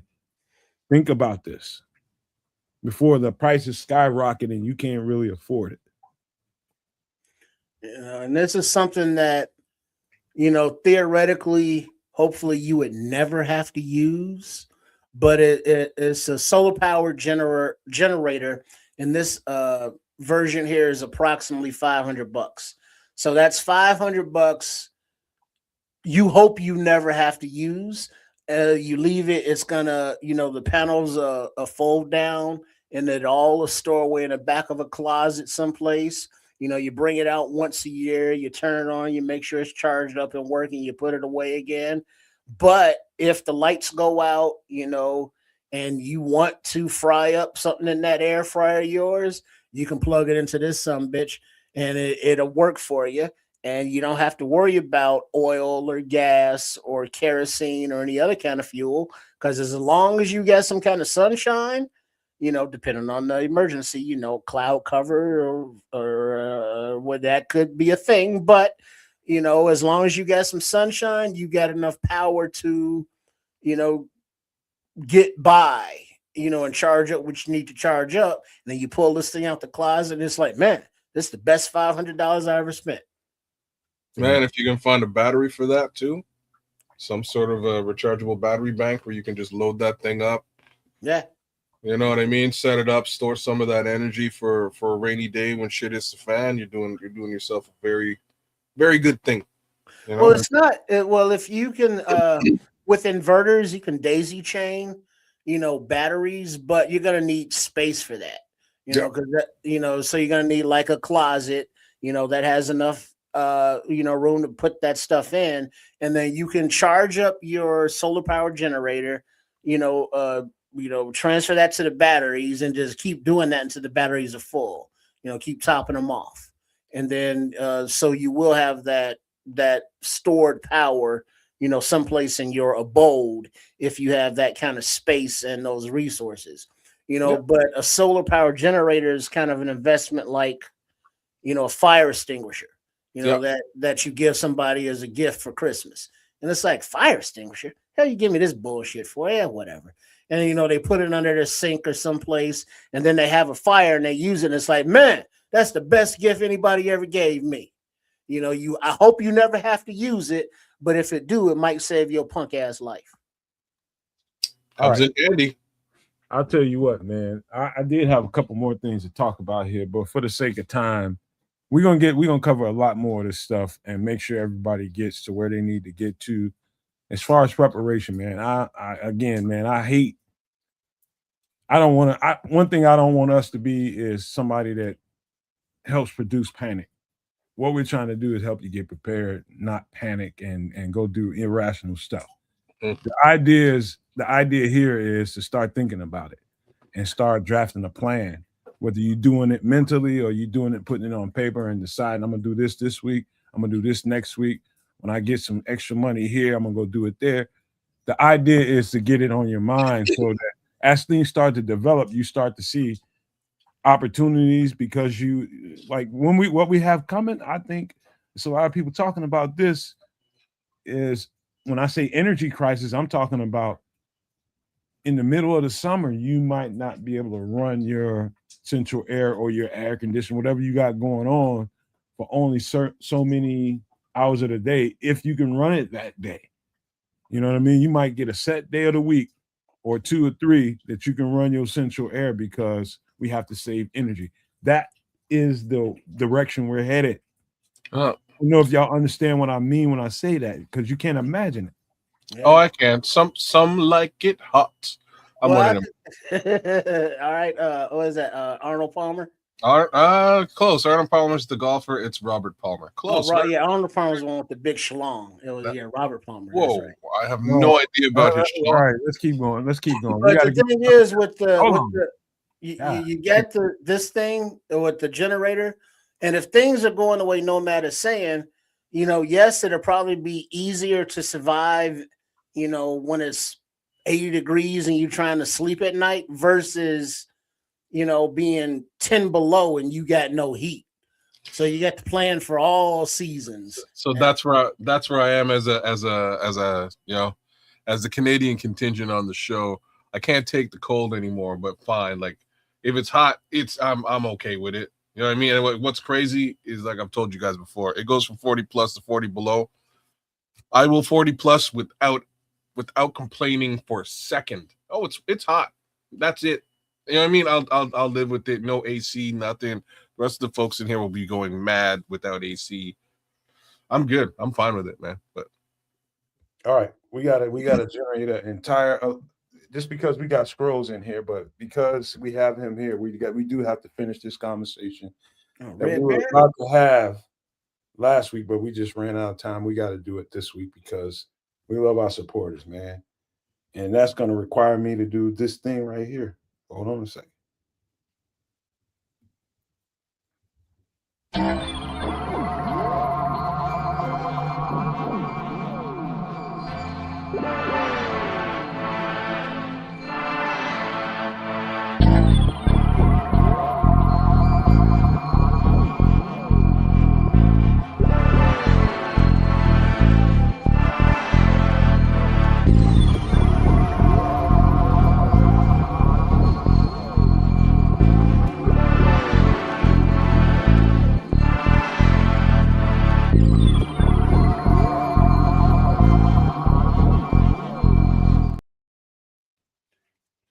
any of you two guys ever heard of the Phoenix Lights incident?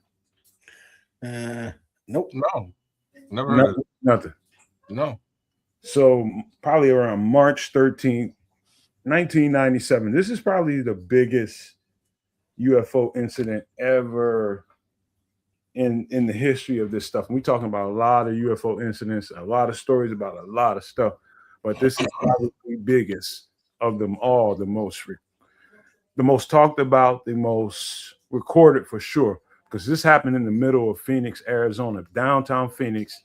It was a mile-wide object that appeared above the city of Phoenix with lights and everything, just sat there. Just sat there. This object, whatever it was, and we can talk about whether we think it's US made or our technology. We can get that conversation at some point, but this actually happened, and there's literally tons and tons of video out there on this. And so, I just wanted to start the conversation off with that. This ain't nothing I got to sit there and hold y'all about. I'm just going to do this, man. I'm going to get this off the screen. Matter of fact, I'm going to share my screen because I got to piss real bad. Real bad. Give me a second. Wait, you're going to share your screen? Wait, what are we watching? Hopefully not Arnold Palmer. Hold on, bro. I'll be right back, bro. Making his own lemonade iced tea mixture. Damn. Anyways, I will leave that alone. I'll let that one hang. You know what I mean? But leave that man. Let him hang with his own putter. You like that? You like that? There you go. Hang low. Oh snap! So okay, so big UFO in Phoenix. Who knew? I mean, 1997 isn't that long ago. That was recent. Well, not recent. It's kind of recent, though. I mean, you know, cell phones were around. People could take pictures and have conversations about this. Man, it's a different world with the cell phone. Just saying. You can actually get viable evidence that people could talk about. Yeah, I mean, it was less than 30 years ago, so. Yeah. There shouldn't be any grainy video. It's like, what are we watching? Oh, it'll be shit video in 97 still, but whatever. It's better than no video at all or no pictures at all. Well, they had color. I mean, they didn't have HD, or 4K, but you could still be able to see some shit. Something. I apologize for that, y'all. I really had to go. I've been holding that for too long. You gotta go. I really had to, bro. But if you sleeping and you dream about going, don't go. Uh-oh. Hold on, let me find the video right quick. Hold on. I think we passed. Also, sound advice. I so apologize for that. Damn, what happened to my video? This ain't it. You got the conspiracy theory algorithm going on? Nah, I got y'all. I'm just trying to figure out. Hold on, man. All right, here. I think this is it. Like, why does stuff like this always happen in like deserty USA? Just gotta put the aliens they like the dry heat. If there's Arizona? Yeah, there's no humidity over there. Yeah, I'm just saying it's like deserty. Wait a minute. It's either that or go to Iowa and make crop circles. Something happened to my feed. Something happened to my feed, y'all. I guess it's just because there's not enough people out there in Iowa to really see what the hell's going on. It's just like Jeff and his cows. You know what I mean? Like he might have a cell phone, but like he's sleeping. He's not staring at the sky. And coming out in the back 40 done been violated. Let me take this down. I'll find it. Hold on, y'all. Okay. I'm gonna get it. The back 40 is like, there's some shit going on out there, y'all. Oh. Let me take that down. Hold on. Let me find this thing again. I don't know what the hell is going on. What do the aliens want with our nuclear weapons, Scrolls? Don't they got their own? You would think if they're aliens, they would have something better. Right. Or it's like, that's like a human looking inside of ant colony and talking about what they got in there I want. You know what I mean? Like, I bet they got crazy guns in that ant colony. You know what I mean? Like, right. let's mess with that. Let's break in there and get those. I don't get it. I would think that they would have, if they're technologically sound enough to travel through space and potentially time. The zapper rays, you zap, you glow and you gone. They just evaporate your ass. There it is. Hit you with something real good, but I don't know. I don't think. I'm just saying, if aliens exist in any capacity, I don't think we have any sort of shot against that level. You know what I'm saying? That level of technology. Hey, kids, what are you talking about? We just sent 4 people around the moon and back, you son of a bitch. What do you mean, aliens? You have no shot against aliens. Can aliens go around the moon and make it back? I don't think so. Well, I don't think we can either. So just did USA. And it was a Canadian on that capsule too. So yeah. This way we could also share it on our news channels, and it's a thing. Yeah. Around the moon and back. Yeah. Black holes like next month. Oh, you know what? I don't think the universe. Go. You know what? The universe don't want me to show this shit. Okay. Universe don't like Phoenix. Universe don't like me showing it. Or the lights. All right. This is a good. This is the actual 1997 video from somebody looking out their window with whatever recorder they had, but it's got to be on YouTube or something. Dog, I'm telling you, they are bullshitting me right now. Okay. I'm trying to find it. Let me see. Let me put in another way of wording it. I'm getting played right here. Excuse me. What you're saying there makes a bit more sense, and again, that also sort of spins to my little line of understanding. You want me to? I'm sorry, kids, but like I just Googled, Phoenix Lights 1997, and like 3 videos popped up. 1 minute and 24 seconds, 1 2 minutes 34 seconds, another one 40 seconds. I bet you it ain't what I got. Okay. Right now, you ain't got nothing. I was just gonna say you ain't got shit right now, but we'll let you keep. But there's a plethora of Phoenix. It's got to be the right thing that doesn't have music in it, all that kind of shit. Oh, yeah, you got to pre-watch all that. Unless you know what it is and narrate and just mute it all. I was just gonna say you can just mute. Well, but then, we won't know what the hell's happening unless we just see the lights. Well, he will have to narrate. Well, he ain't seen the video. He don't know. Oh, good point. That is fair. Yeah, Scrolls. I don't think aliens exist. I think there's probably dimensional demons, dimensional entities, if you will. That being the case, sure, they could travel through space and time through a portal and wind up kicking it right here, live and direct in Antarctica. Build up their own little. I think I found it, y'all. Okay. All right. Hold on. Let me pull it up. They can come back to this time period, pick up some stuff they ain't got in the future, and take it back with them. Well, maybe they don't. Maybe they just stayed here, and they have their own little spot going on in underneath the sea, under the sea, or. All right, man. Tighten your ass up now. Hold on. Oh, sorry. Okay. All right. Well, all right. I see some lights. Lights. Hold on, bro. How do I open the screen up? That little arrow right below that where the cursor is. Right where it says DT. What? Up a little bit. Right where it says DT. Yeah, there you go. All right. Can somebody put it in full screen? I got you. Give me a second. And then mute it if you need it. All right, you tell me what it is. No music.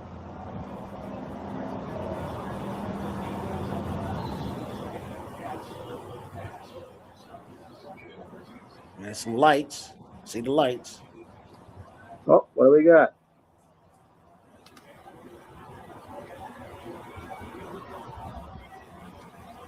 Hey, Sue.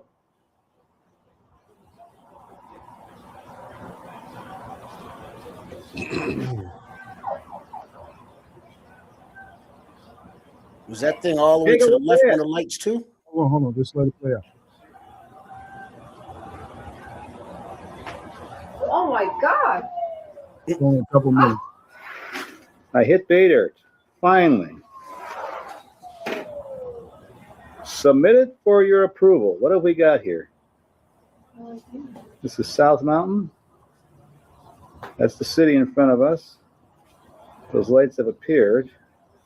Well, that is a totally different configuration than we've ever seen before. Yep. Different configuration. What does that mean?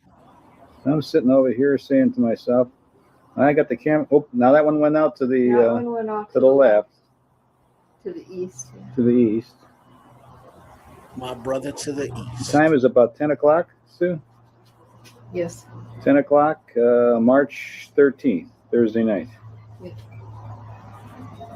Isn't that weird? Look at that. And they all went on in a sequence, too. Now, the thing that puzzles me is they can't be ordinary streetlights. They're going off now, right? Yeah. One drop. Went off. The thing that's amazing is that it must be so bright that they would carry, because we're looking at about 25 miles away. The middle one now. There went. Oh, Two, another one. There's another one. Nope, last there one. goes one. We have the last one left. Still burning. And usually we've seen them over. It's gone. Oh, they're gone. Now, let me get back in the studio and get this off the screen. I'll tell you why this is a little different, man. Not only did that thing appear in Phoenix, Arizona, middle of the night, just lit up, making no noise whatsoever, just came hovering over the city. Now, there's people out there with that videoed this and swear that they could see a shape, and they describe a boomerang shape consistently. This thing not only appeared in Phoenix, Arizona, it flew from Nevada, it went to Phoenix, and I don't remember exactly what sequence it went in, but it flew somewhere else, went down to Mexico, and then ended up, I think, off the radar.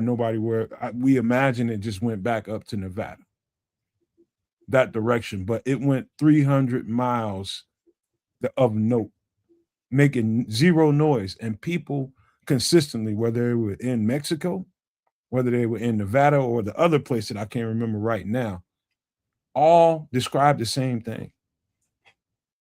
The exact same thing. Now, I know y'all want to debunk this and say, hey, you know what, this could be some United States technology. It could be. But it's not, it's none of anybody's knowledge that can make no propulsion noise. Well, did we see it move? It came and it hovered. This is when people started recording it. It's not like everybody expected it to come. Well, I think he kind of did, because the way he was talking, you know, he's been recording there before, because he said this is the best one I've gotten so far. That's because he called the whole ball and chain over to be like, check it out, honey, I'm not crazy, right? And she was like, okay, see, I see you. And then we saw the lights, and it was just kind of like light on, light off, and it was like, what is it? We don't know. And it was like, okay, there's some lights. I give him that. It's lights over Phoenix. And they apparently were people that did this, and they were prepared. They obviously had something set up and had been seeing stuff previously. Yeah. It's a lot of activity out west, man. And for whatever reason that is, I think it has a lot to do with all the bases and stuff that's going on in Nevada. And for the people that would like to debunk that, I think that's a good, valid argument. You know, a lot of the people that say the re-engineering of maybe alien technology could be happening there in Nevada, and Phoenix is a likely place that some of this shit might show up at out west. That's the way, I mean, that's the logical excuse I can give this. Yeah, I can't give logical excuses. I don't fucking know. I saw some lights. They kind of faded in or faded on and then went off. And it was like, hey, is that one way over there? And it was. And it was like it didn't move, it didn't do anything. Nobody was on the ground shooting at them. I don't know. It's not the. Go ahead, kids. I don't know, man. I don't. You know me, man. I don't necessarily like what we're looking at there is super vague. It's just some lights in the sky. I've seen stuff like this in my own lifetime. It's crazy to like for me to be the skeptical one and say that I've actually seen stuff like this. But it was very easily debunked in real time. It took me 24 hours to have it debunked, and that was about it. But so for me, I was out on my porch with two friends of mine. We are smashed. Imagine that. And we look up over the horizon, and there is just a bunch of lights in the sky. And they hung there and stood there, and they were there until they disappeared, very similar to what we're looking at. Turns out they were Chinese sky lanterns. I don't know if you guys are familiar. Yeah, I love those things. Yeah, they're super cool. If you fly them up into the sky, they turn into lights until they burn out, and eventually oxygen. When the oxygen is thin in the sky, they dissipate. And yeah, but they don't stand still in formation. They can.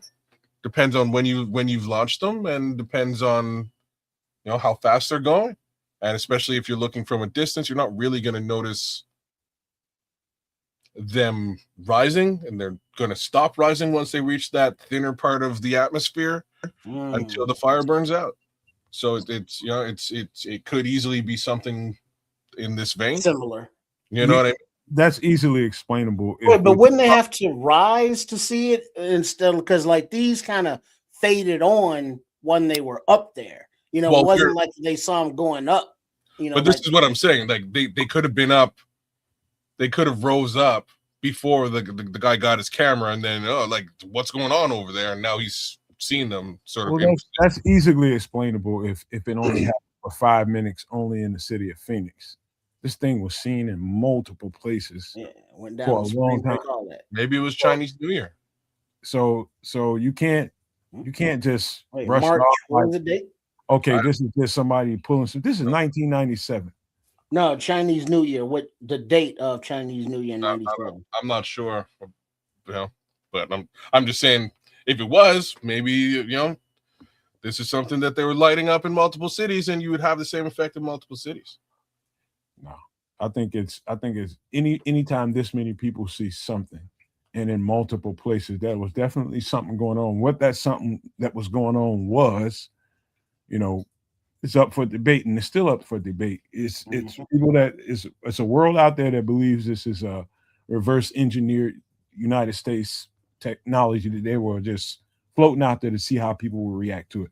That's the baseline reaction to it. But then there's other people that think otherwise because of not having a propulsion, showing up in so many different places so fast, all that kind of stuff. It's relevant. It's not the biggest UFO story in the world for nothing. And when you have that many people see this thing, it's not like a one-off where you only had a few handful of yahoos that sees this shit. A lot of people seen it and recorded it. Chinese New Year was February 7th in 1997. Okay. Just putting it out there, take it for what it's worth. We're not here to convince nobody one way or the other. I'm just saying that that's one way to debunk it. Another one, and this probably makes a bit more sense as well. Stuff like that could just be drones, right? If we're not able to see the propulsion, they could have been 6 separate drones with a large light attached to them, testing that technology out in 97 before they eventually wind up releasing it to the rest of us in the world. So there's another conversation that we're going to have later on about some of what you're kind of inferring right now. But that's a whole conversation for another day. We're going to leave that alone. I just want to put it out there. Sure. And let people react to it, how they're going to react to it. It's the biggest one that we've ever had that It's only that big because it was seen in so many different places and so many people recorded it. It's just all over the place, man. And so put that out there. We got one more thing to talk about. And first we got to do this. It's funny that this is what we got to talk about, but here we go.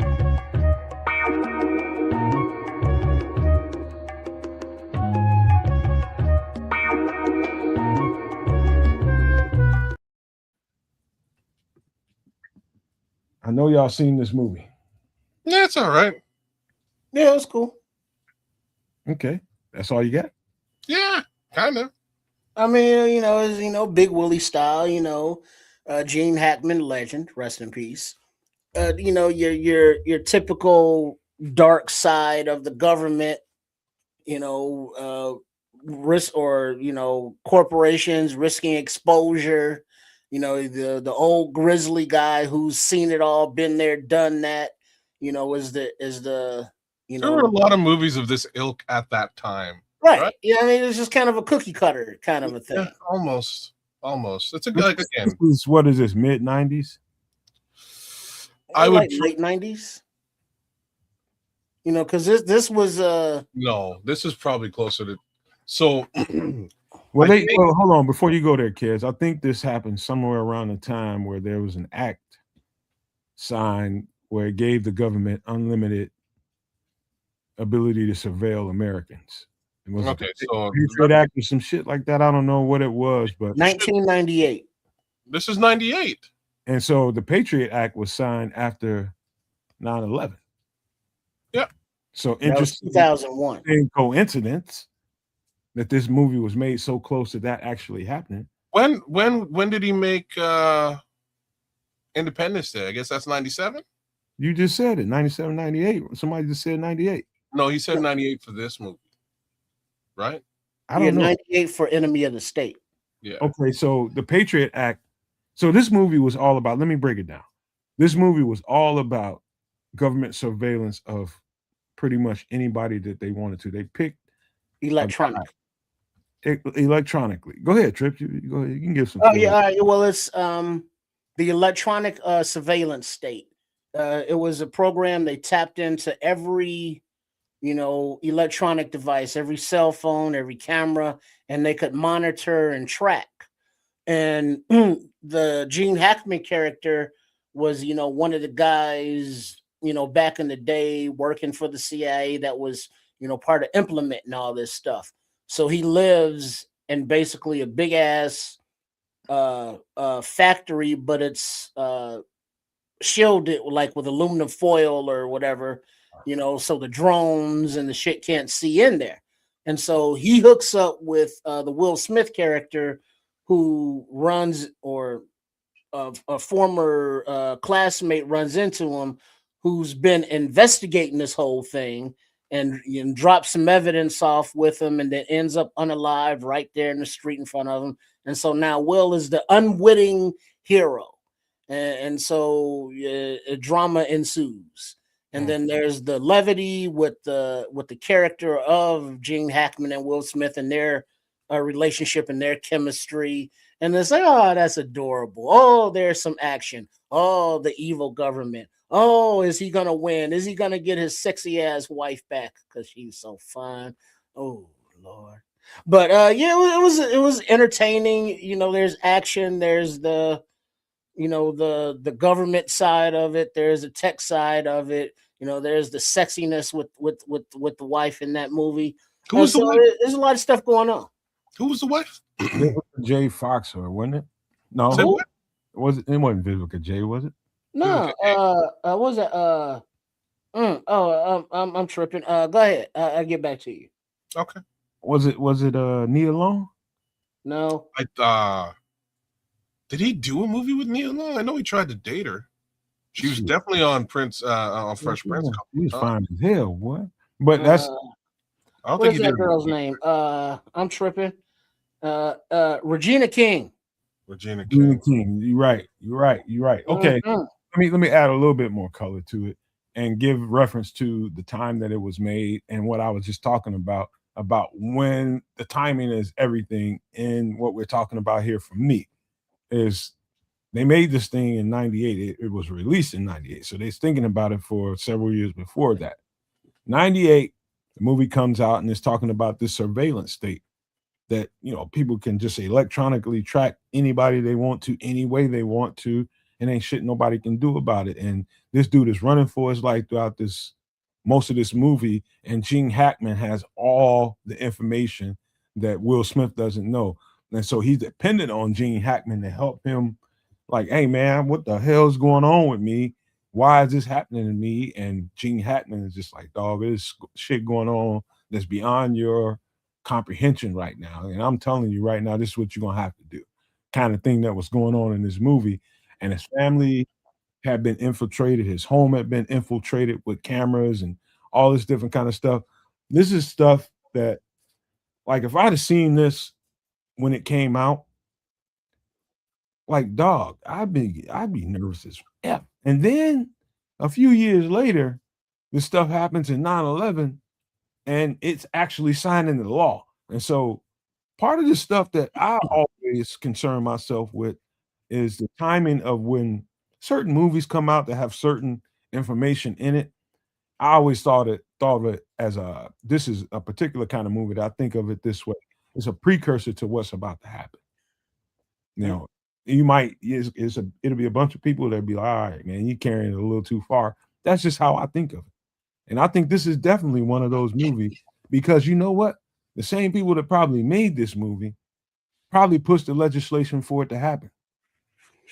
That, and it also is an illustration of, the government aspect of it. It's not that the quote unquote entire government was behind the surveillance state or, these issues. It was a high ranking person within the government utilizing the governmental resources. So it was a government, but it wasn't. But either way, it was, your David versus Goliath, except in this case, the Goliath had black helicopters at night. But part of the realism that it showed intra government wide use of resources and personnel was that they didn't know it was real. They fell back on, oh, we're just training for something. What are you training for? That's not the point. But the point is we were ordered by the government to do some shit, but we weren't in on the shit, even though we was doing shit. We was just ordered to. But that opens to the case to, since there have been governments, people have been saying, well, the government is against this or doing conspiracies with that or doing surveillance states this way. And it's like, yeah, but no. And so part of the government, yeah, but the entire government, no. So this is just a further illustration of that because the government, the people that were doing all this stuff were still trying to cover their tracks because they were doing illegal shit still. But to Nomad's point, the things that were illegal back then, surveillance statewide, are just kind of written into the law, now surveillance statewide. And everybody that has a cell phone or a smart TV or any kind of, those devices, there's a reason that when we have a conversation privately, the next time we see ads, it's about shit that we've been talking about. Because all of this stuff is already in place to some form or fashion, but it's becoming more of a 1984 loudspeaker situation, day by day. Well, what they did is they privatized it, right? Yeah. So the big tech giants, as opposed to the government, or quasi opposed, or so those guys are where the actual surveillance is taking place. And what makes matters worse is, as consumers, we've bought into this. We've bought in to be spied on. We buy the cell phones, we buy the internet access, we buy the smart TVs, we put them in our house. We quite literally pay for that privatization and pay for that surveillance that they're trying to display in this film. And you're probably right, no, man. I mean, this movie was just it was a little bit before the Patriot Act, a little bit before 9/11. And you do see this in Hollywood quite a bit, which is just them sort of you know, pushing the envelope and testing the waters with respect to what can we get away with down the road. I will have to say they've probably perfected it 50 times better than what was shown in this film. Because again, it's not necessarily like at this time there was something called net neutrality that that everybody was sort of looking at. And what net neutrality really was that the government can't spy on you. You can't use the internet to spy on you. There was a fair amount of incidents where government officials would go to Verizon, AT&T, Rogers in Canada and be like, "Yo, we need this guy's full-on cell phone records to really figure out what he's up to. Can you here's a subpoena, here's a warrant, give us the cell phone records." And at the time, with net neutrality in place, the carriers were able to say, like, "No, we have an agreement with our customer. We're not going to give you his information. That's his private information." A couple of years later, they do away with net neutrality, and now it's a situation where they, you hear this all the time. You watch any level of police show, and they're going to go out there and pull that information right off the cell phone towers, triangulate, know where he is, and dig up into his text messages and get all that information and use that in a court of law. Different world we're living in today. All of those things sort of came in and around and out of that Patriot Act. And then, as stated, they then pushed a lot of the surveillance case scenario out to the tech companies. And this is why some theorists out there say that, the Metas of the world, the Elon Musks of the world, the Amazons of the world were guys who simply just found a way to gain access to DARPA technology, right? Like the DARPA created the internet. That's where it came from. DARPA is it's a governmental program. Really, the internet was initially used for communications between government agencies. It's really what it was about. Once you kind of figure out how to utilize it and then expand it and do different things within that system, you can control it. But if you don't want to look like you're controlling it, you give it away to other people to make billions of dollars and blame them for the modicum of control that's being exacted. Can I say this to you, man? You say all kinds of things. I'm gonna go down a rabbit hole and simplify it even more. And I'm gonna tell you this. It's one thing to know how a government can work, whether it be in the United States, whether it be in Canada or the Netherlands or any other place in the world. Government structures are set to function this way or that way, right? There's one thing to know that. There's another thing to know who are at the levers of those governments. And they can be just nameplates on an office door, just figureheads. And there's another layer to know who has a hand up the back of those individual people. This movie particularly kind of set in motion my mind state of figuring out other things and learning how, why certain things are the way they are, why Hollywood can be used as a pacifier or a conditioning tool. And this movie to me was a conditioning tool. Hollywood used it that way because there are certain people of a certain ilk who run Hollywood. And I'm not saying that everybody in Hollywood are bad people. I'm telling you the decision makers that, make these massively produced, big funded movies are absolutely corrupt and evil. Most of them, majority of them. I think there's always a mixture of some good and evil in any construct, any of it. But the real heavy-handed big hitters are really, really evil. And they know what they plan on doing. This movie was a precursor to an event that needed to take place here in the United States, the big difference maker. An event needed to take place here in order to enact this certain conditioning to a movie called The Enemy of the State. Cause, reaction, cause, effect. That's where we're going. And so there's people that are not necessarily localized here in the United States, maybe probably partial American citizens. A lot of them live in Israel.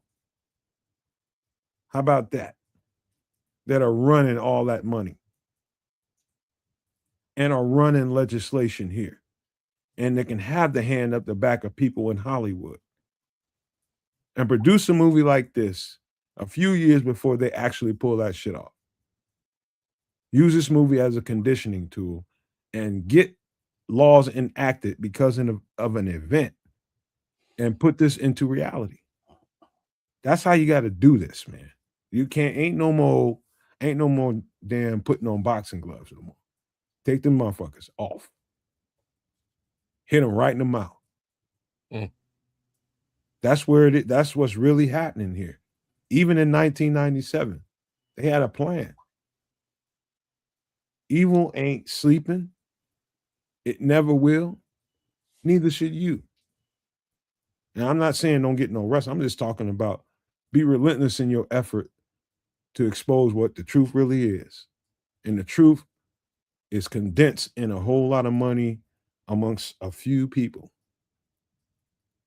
Truth be told. Yeah. Fair enough. That's Enemy of the State, y'all. All right. One last thing before we get out of here. And we just because somebody brought it up, and we can be brief with this if y'all want to, but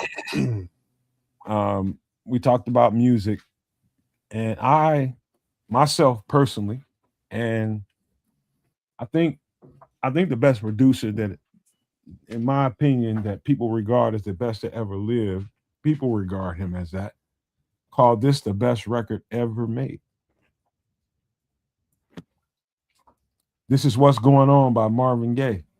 Just because somebody mentioned to us that we should throw the music into this. And, I have my sonic reaction to it, but I'm going to leave this for y'all, man. And I do think that this is, if not the best, it's one of all time because of when he made it.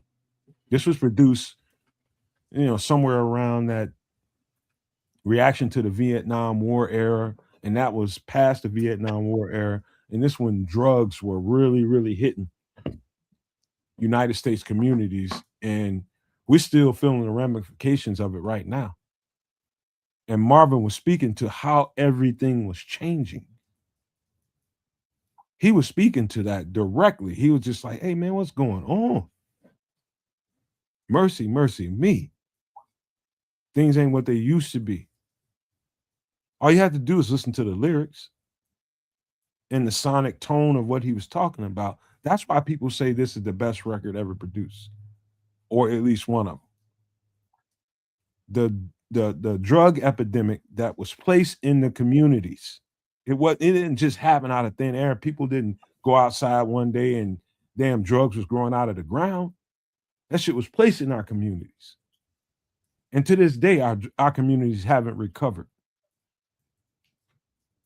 And so when people start talking about their lives right now and what's wrong, you better trace it back to what Marvin was talking about. When he was realizing, where's all these drugs coming from? Why is everybody getting high? Why is all these weapons turning up everywhere?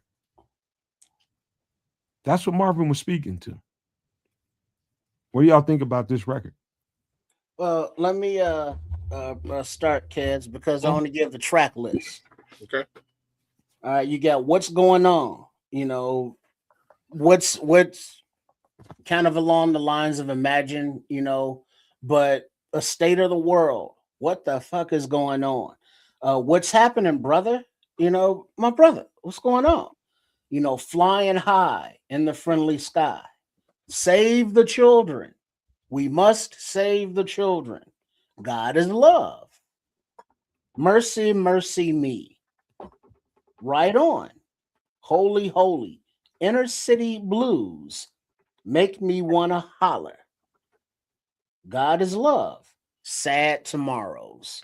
and I say the track list to, give a sense of what he was talking about, because the titles kind of broke down what the songs were about. He was about community, whether it be black or American or human. He was about, upliftment of his people and poor people and those downtrodden. He was against, the war or conflict, actually, of Vietnam at the time and the things related to that. So he was a singer who had community at heart, and preaching, or not preaching, but singing about the love of possibility in the world. And it's a shame what happened to him, but during that era, fight the power, the afros, and the when community was kind of a community still, he was the voice of that. And I grew up listening to the songs, and they had lyrics, verses where he would sing stuff that had actual meaning, and you would listen to it and go, okay, yeah, I hear you. And then the music, get you going, you get your vibe on. And they were smoking the reefers back then and chilling, so it was a whole thing. Got any Great. thoughts? Yeah. As a timepiece, this album is a great album. I've listened to this album on a couple of occasions. Definitely as a child. For me, as a child, listening to certain music, I was more somebody who would sort of lean towards whose musical style did I like the most, and then sort of resonate with them for reasons, for my own personal reasons, right? As a kid, what I'm saying is I didn't particularly like Marvin Gaye or his music. Some of his songs were all right for me, but as an adult, later on, listening to this album in retrospect is a much more powerful album. In about 1997, I believe. No, yeah, 97, 98. I spent the year. I kind of dedicated the year to go back and start to listen to all of the those folks who died at 23 years old, those martyred singers, right? And Marvin is one of them. He was probably older than 23, but in any event, he was one of those guys that I decided to spend a little bit of extra time with. In doing so, I got new appreciation for this album. I really like it. Again, he's as a timepiece, he's really speaking to what was going on, like quote unquote, during that specific time in America. And it kind of bleeds out of his music. The other piece that bleeds out of his music in a major way is his connection to the church. If I'm correct, his father was a pastor. I believe his father was a pastor, and that's part of the whole situation that led to his unfortunate early demise. But some of those tracks are very specific to his belief in God in some capacity. So it's a pretty cool album. Again, a little bit different in my opinion than some of the other stuff that I like. During that time, my favorite singer was Al Green, and you couldn't get me off of listening to more and more and more Al Green. But also heavily connected to the church. Very much so. His father was also a pastor. That being said, that was sort of my go-to singer of note at the time. But I do have to say that Al Green wasn't necessarily talking about the time. He wasn't necessarily connected, like from an album perspective. This album very specifically is talking about the war, the community, how it's affected how the war has affected the community, how drugs has affected the community. So again, appreciate this album. It is it's a super solid product, especially as a one-off album. And it's really unfortunate we didn't get the opportunity to get more music from Marvin Gaye. I'm going to say this, and I appreciate both of y'all's thoughts on this. I'm going to take it somewhere else, man, because how I've analyzed this record in a way, because I produce music, and not to make me any different than either one of y'all. It's just the way my ears hear things, and the way I guess the way my mind works. I saw it in a way that, and I've looked at interviews, people talking about Marvin and what was going on with him. He was definitely dealing with some substance issues at the time. He dealt with that to the end of his life. And not that that has anything to do with what I'm about to say, but just to put that out there. He was a very thoughtful man and talented too, man. I didn't find out until 2-3 weeks ago that he was one of the main drummers on a lot of the Motown hits. I didn't know. I knew he can play the keys, but I didn't know he was a drummer as well. So he was like I guess you can call him kind of a music savant. If you can do both of those things, two different things, two different instruments, man, it takes a certain amount of understanding to do either one of those things. And that's that. He was at a time when he was having a break from Motown. And so Motown birthed Marvin Gaye. Motown birthed a lot of guys during that time, and ladies. And he didn't like the direction that Motown was going as far as he was as a product, Marvin Gaye. They wanted him to do a lot more of the Motown sounding records. And he's just like, nah, man, that ain't where I'm at. I'm thinking about something else. And Barry Gordy was trying to convince him, hey, Marvin, man, ain't nobody trying to hear nothing about all that old, that old war stuff and how you feel about that and all this personal stuff. We want you to do Motown has a lane, and we get paid off of Motown sound. Keep doing that, speak to that. And he was just like, man, get on with that. I'm finna do my thing. So he set up a studio. He bought a studio right across the street, literally, from Motown Records, where they producing all their records, and he did his record. He did it partially there. He did it, and he went to other parts of the world. I think he spent a lot of time in Europe and did a lot of stuff over there too. But some of his some of the production and some of the people he got involved in his record, it was kind of here, it was kind of there. He moved around and got inspiration from a lot of different places.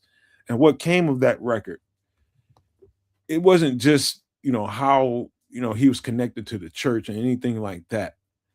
And I think he was making a break from that connection that he had with the church and his father. And he had lived that life his entire existence. And he wanted to do something that wasn't necessarily that. I think him and his father had a tumultuous relationship at best, and it ended up in his death. But he was getting away from that. And he wanted to get more and more open in the music that he was making. Like, Got to Give It Up. That record right there was probably the biggest break from what his father known him to be and what he was raised to be. It was all about partying, having a good time. And that's just like, hold on, Marvin, you weren't raised like that. So that was like the biggest FU to his dad, that record right there, but probably one of the best records he ever produced. And so I'll say all that to say this. Why I think this is one of the more important records, if not one of the best records that ever was made, is because the timing, of course, and I'm relating it to an era that really changed Black society, and that was the drug era, man. The era, the war on drugs, kind of started post the what's going on era. Marvin was seeing it happening in the communities and seeing the change in the people, their behavior, their actions. It was really starting to mess up things, and he was concerned. So when I hear that this record, whenever I hear it, I listen to it sonically and I listen to it lyrically. And he's just reporting as a reporter of what he's seeing in the streets.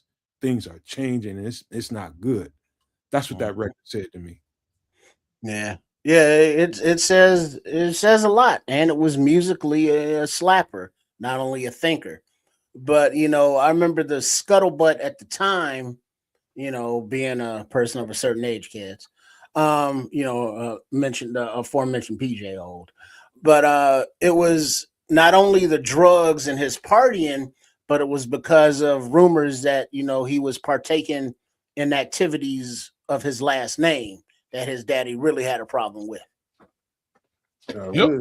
We ain't got to do all that. But that's just personal life. I don't know what was going on there, but either way it goes, I do think of this record as one of the more profound albums I've ever heard. I'm talking about compilations of music. It's only really like 9 or 10, 11 tracks somewhere up in there, but so powerful and such a break from the Motown sound. And it was all him.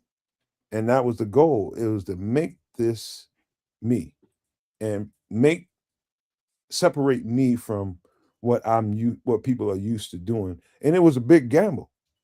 It's a huge gamble when everybody associates you and what you sound like and how you present to the Motown sound. You're gonna have to do a complete break from that and put this album out. And this album could have went north or it could have went totally south. But people felt Marvin in a deep ass way. And to this day, you turn on this record right now and you're gonna be like, okay, I need to start changing how I'm thinking about this life that I'm living. To this day, it does that for me. And so you could put on this record today and be like, did he make this last month? Yeah. I mean, that's what music is for a lot of people.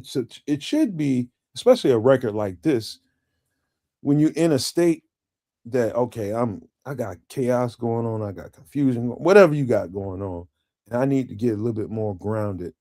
Sonically, this music will get you, will level you. If you got any kind of connection to any frequency that's good, this will ground you for sure. It's medicine, man. Yeah. Lyrics, good music is timely. As kids knows, we fight inflation, yet the president's still on vacation. Back then and still now, what's going on. I think Mercy Mercy Me is a little bit more powerful. Mercy Mercy Me. Good, solid track. I like them both. Oh, what they go hand in hand, right? They go hand in hand. They do. They really. And he was a crooner. He could sing, carry a tune, had nice music behind him, and you could understand him. You could hear he enunciated every syllable, and it was delivered in a way that allowed you the time to actually kind of reflect on what the hell he was saying. Because it wasn't rushed, it wasn't that deep. He was very surface on what he was talking about. So you didn't have to put much thought into it. It was pretty much, what's going on? Oh, mercy me. Hey, you know what, Trip? Being somebody who composes music, it's like when you hear him having the feeling the freedom to do things in a way that, like, something that really sticks out in this record is his ability to use the bongos or the skins or the percussions, as some would call them. Are you sure that was him? He did the drums on something? I'm pretty sure there's multiple people helping him do this. He could play them. I'm talking about the skins, the percussion. I'm talking about the skins, the bongos, like the accents that he used them as. He used them as leads. Well, that was too. That's like at the time, that's like unheard of. Musical. unheard of. Like nobody was doing that shit. That shit was hot though. And you know what I mean? So you talking about a boom, boom, cat, a boom, boom, boom, cat, that kind of sound, and then building the track and the song all together off of it. You talking about unique in its own time. You know, Marvin was like that. I'm just saying he was just like that. Well, then also you listen to that example of the the little kick drum sound, and you think about his musical background. He and how he composed a song. Did he come with the lyrics, and then write the music? And then if he wrote the music, how did he write the music? Did you start with the drums and the percussion, and get that little, because he didn't have a lot of big band sound or a lot of instrumentals. He had very low key music, that did its thing, and it laid the background to his vocals and to his message. So he didn't have any, it was like, oh, this big ass solo or anything like that musically, but it was very instrumental in his sound. So I think a good explanation for that is you don't want anything to really overpower the emotions you're trying to get across here. Right. That's the star of the album right there. Mm-hmm. You don't want anything just because you want this big sound and production, just so you say that you had all these people playing these instruments and doing all this and that. You want the production to sound like I want to highlight me and what I'm trying to talk about here, what I'm trying to convey. And his emotions definitely come through this MF. Woo! And it's so powerful to me, man. I can go on all night with that. Any last thoughts about this powerful ass record from me? Any last thoughts about it? Man, it just seems as though, Marvin Gaye, Kurt Cobain, Jimi Hendrix, Janis Joplin, the list goes on. But like a lot of the artists who had messages, Prince, who had talent, musical savants, if you will, or that, their messages, their contributions to the music world, to the world in general, they're just gone too soon. And it's like, man, but all these, non contributors are still on tour. Mhm. It's just not fucking fair. Hey, I've always understood this. I ain't gonna say always, but more and more recently in my life, that it's all in divine order. And so maybe his purpose into the world was to be injected to put these products out there so that people. Yeah, I mean, it's probably one of the more outside of the keys in the Song of Life with Stevie Wonder, probably the most emotional record I ever heard that evokes emotion from me. You know, It makes me want to holler. the way That's the ultimate quotable, but nobody knows where it came from. makes me want to holler. The way they do my life. This ain't living. This ain't living. Powerful stuff, man. God, now I got to put this on when I go boo boo. Hey, man, let's go and get up out of here and get some. Because I got to go boo boo. Okay. I got some crazy shit going on in my man cave right now, but hey. that's for a whole other conversation, man. Let's give some final thoughts before we get out of here, man. This was a really good show. I appreciate y'all, and I'm sorry about the the Phoenix Lights thing. I had to go to the bathroom. I was holding it too long. That's why I got to go boo boo. See, you ate a whole pizza, man. Anybody, we know what that's all about. Well, first of all, I didn't eat the whole goddamn pizza. Thank you very much. Well, go ahead, kid. No, there's still pizza in there. But as we wrap up, first of all, a rest in peace. A peaceful journey to former Bears coach Dave McGinnis. He passed away. So on with that.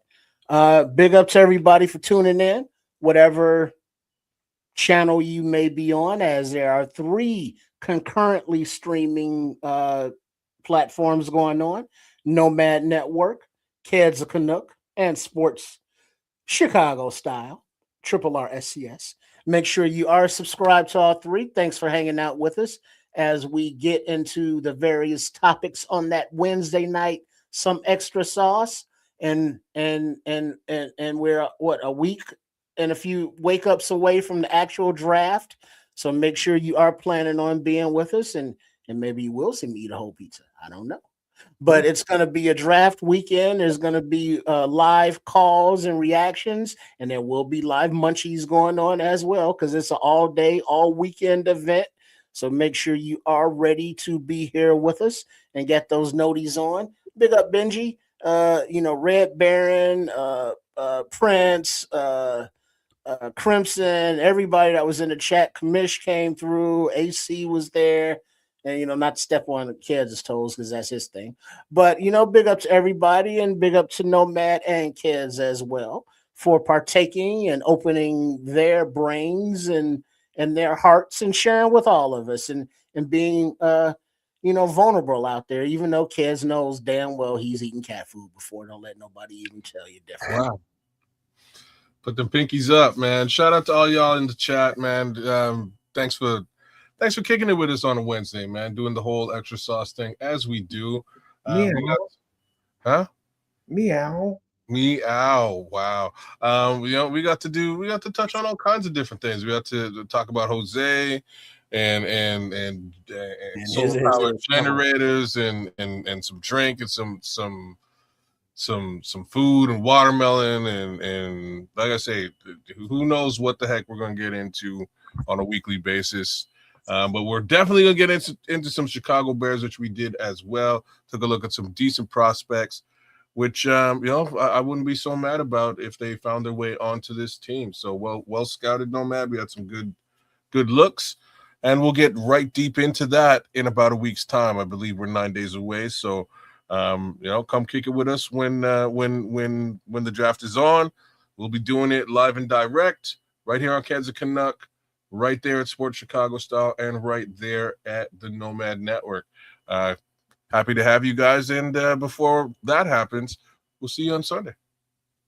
Hey, man, again, appreciate everybody for being here.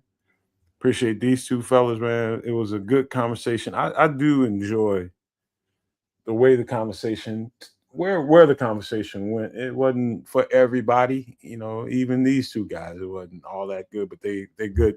It was good to see you tonight, man. And I just want to go to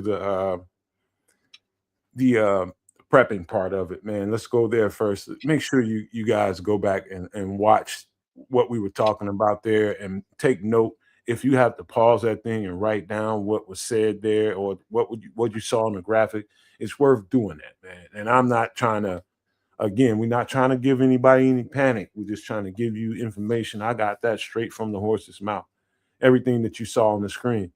Write that stuff down and start making a plan of action and start executing and putting some stuff away and preparing for something. Even if you think it's not going to happen, it's good to at least have a plan B. If you think things going to stay normal, okay. But I'm one of those people, and I don't think so. I think things are going to be different for a long time, if not forever. But that's just my thoughts about it. I appreciate you guys' feedback throughout the whole show. My particular favorite part of the show was definitely the music, and the music has been great coming out of the Nomad camp, man. And I just want to say that. And again, man, great record, Marvin Gaye. Are you talking about one of the best of all time, man? That's a record that can keep you grounded in spiritual reality in this world, man. So if you're ever having a problem, if you're ever having some unease in your life, man, you need something to get you back where you need to be. If you just got with a version of it that just had the music, that music is so beautiful, man. It is so beautiful. Just get that, man. But again, bless all here, and I just want to leave you guys with these famous words: love, peace, and hand grease, y'all.